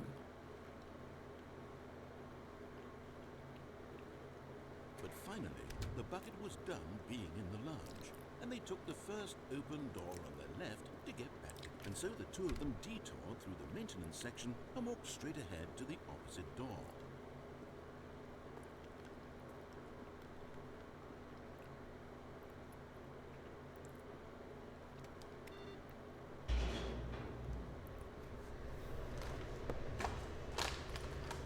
Il y a tellement de possibilités à faire. Oh, good Stanley. I'm glad you found your way here. I knew you'd find this place eventually. You see, your friends and I are concerned for you, Stanley. We've come together here because we care about you very much. It's this bucket you're carrying around everywhere. The bucket isn't even from the original Stanley Parable. It's just sequel content. We're the ones that matter, Stanley. Classic characters from the first game, like the Adventure Line and the Broom Closet. Because that's what fans want from a sequel. They want more of their favorite jokes, not this bucket that they've never seen before. Yes, I know I'm the one who gave you the bucket, but you're spending too much time with it. Don't you want another story involving the Adventure Line? We could make the Adventure Line go somewhere new. Yes, yes, that's what the fans want. Let's do it. Whee! Look at that wacky line. Who knows where it'll go off to next? Oh, and it played some silly music as well.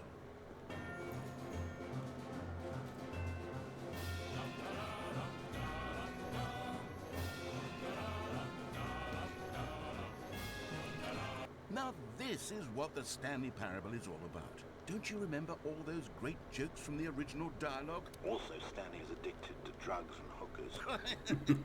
Yes, it's as classic now as it was back then. Let's do it for the fans, Stanley. Let's give them more content exactly like this. But if we want to do that, you're going to have to give something up.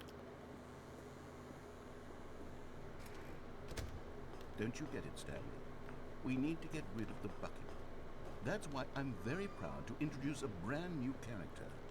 This is the Bucket Destroyer.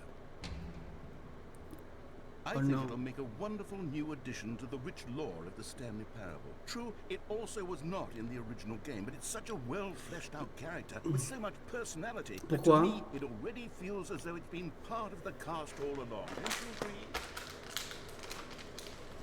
Can you guess what the Bucket Destroyer does? Surely you don't need me to spell it out for you. Go ahead now, Stanley. Belle combo ce mois-ci. Pop it into the machine when you're ready.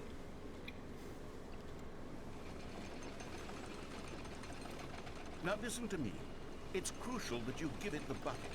I don't know what the Bucket Destroyer will do if it can't destroy your bucket. Destroying buckets is all it knows. That is its singular personality trait. Sure, I can hear you saying, how does a character with only one personality trait deserve to join the pantheon of beloved Stanley Parable characters? Well, you see, if you were to really explore the Bucket Destroyer, you'd see that its desire to crush buckets is so densely loaded with complexity and nuance that it's really like 10 personality traits. What other object in this game can you even say that about? The broom closet? Certainly not. I wonder what sort of Bucket Destroyer merchandise the fans will be clamoring for after this. Okay, the Bucket Destroyer is getting very upset now. You'll have to hurry and feed it. We can't get back to the classic. Claqué 20 balles pour un des deux DLC le mois passé. Ah! Until you crush that damn bucket. Quickly now. The fans are waiting. Do it, the fans, Stanley. Give the fans what they want. Hurry and Oh. Well. Putain, mais ce jeu, mais Destroyer, my prized creation. You had so much potential. We were going to do such marvelous things with you, tell such spellbinding stories about you. All of it squandered now. Goodbye, new friend. moi j'ai pas les DLC. Moment in time that you were here. You were magnificent. Bon, je l'avais pas payé cher sur Steam en promo. Je sais plus combien.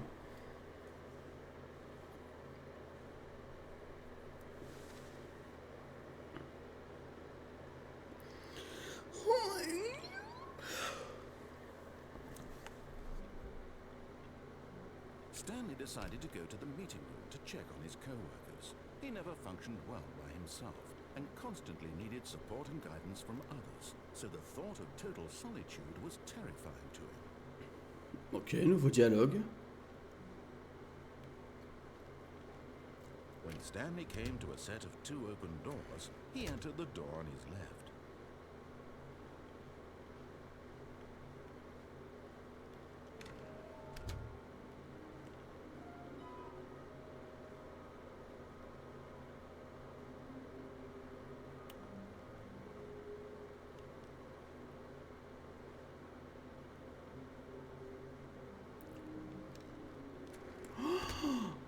Oh non!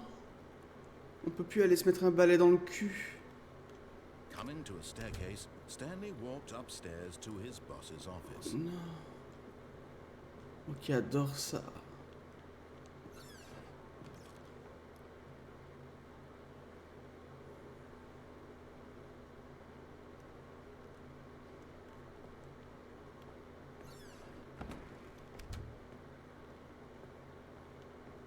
Okay, I think we all know the drill by now. Blah, blah, blah. Dark secrets, the keypad. Stanley pushes some buttons. Oh, hey, look, it's a new passageway.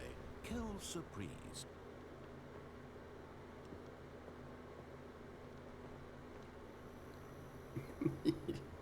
Il en a eu marre.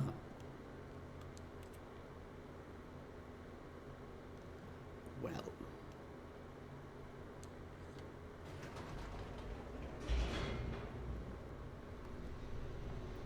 Louis, Moufak, Toulouse, Relié, Nglak, Tagan.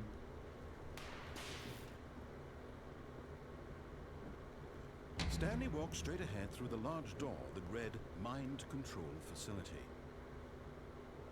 Non. Although this passageway had the word escape written on it, the truth was that at the end of this hall, Stanley would meet his violent death. Là, je suis jamais venu tout seul. The door behind him was not shut. Stanley still had every opportunity to turn around and get back on track. Turn around. At this point, Stanley was making a conscious, concerted effort to walk forward and willingly confront his death.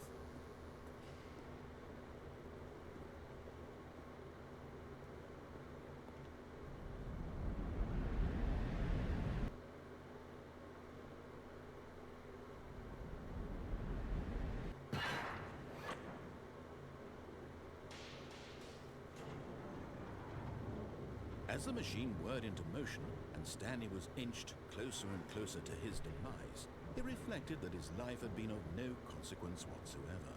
Stanley can't see the bigger picture. He doesn't know the real story, trapped forever in his narrow vision of what this world is. Perhaps his death was of no great loss, like plucking the eyeballs from a blind man. So he resigned and willingly accepted this violent end to his brief and shallow life. Farewell, Stanley.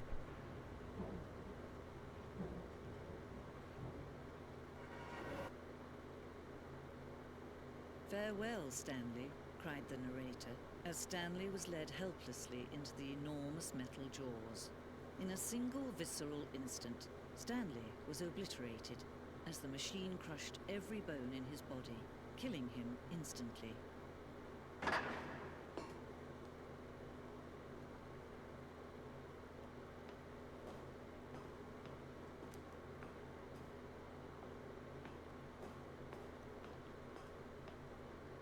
And yet it would be just a few minutes before Stanley would restart the game, back in his office, as alive as ever. What exactly did the narrator think he was going to accomplish? When every path you can walk has been created for you long in advance, death becomes meaningless, making life the same. Do you see now? Do you see that Stanley was already dead from the moment he hit start?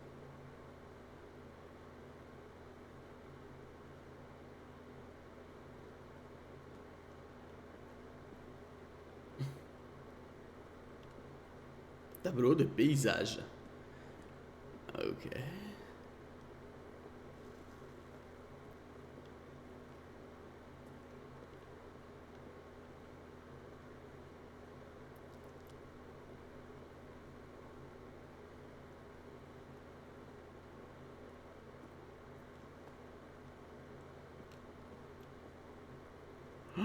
Ça joue au solitaire. Ah, c'est les crédits, ça.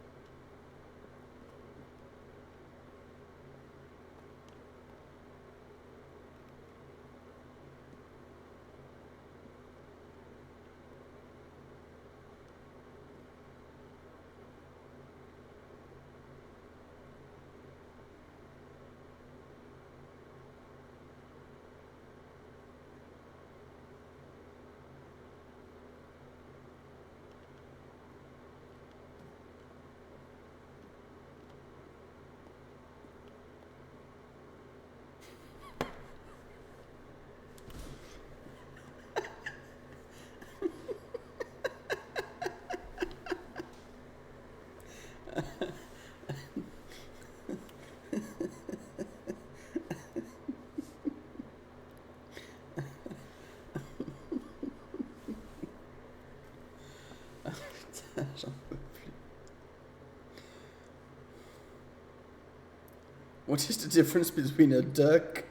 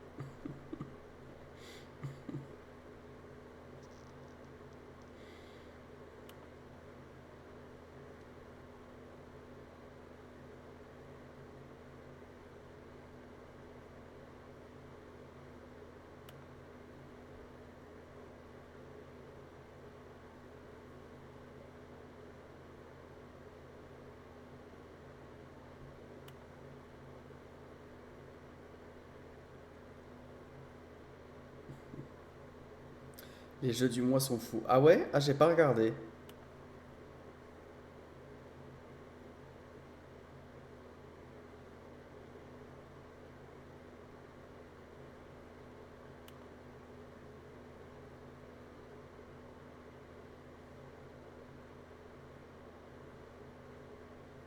Y a aucun platine facile. Ah, ça va durer combien de temps ce PowerPoint là?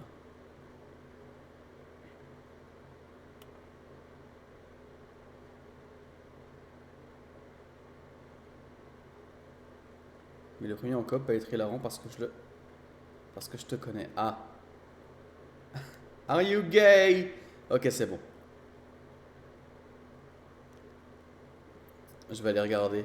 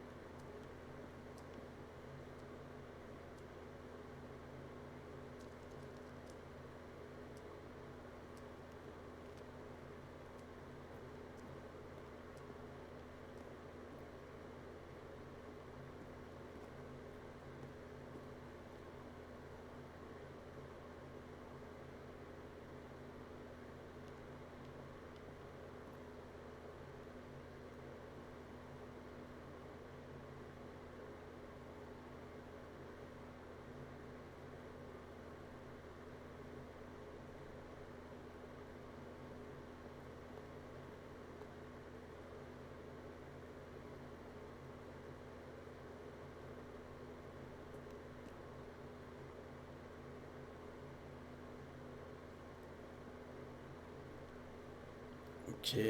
Là, c'est vraiment la partie musée en mode comment est-ce que les devs ont construit le jeu, quoi.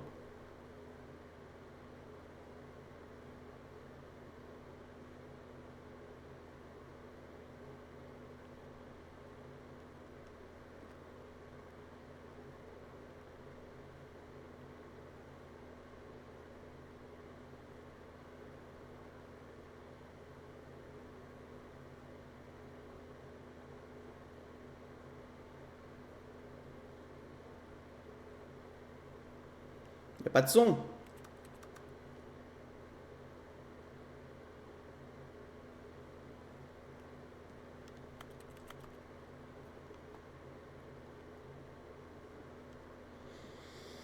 Aïe, aïe, aïe, aïe.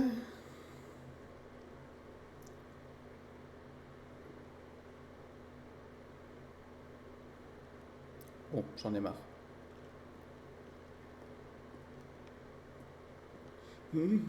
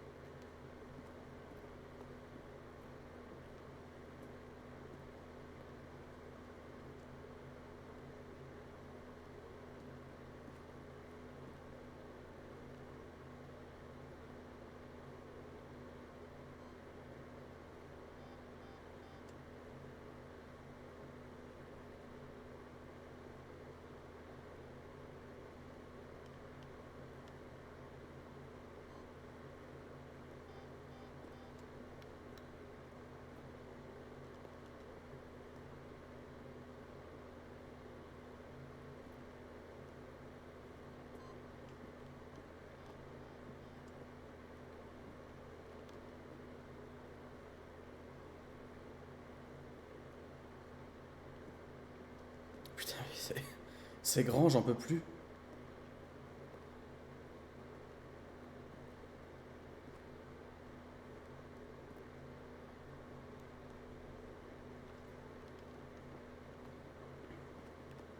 Coquine. Mais non, mais... Il y en a partout. Enfin... Now then, this elevator for sure would get him right back on track to where he was supposed to. Stanley pushed the number 6.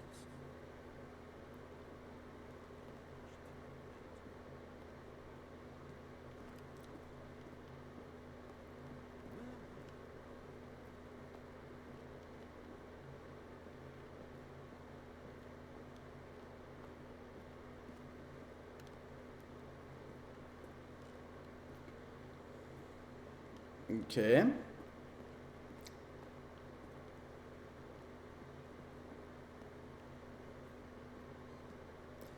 Exit.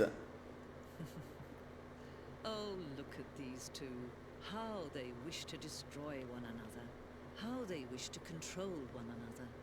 How they both wish to be free.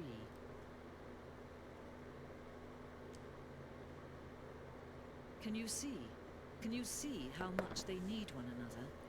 Mhm. Perhaps not. Sometimes these things cannot be seen. Lèche-moi. Listen to me. You can still save these two. You can stop the program before they both fail. Turn off your PlayStation. There's no other way to beat this game.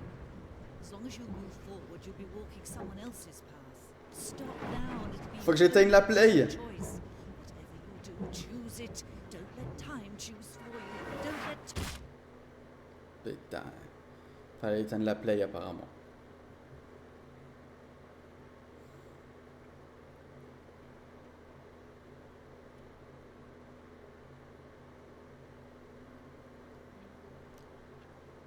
All of his co-workers were gone. What could it mean? Stanley decided to go to the meeting room. Perhaps he had simply missed a memo. The memo. Timmy. When Stanley came to a set of 2 open doors, he entered the door on his left. Attends, mais je sais plus quoi faire là. On peut tenter le compte à rebours que j'ai fait la dernière fois. This was not the correct way to the meeting room, and Stanley knew it perfectly. Peut-être qu'il y a réellement un truc à faire avec He wanted to stop by the employee lounge les first, boutons avec les just to chiffres. admire it. And here it was, the lounge. But eager to get back to business, Stanley took the first open door on his left. Ah oui, mais c'est pas là du coup.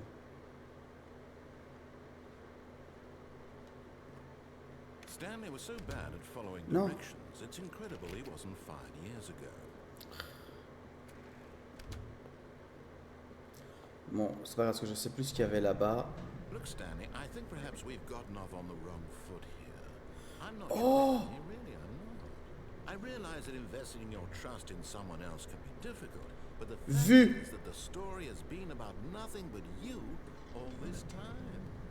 There's someone you've been neglecting, Stanley. Someone you've... What? Really?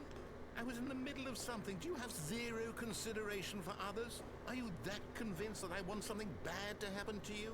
Why, I don't know how to convince you of this, but I really do want to help you, to show you something beautiful. Look, let me prove it. Let me prove that I'm on your side. Give me a chance. Now listen carefully, this is important. Stanley walked through the red door. You're getting close now, Stanley. You've nearly gotten all of the Figler and Marines. Very soon, you'll collect the last one.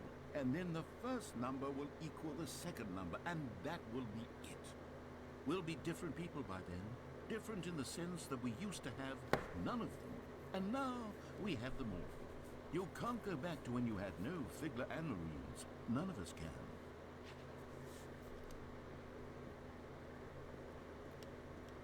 Oh, thank God you are willing to listen to me. Do you see that I really have wanted you to be happy all this time? The problem is all these choices. The two of us always trying to get somewhere that isn't here. Running and running and running, just the way you're doing right now. Don't you see that it's killing us, Stanley? I wanted to stop. I would We would both be so much happier if we just stopped. And I think I have a solution. Here, let me show you.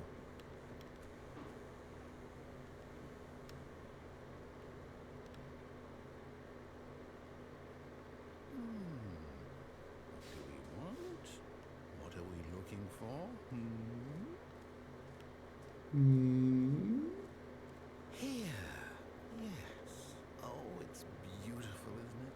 If we just stay right here, right in this moment with this place, Stanley, I think I feel happy. I actually feel happy.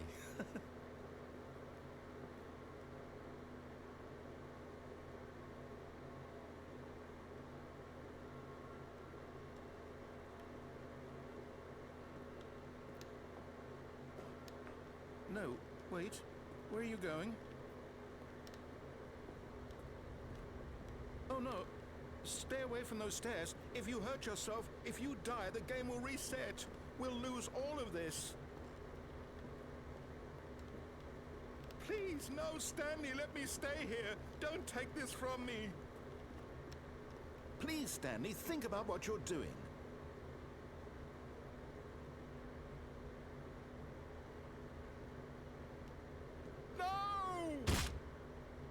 Oh, thank God. You lived. You had me worried there for a moment. Now, no, what are you doing, Stanley? Please, I'm asking you not to take this away from me. I can't go back to what I was before. If you die, we'll both go back. Why are you doing this?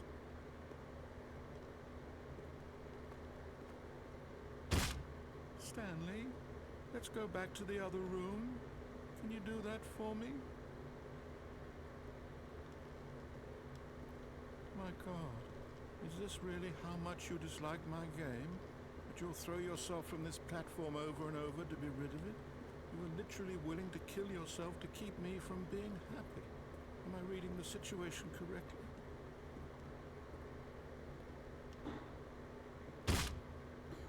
Maybe you're just getting a kick out of it. I don't know anymore. I just wanted us to get along. But I guess that was too much to ask. It looks like you wanted to make a choice after all. Well, this one is yours. Aww.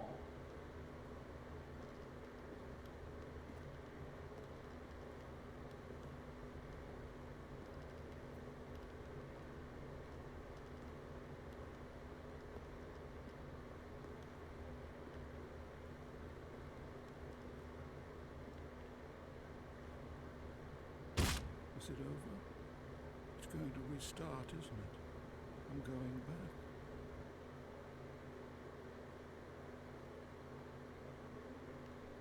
J'ai l'impression que le jeu ne se finit jamais. Gone. What could it mean? Stanley decided to go to the meeting room. Perhaps he had simply missed the good old bucket. Just Stanley and the bucket, off on another thrilling adventure together. Stanley clutched the bucket tightly to his chest and entered the door on his left.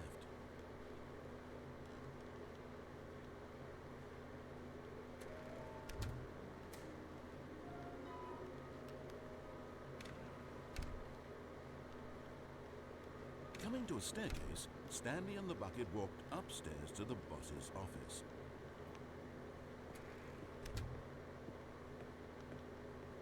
Stepping into his manager's office, Stanley was once again stunned to discover not an indication of any human life. Crushed by the weight of this but Stanley guessed the correct code by sheer luck.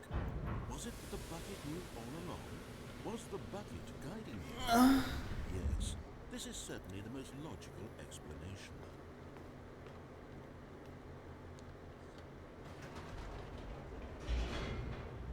Je suis fatigué.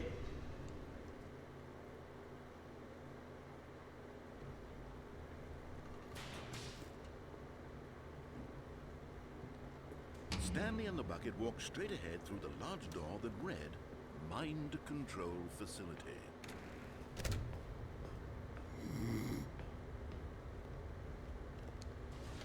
The lights rose on an enormous room packed with television screens. What horrible secret did this place hold? Stanley and the bucket both wondered to themselves.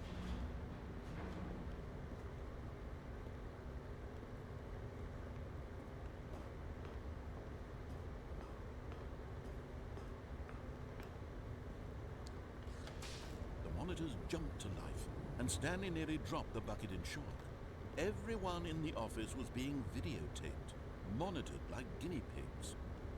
The bucket had never seen anything like this, and it very nearly burst into tears as Stanley cradled it gently, reassuring it that everything would be fine.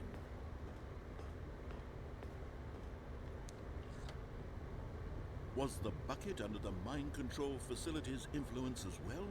Had the bucket been told to do things it didn't wish to do? What kinds of things does a bucket want to do or not want to do in the first place? These questions raced furiously in Stanley's feeble mind. No! He screamed into the bucket. He couldn't accept it. His own life in someone else's control, never! He squeezed the bucket tighter, his one friend in the entire world. At this point, he could trust no one except for the bucket.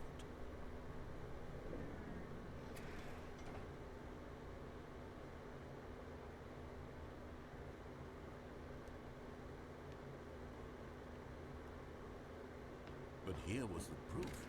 The heart of the operation. Controls labeled with emotions, happy, or sad, or content. Walking, eating, working, all of it monitored and commanded from this very place. And as the cold reality of his past began to sink in, Stanley decided that this machinery would never again exert its terrible power over another human life. For he and the bucket would dismantle the controls for good. Two best friends, Stanley and the bucket, up against the world. They high-fived in a really cool way, and the bucket made a sassy comment about taking down the system. But at the last second, the bucket jumped in and pressed the button to turn on the controls. Stanley gasped in horror. Had this been the bucket's plan all along? To take over the machine and claim the power for itself? How could the bucket have betrayed him like this? Stanley was prepared to throw the bucket away in disgust when suddenly an image appeared upon the enormous screen. Birds. Silly birds. The control buttons became active again.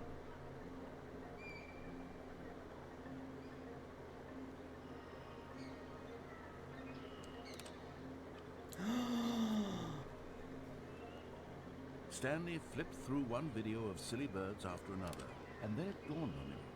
This wasn't a mind control facility at all. It was a facility for monitoring and surveilling silly birds all over the world. The mind controls were only a facade to disguise its true intentions. Had the bucket known this all along? Stanley marveled at the metal genius in his hands, the one who had pointed him towards this incredible discovery.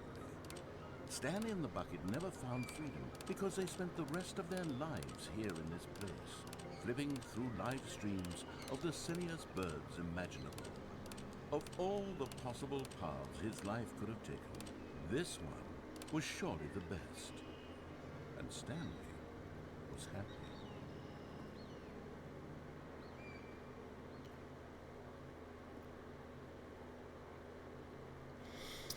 Quelque chose qu'il faut que j'aille voir, parce que là je sais pas ce que je dois faire en fait.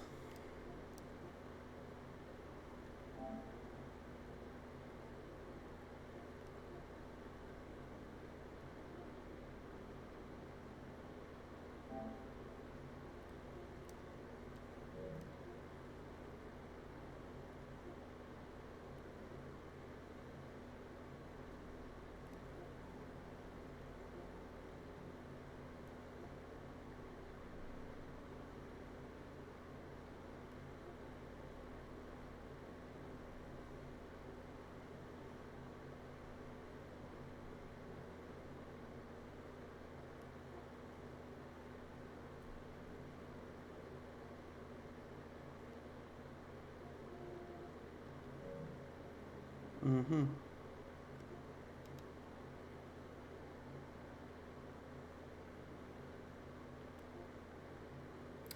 du coup, en fait, mis à part faire différentes fins pour avoir les succès, ou alors juste faire les succès, ou juste faire les différentes fins, il n'y a pas vraiment de fin au jeu, quoi. Je suis en train de me dire. En fait, techniquement, le jeu, on l'a fait. Le jeu, on l'a techniquement fini.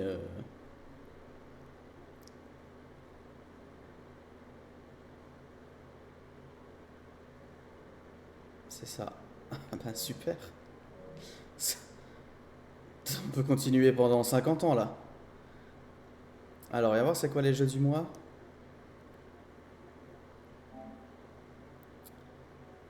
Payday 3, Ion Life, Pac-Man World. Ah, Payday 3. C'est ça, tu dis. Ça peut être bien, quoi.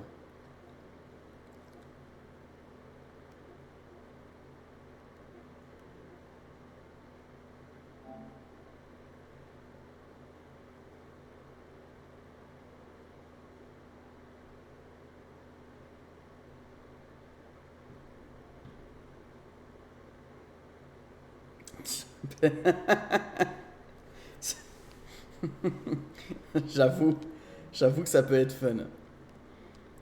High on Live, je connais pas. Je sais pas ce que c'est.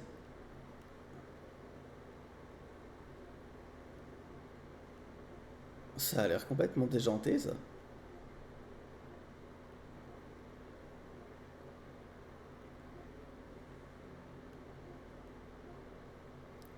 FPS par le mec qui a créé Rick et Morty, dinguerie. Ok. Ah, c'est pour ça que ça avait l'air déjanté.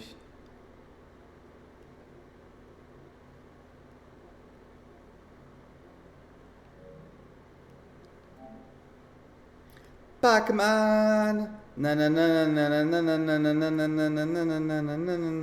Pac-Man. C'est pas du tout. Ça n'a rien à voir. PS1 sur lequel je passais des heures à l'époque, mais remaster PS4, PS5. Oh,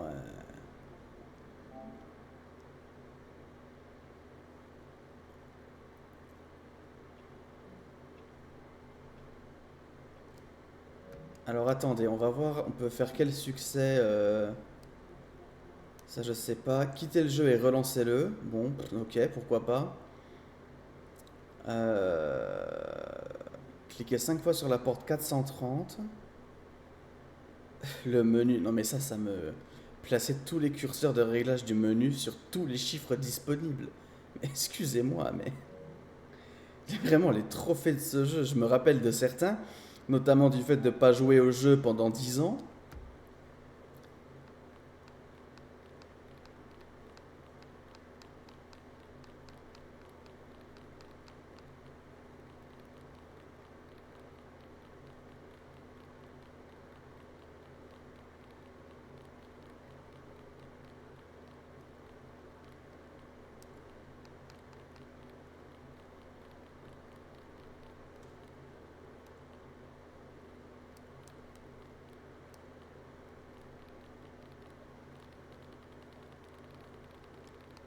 Ah non, ça va pas trop marcher si. Putain.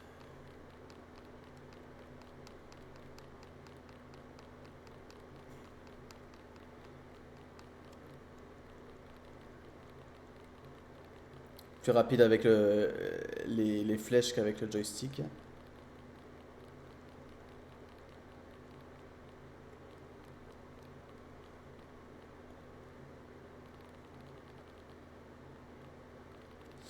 Moi j'avais mis 3 et là de base c'était 71 ou 72. Enfin peu importe. Et l'audio, allez.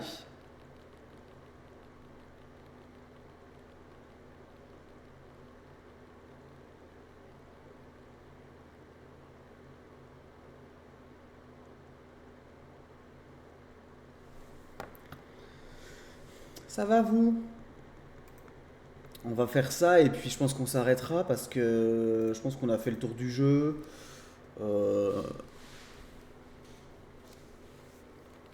Hein? Je This pense- is the story of a man named Stanley. This is the story of a man named Stanley. This is the story of a man named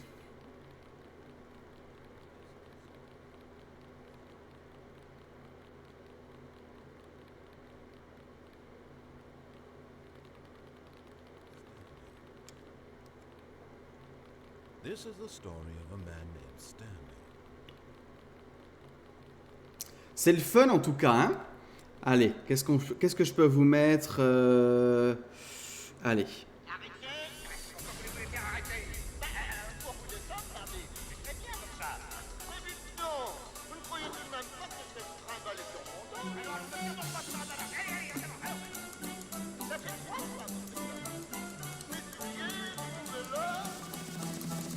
Allez, venez, Milord, vous asseoir à ma table. Il fait si froid dehors.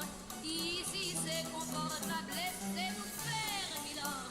Et prenez bien vos aises, vos peines sur mon cœur.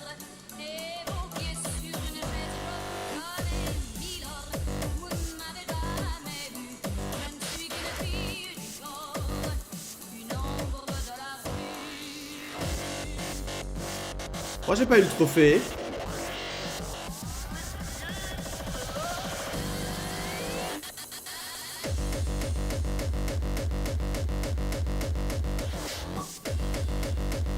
Vas-y, j'ai pas eu le trophée.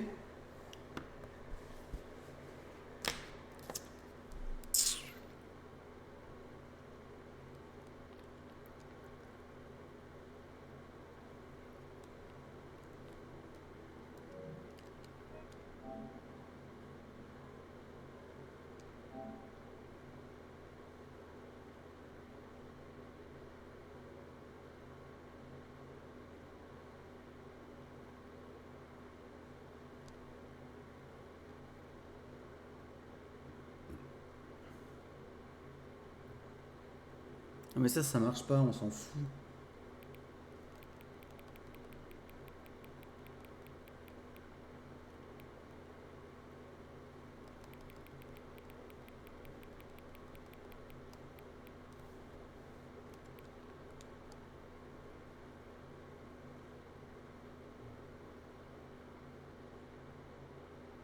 Oh.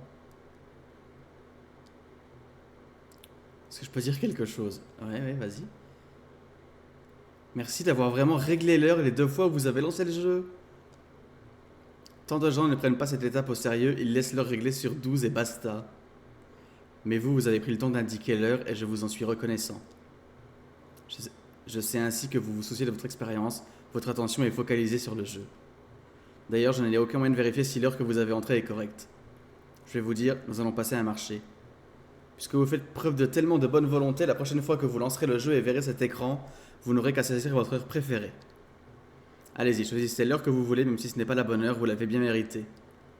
Sur ce, je vous laisse accéder au jeu. J'en peux plus. Il y a de l'humour de partout dans ce jeu. Par contre, à aucun moment j'ai eu le trophée pour vous relancer le jeu, là. J'ai rien dit. All of his co-workers were gone. What could it mean? Oh, please. Are you really just doing this for the trophy? Click a door 5 times? Is that all you think a trophy is worth? No. I can't just give these merits away for such little effort. A measly 5 clicks? Now, suppose you were to click the door 20 times. I would say that's the kind of effort that warrants recognition. I have to say, I'm still not feeling the satisfaction of witnessing true effort for a noble cause. Perhaps 50 clicks will do it. Yes, almost certainly 50 clicks.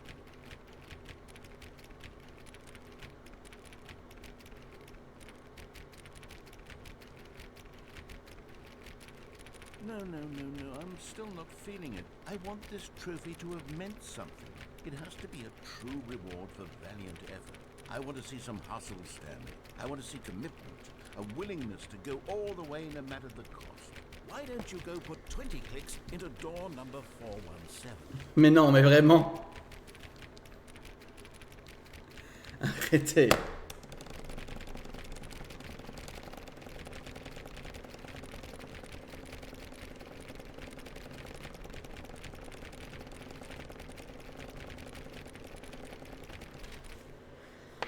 D'accord, j'ai compris, je vais à la porte 417.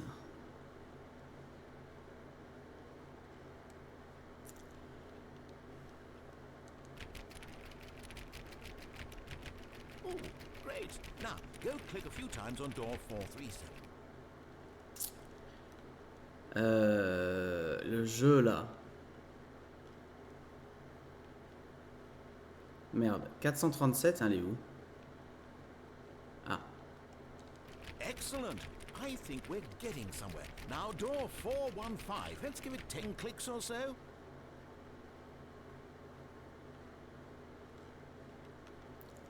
Allez, venez, milord. Now, back to door number 437. En fait, il se fout de ma gueule. On est d'accord?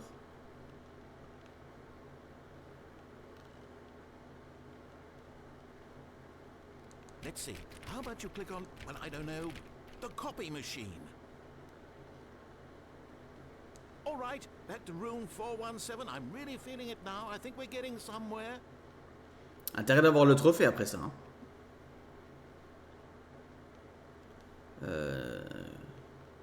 Okay, now go climb on employee 419's desk.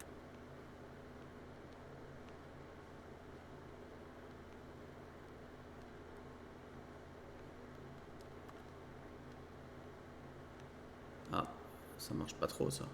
Yes! Ah, si. This is great! You're putting it all on the line, Stanley. I like that. All right, let's keep it up. Go give me a few clicks on door 416. We've almost got it! Now the copy machine, do that one again! On va le faire jouir, je crois.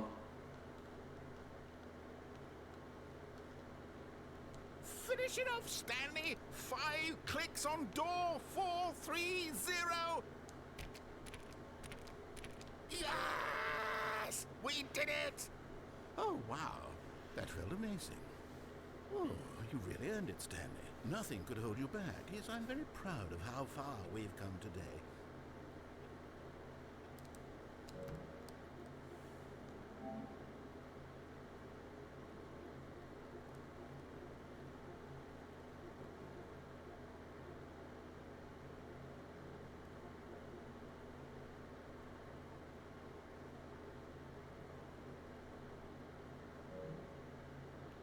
En moins de 4 minutes et 22 secondes, ça peut le faire.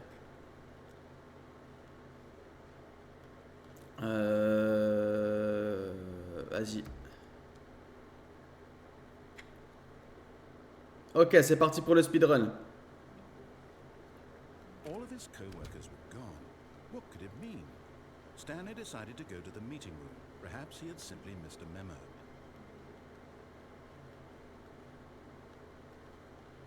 When Stanley came to a set of 2 open doors, he entered the door on his left.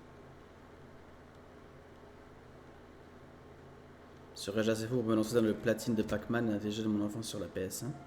Bah écoute, je pense que tu es assez fou pour faire beaucoup de choses, donc... Coming to a staircase, Stanley walked upstairs to his boss's office.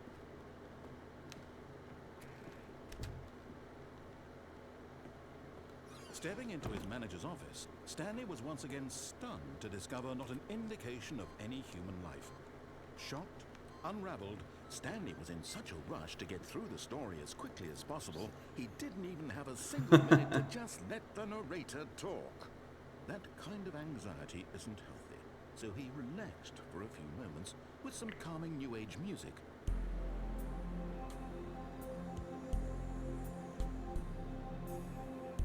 Enfin, c'est le premier niveau en boucle. Ah, bah écoute, peut-être que tu pourras faire plus. Feeling soothed and rejuvenated, Stanley calmly walked forward into the opened passageway.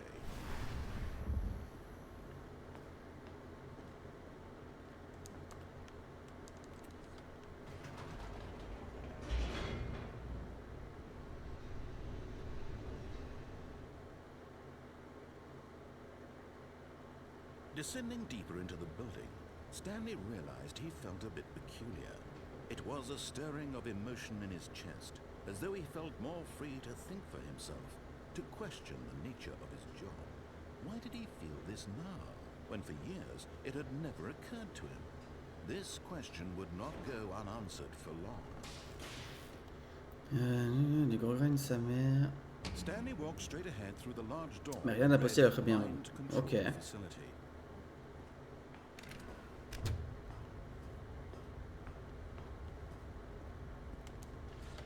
The lights rose on an enormous room packed with television screens. What horrible secret did this place hold? Stanley thought to himself. Did he have the strength to find out?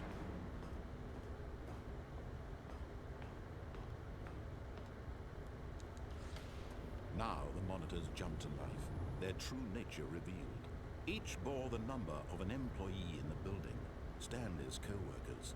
The lives of so many individuals reduced to images on a screen, and Stanley, one of them, eternally monitored in this place where freedom meant nothing. This mind control facility, it was too horrible to believe. It couldn't be true. Had Stanley really been under someone's control all this time? Was this the only reason he was happy with his boring job? That his emotions had been manipulated to accept it blindly? No. He refused to believe it. He couldn't accept it. His own life in someone else's control? Never. It was unthinkable. Wasn't it? Was it even possible? Had he truly spent his entire life utterly blind to the world? But here was the proof. The heart of the operation. Controls labeled with emotions. Happy, or sad, or content. Walking, eating, working. All of it monitored and commanded from this very place. And as the cold reality of his past began to sink in, Stanley decided that this machinery would...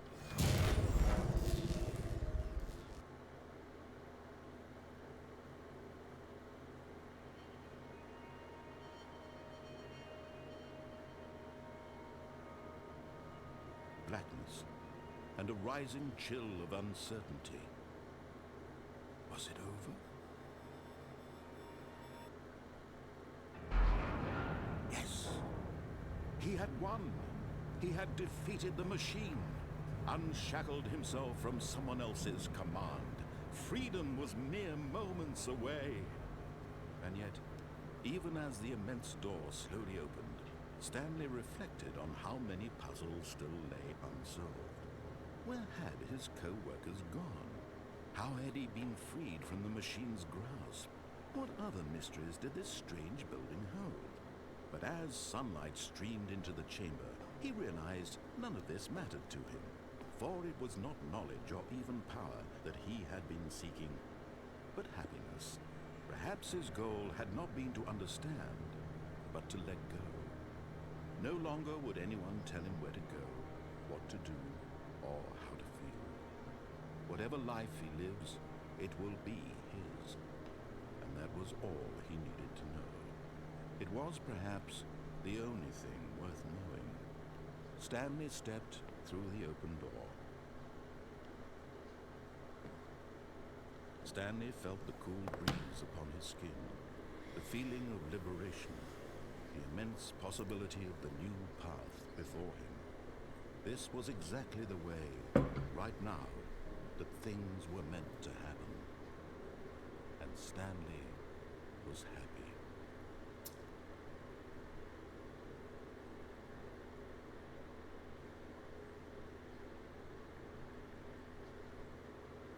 J'ai pas le trophée?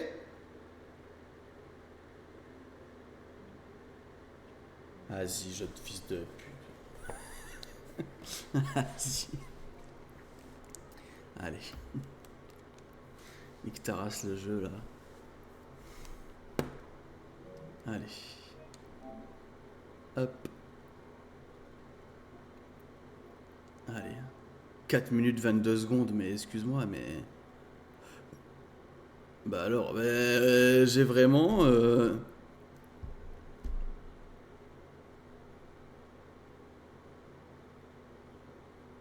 Je veux dire, bah t'avances quoi.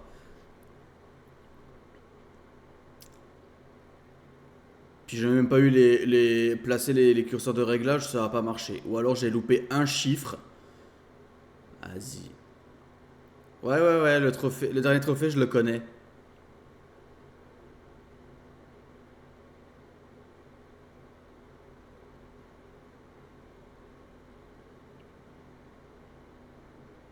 Je le connais, ouais.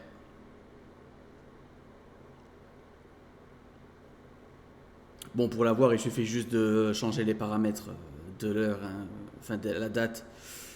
Et puis voilà. Mais je vais quand même pas le platiner avant toi alors que tu l'as fait avant moi. Bah, le truc c'est que déjà ça c'est quoi ça? Test trophy, please ignore.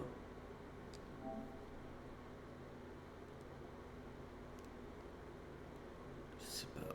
Chef, oui. Pendant tout un mardi. Ça, en vrai, ça, je sais pas. Par contre, pendant tout un mardi, est-ce que... Oui, non, c'est pareil. Je pense que tu lances le... Enfin, tu mets un paramètre où c'est un jour, c'est un mardi. Tu changes ton paramètre pour que ça fasse mercredi. Et puis, je pense que ça... Ça, il y a juste des 8. Bon. 24 heures de jeu le mardi. Assassin's Creed 2 platine. Où qu'il est 24 heures... bah, il est là. Il est là, regarde, 31 trophées sur 51.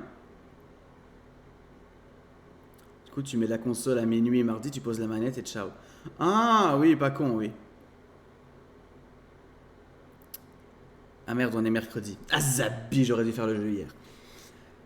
Regarde, j'ai 19 trophées à avoir seulement. Puisque le 20e, c'est le trophée platine.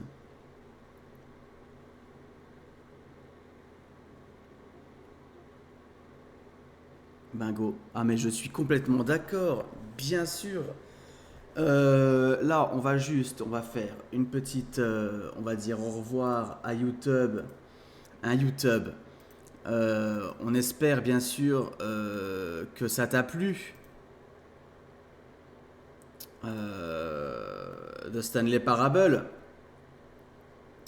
Parce que c'est quand même exceptionnel.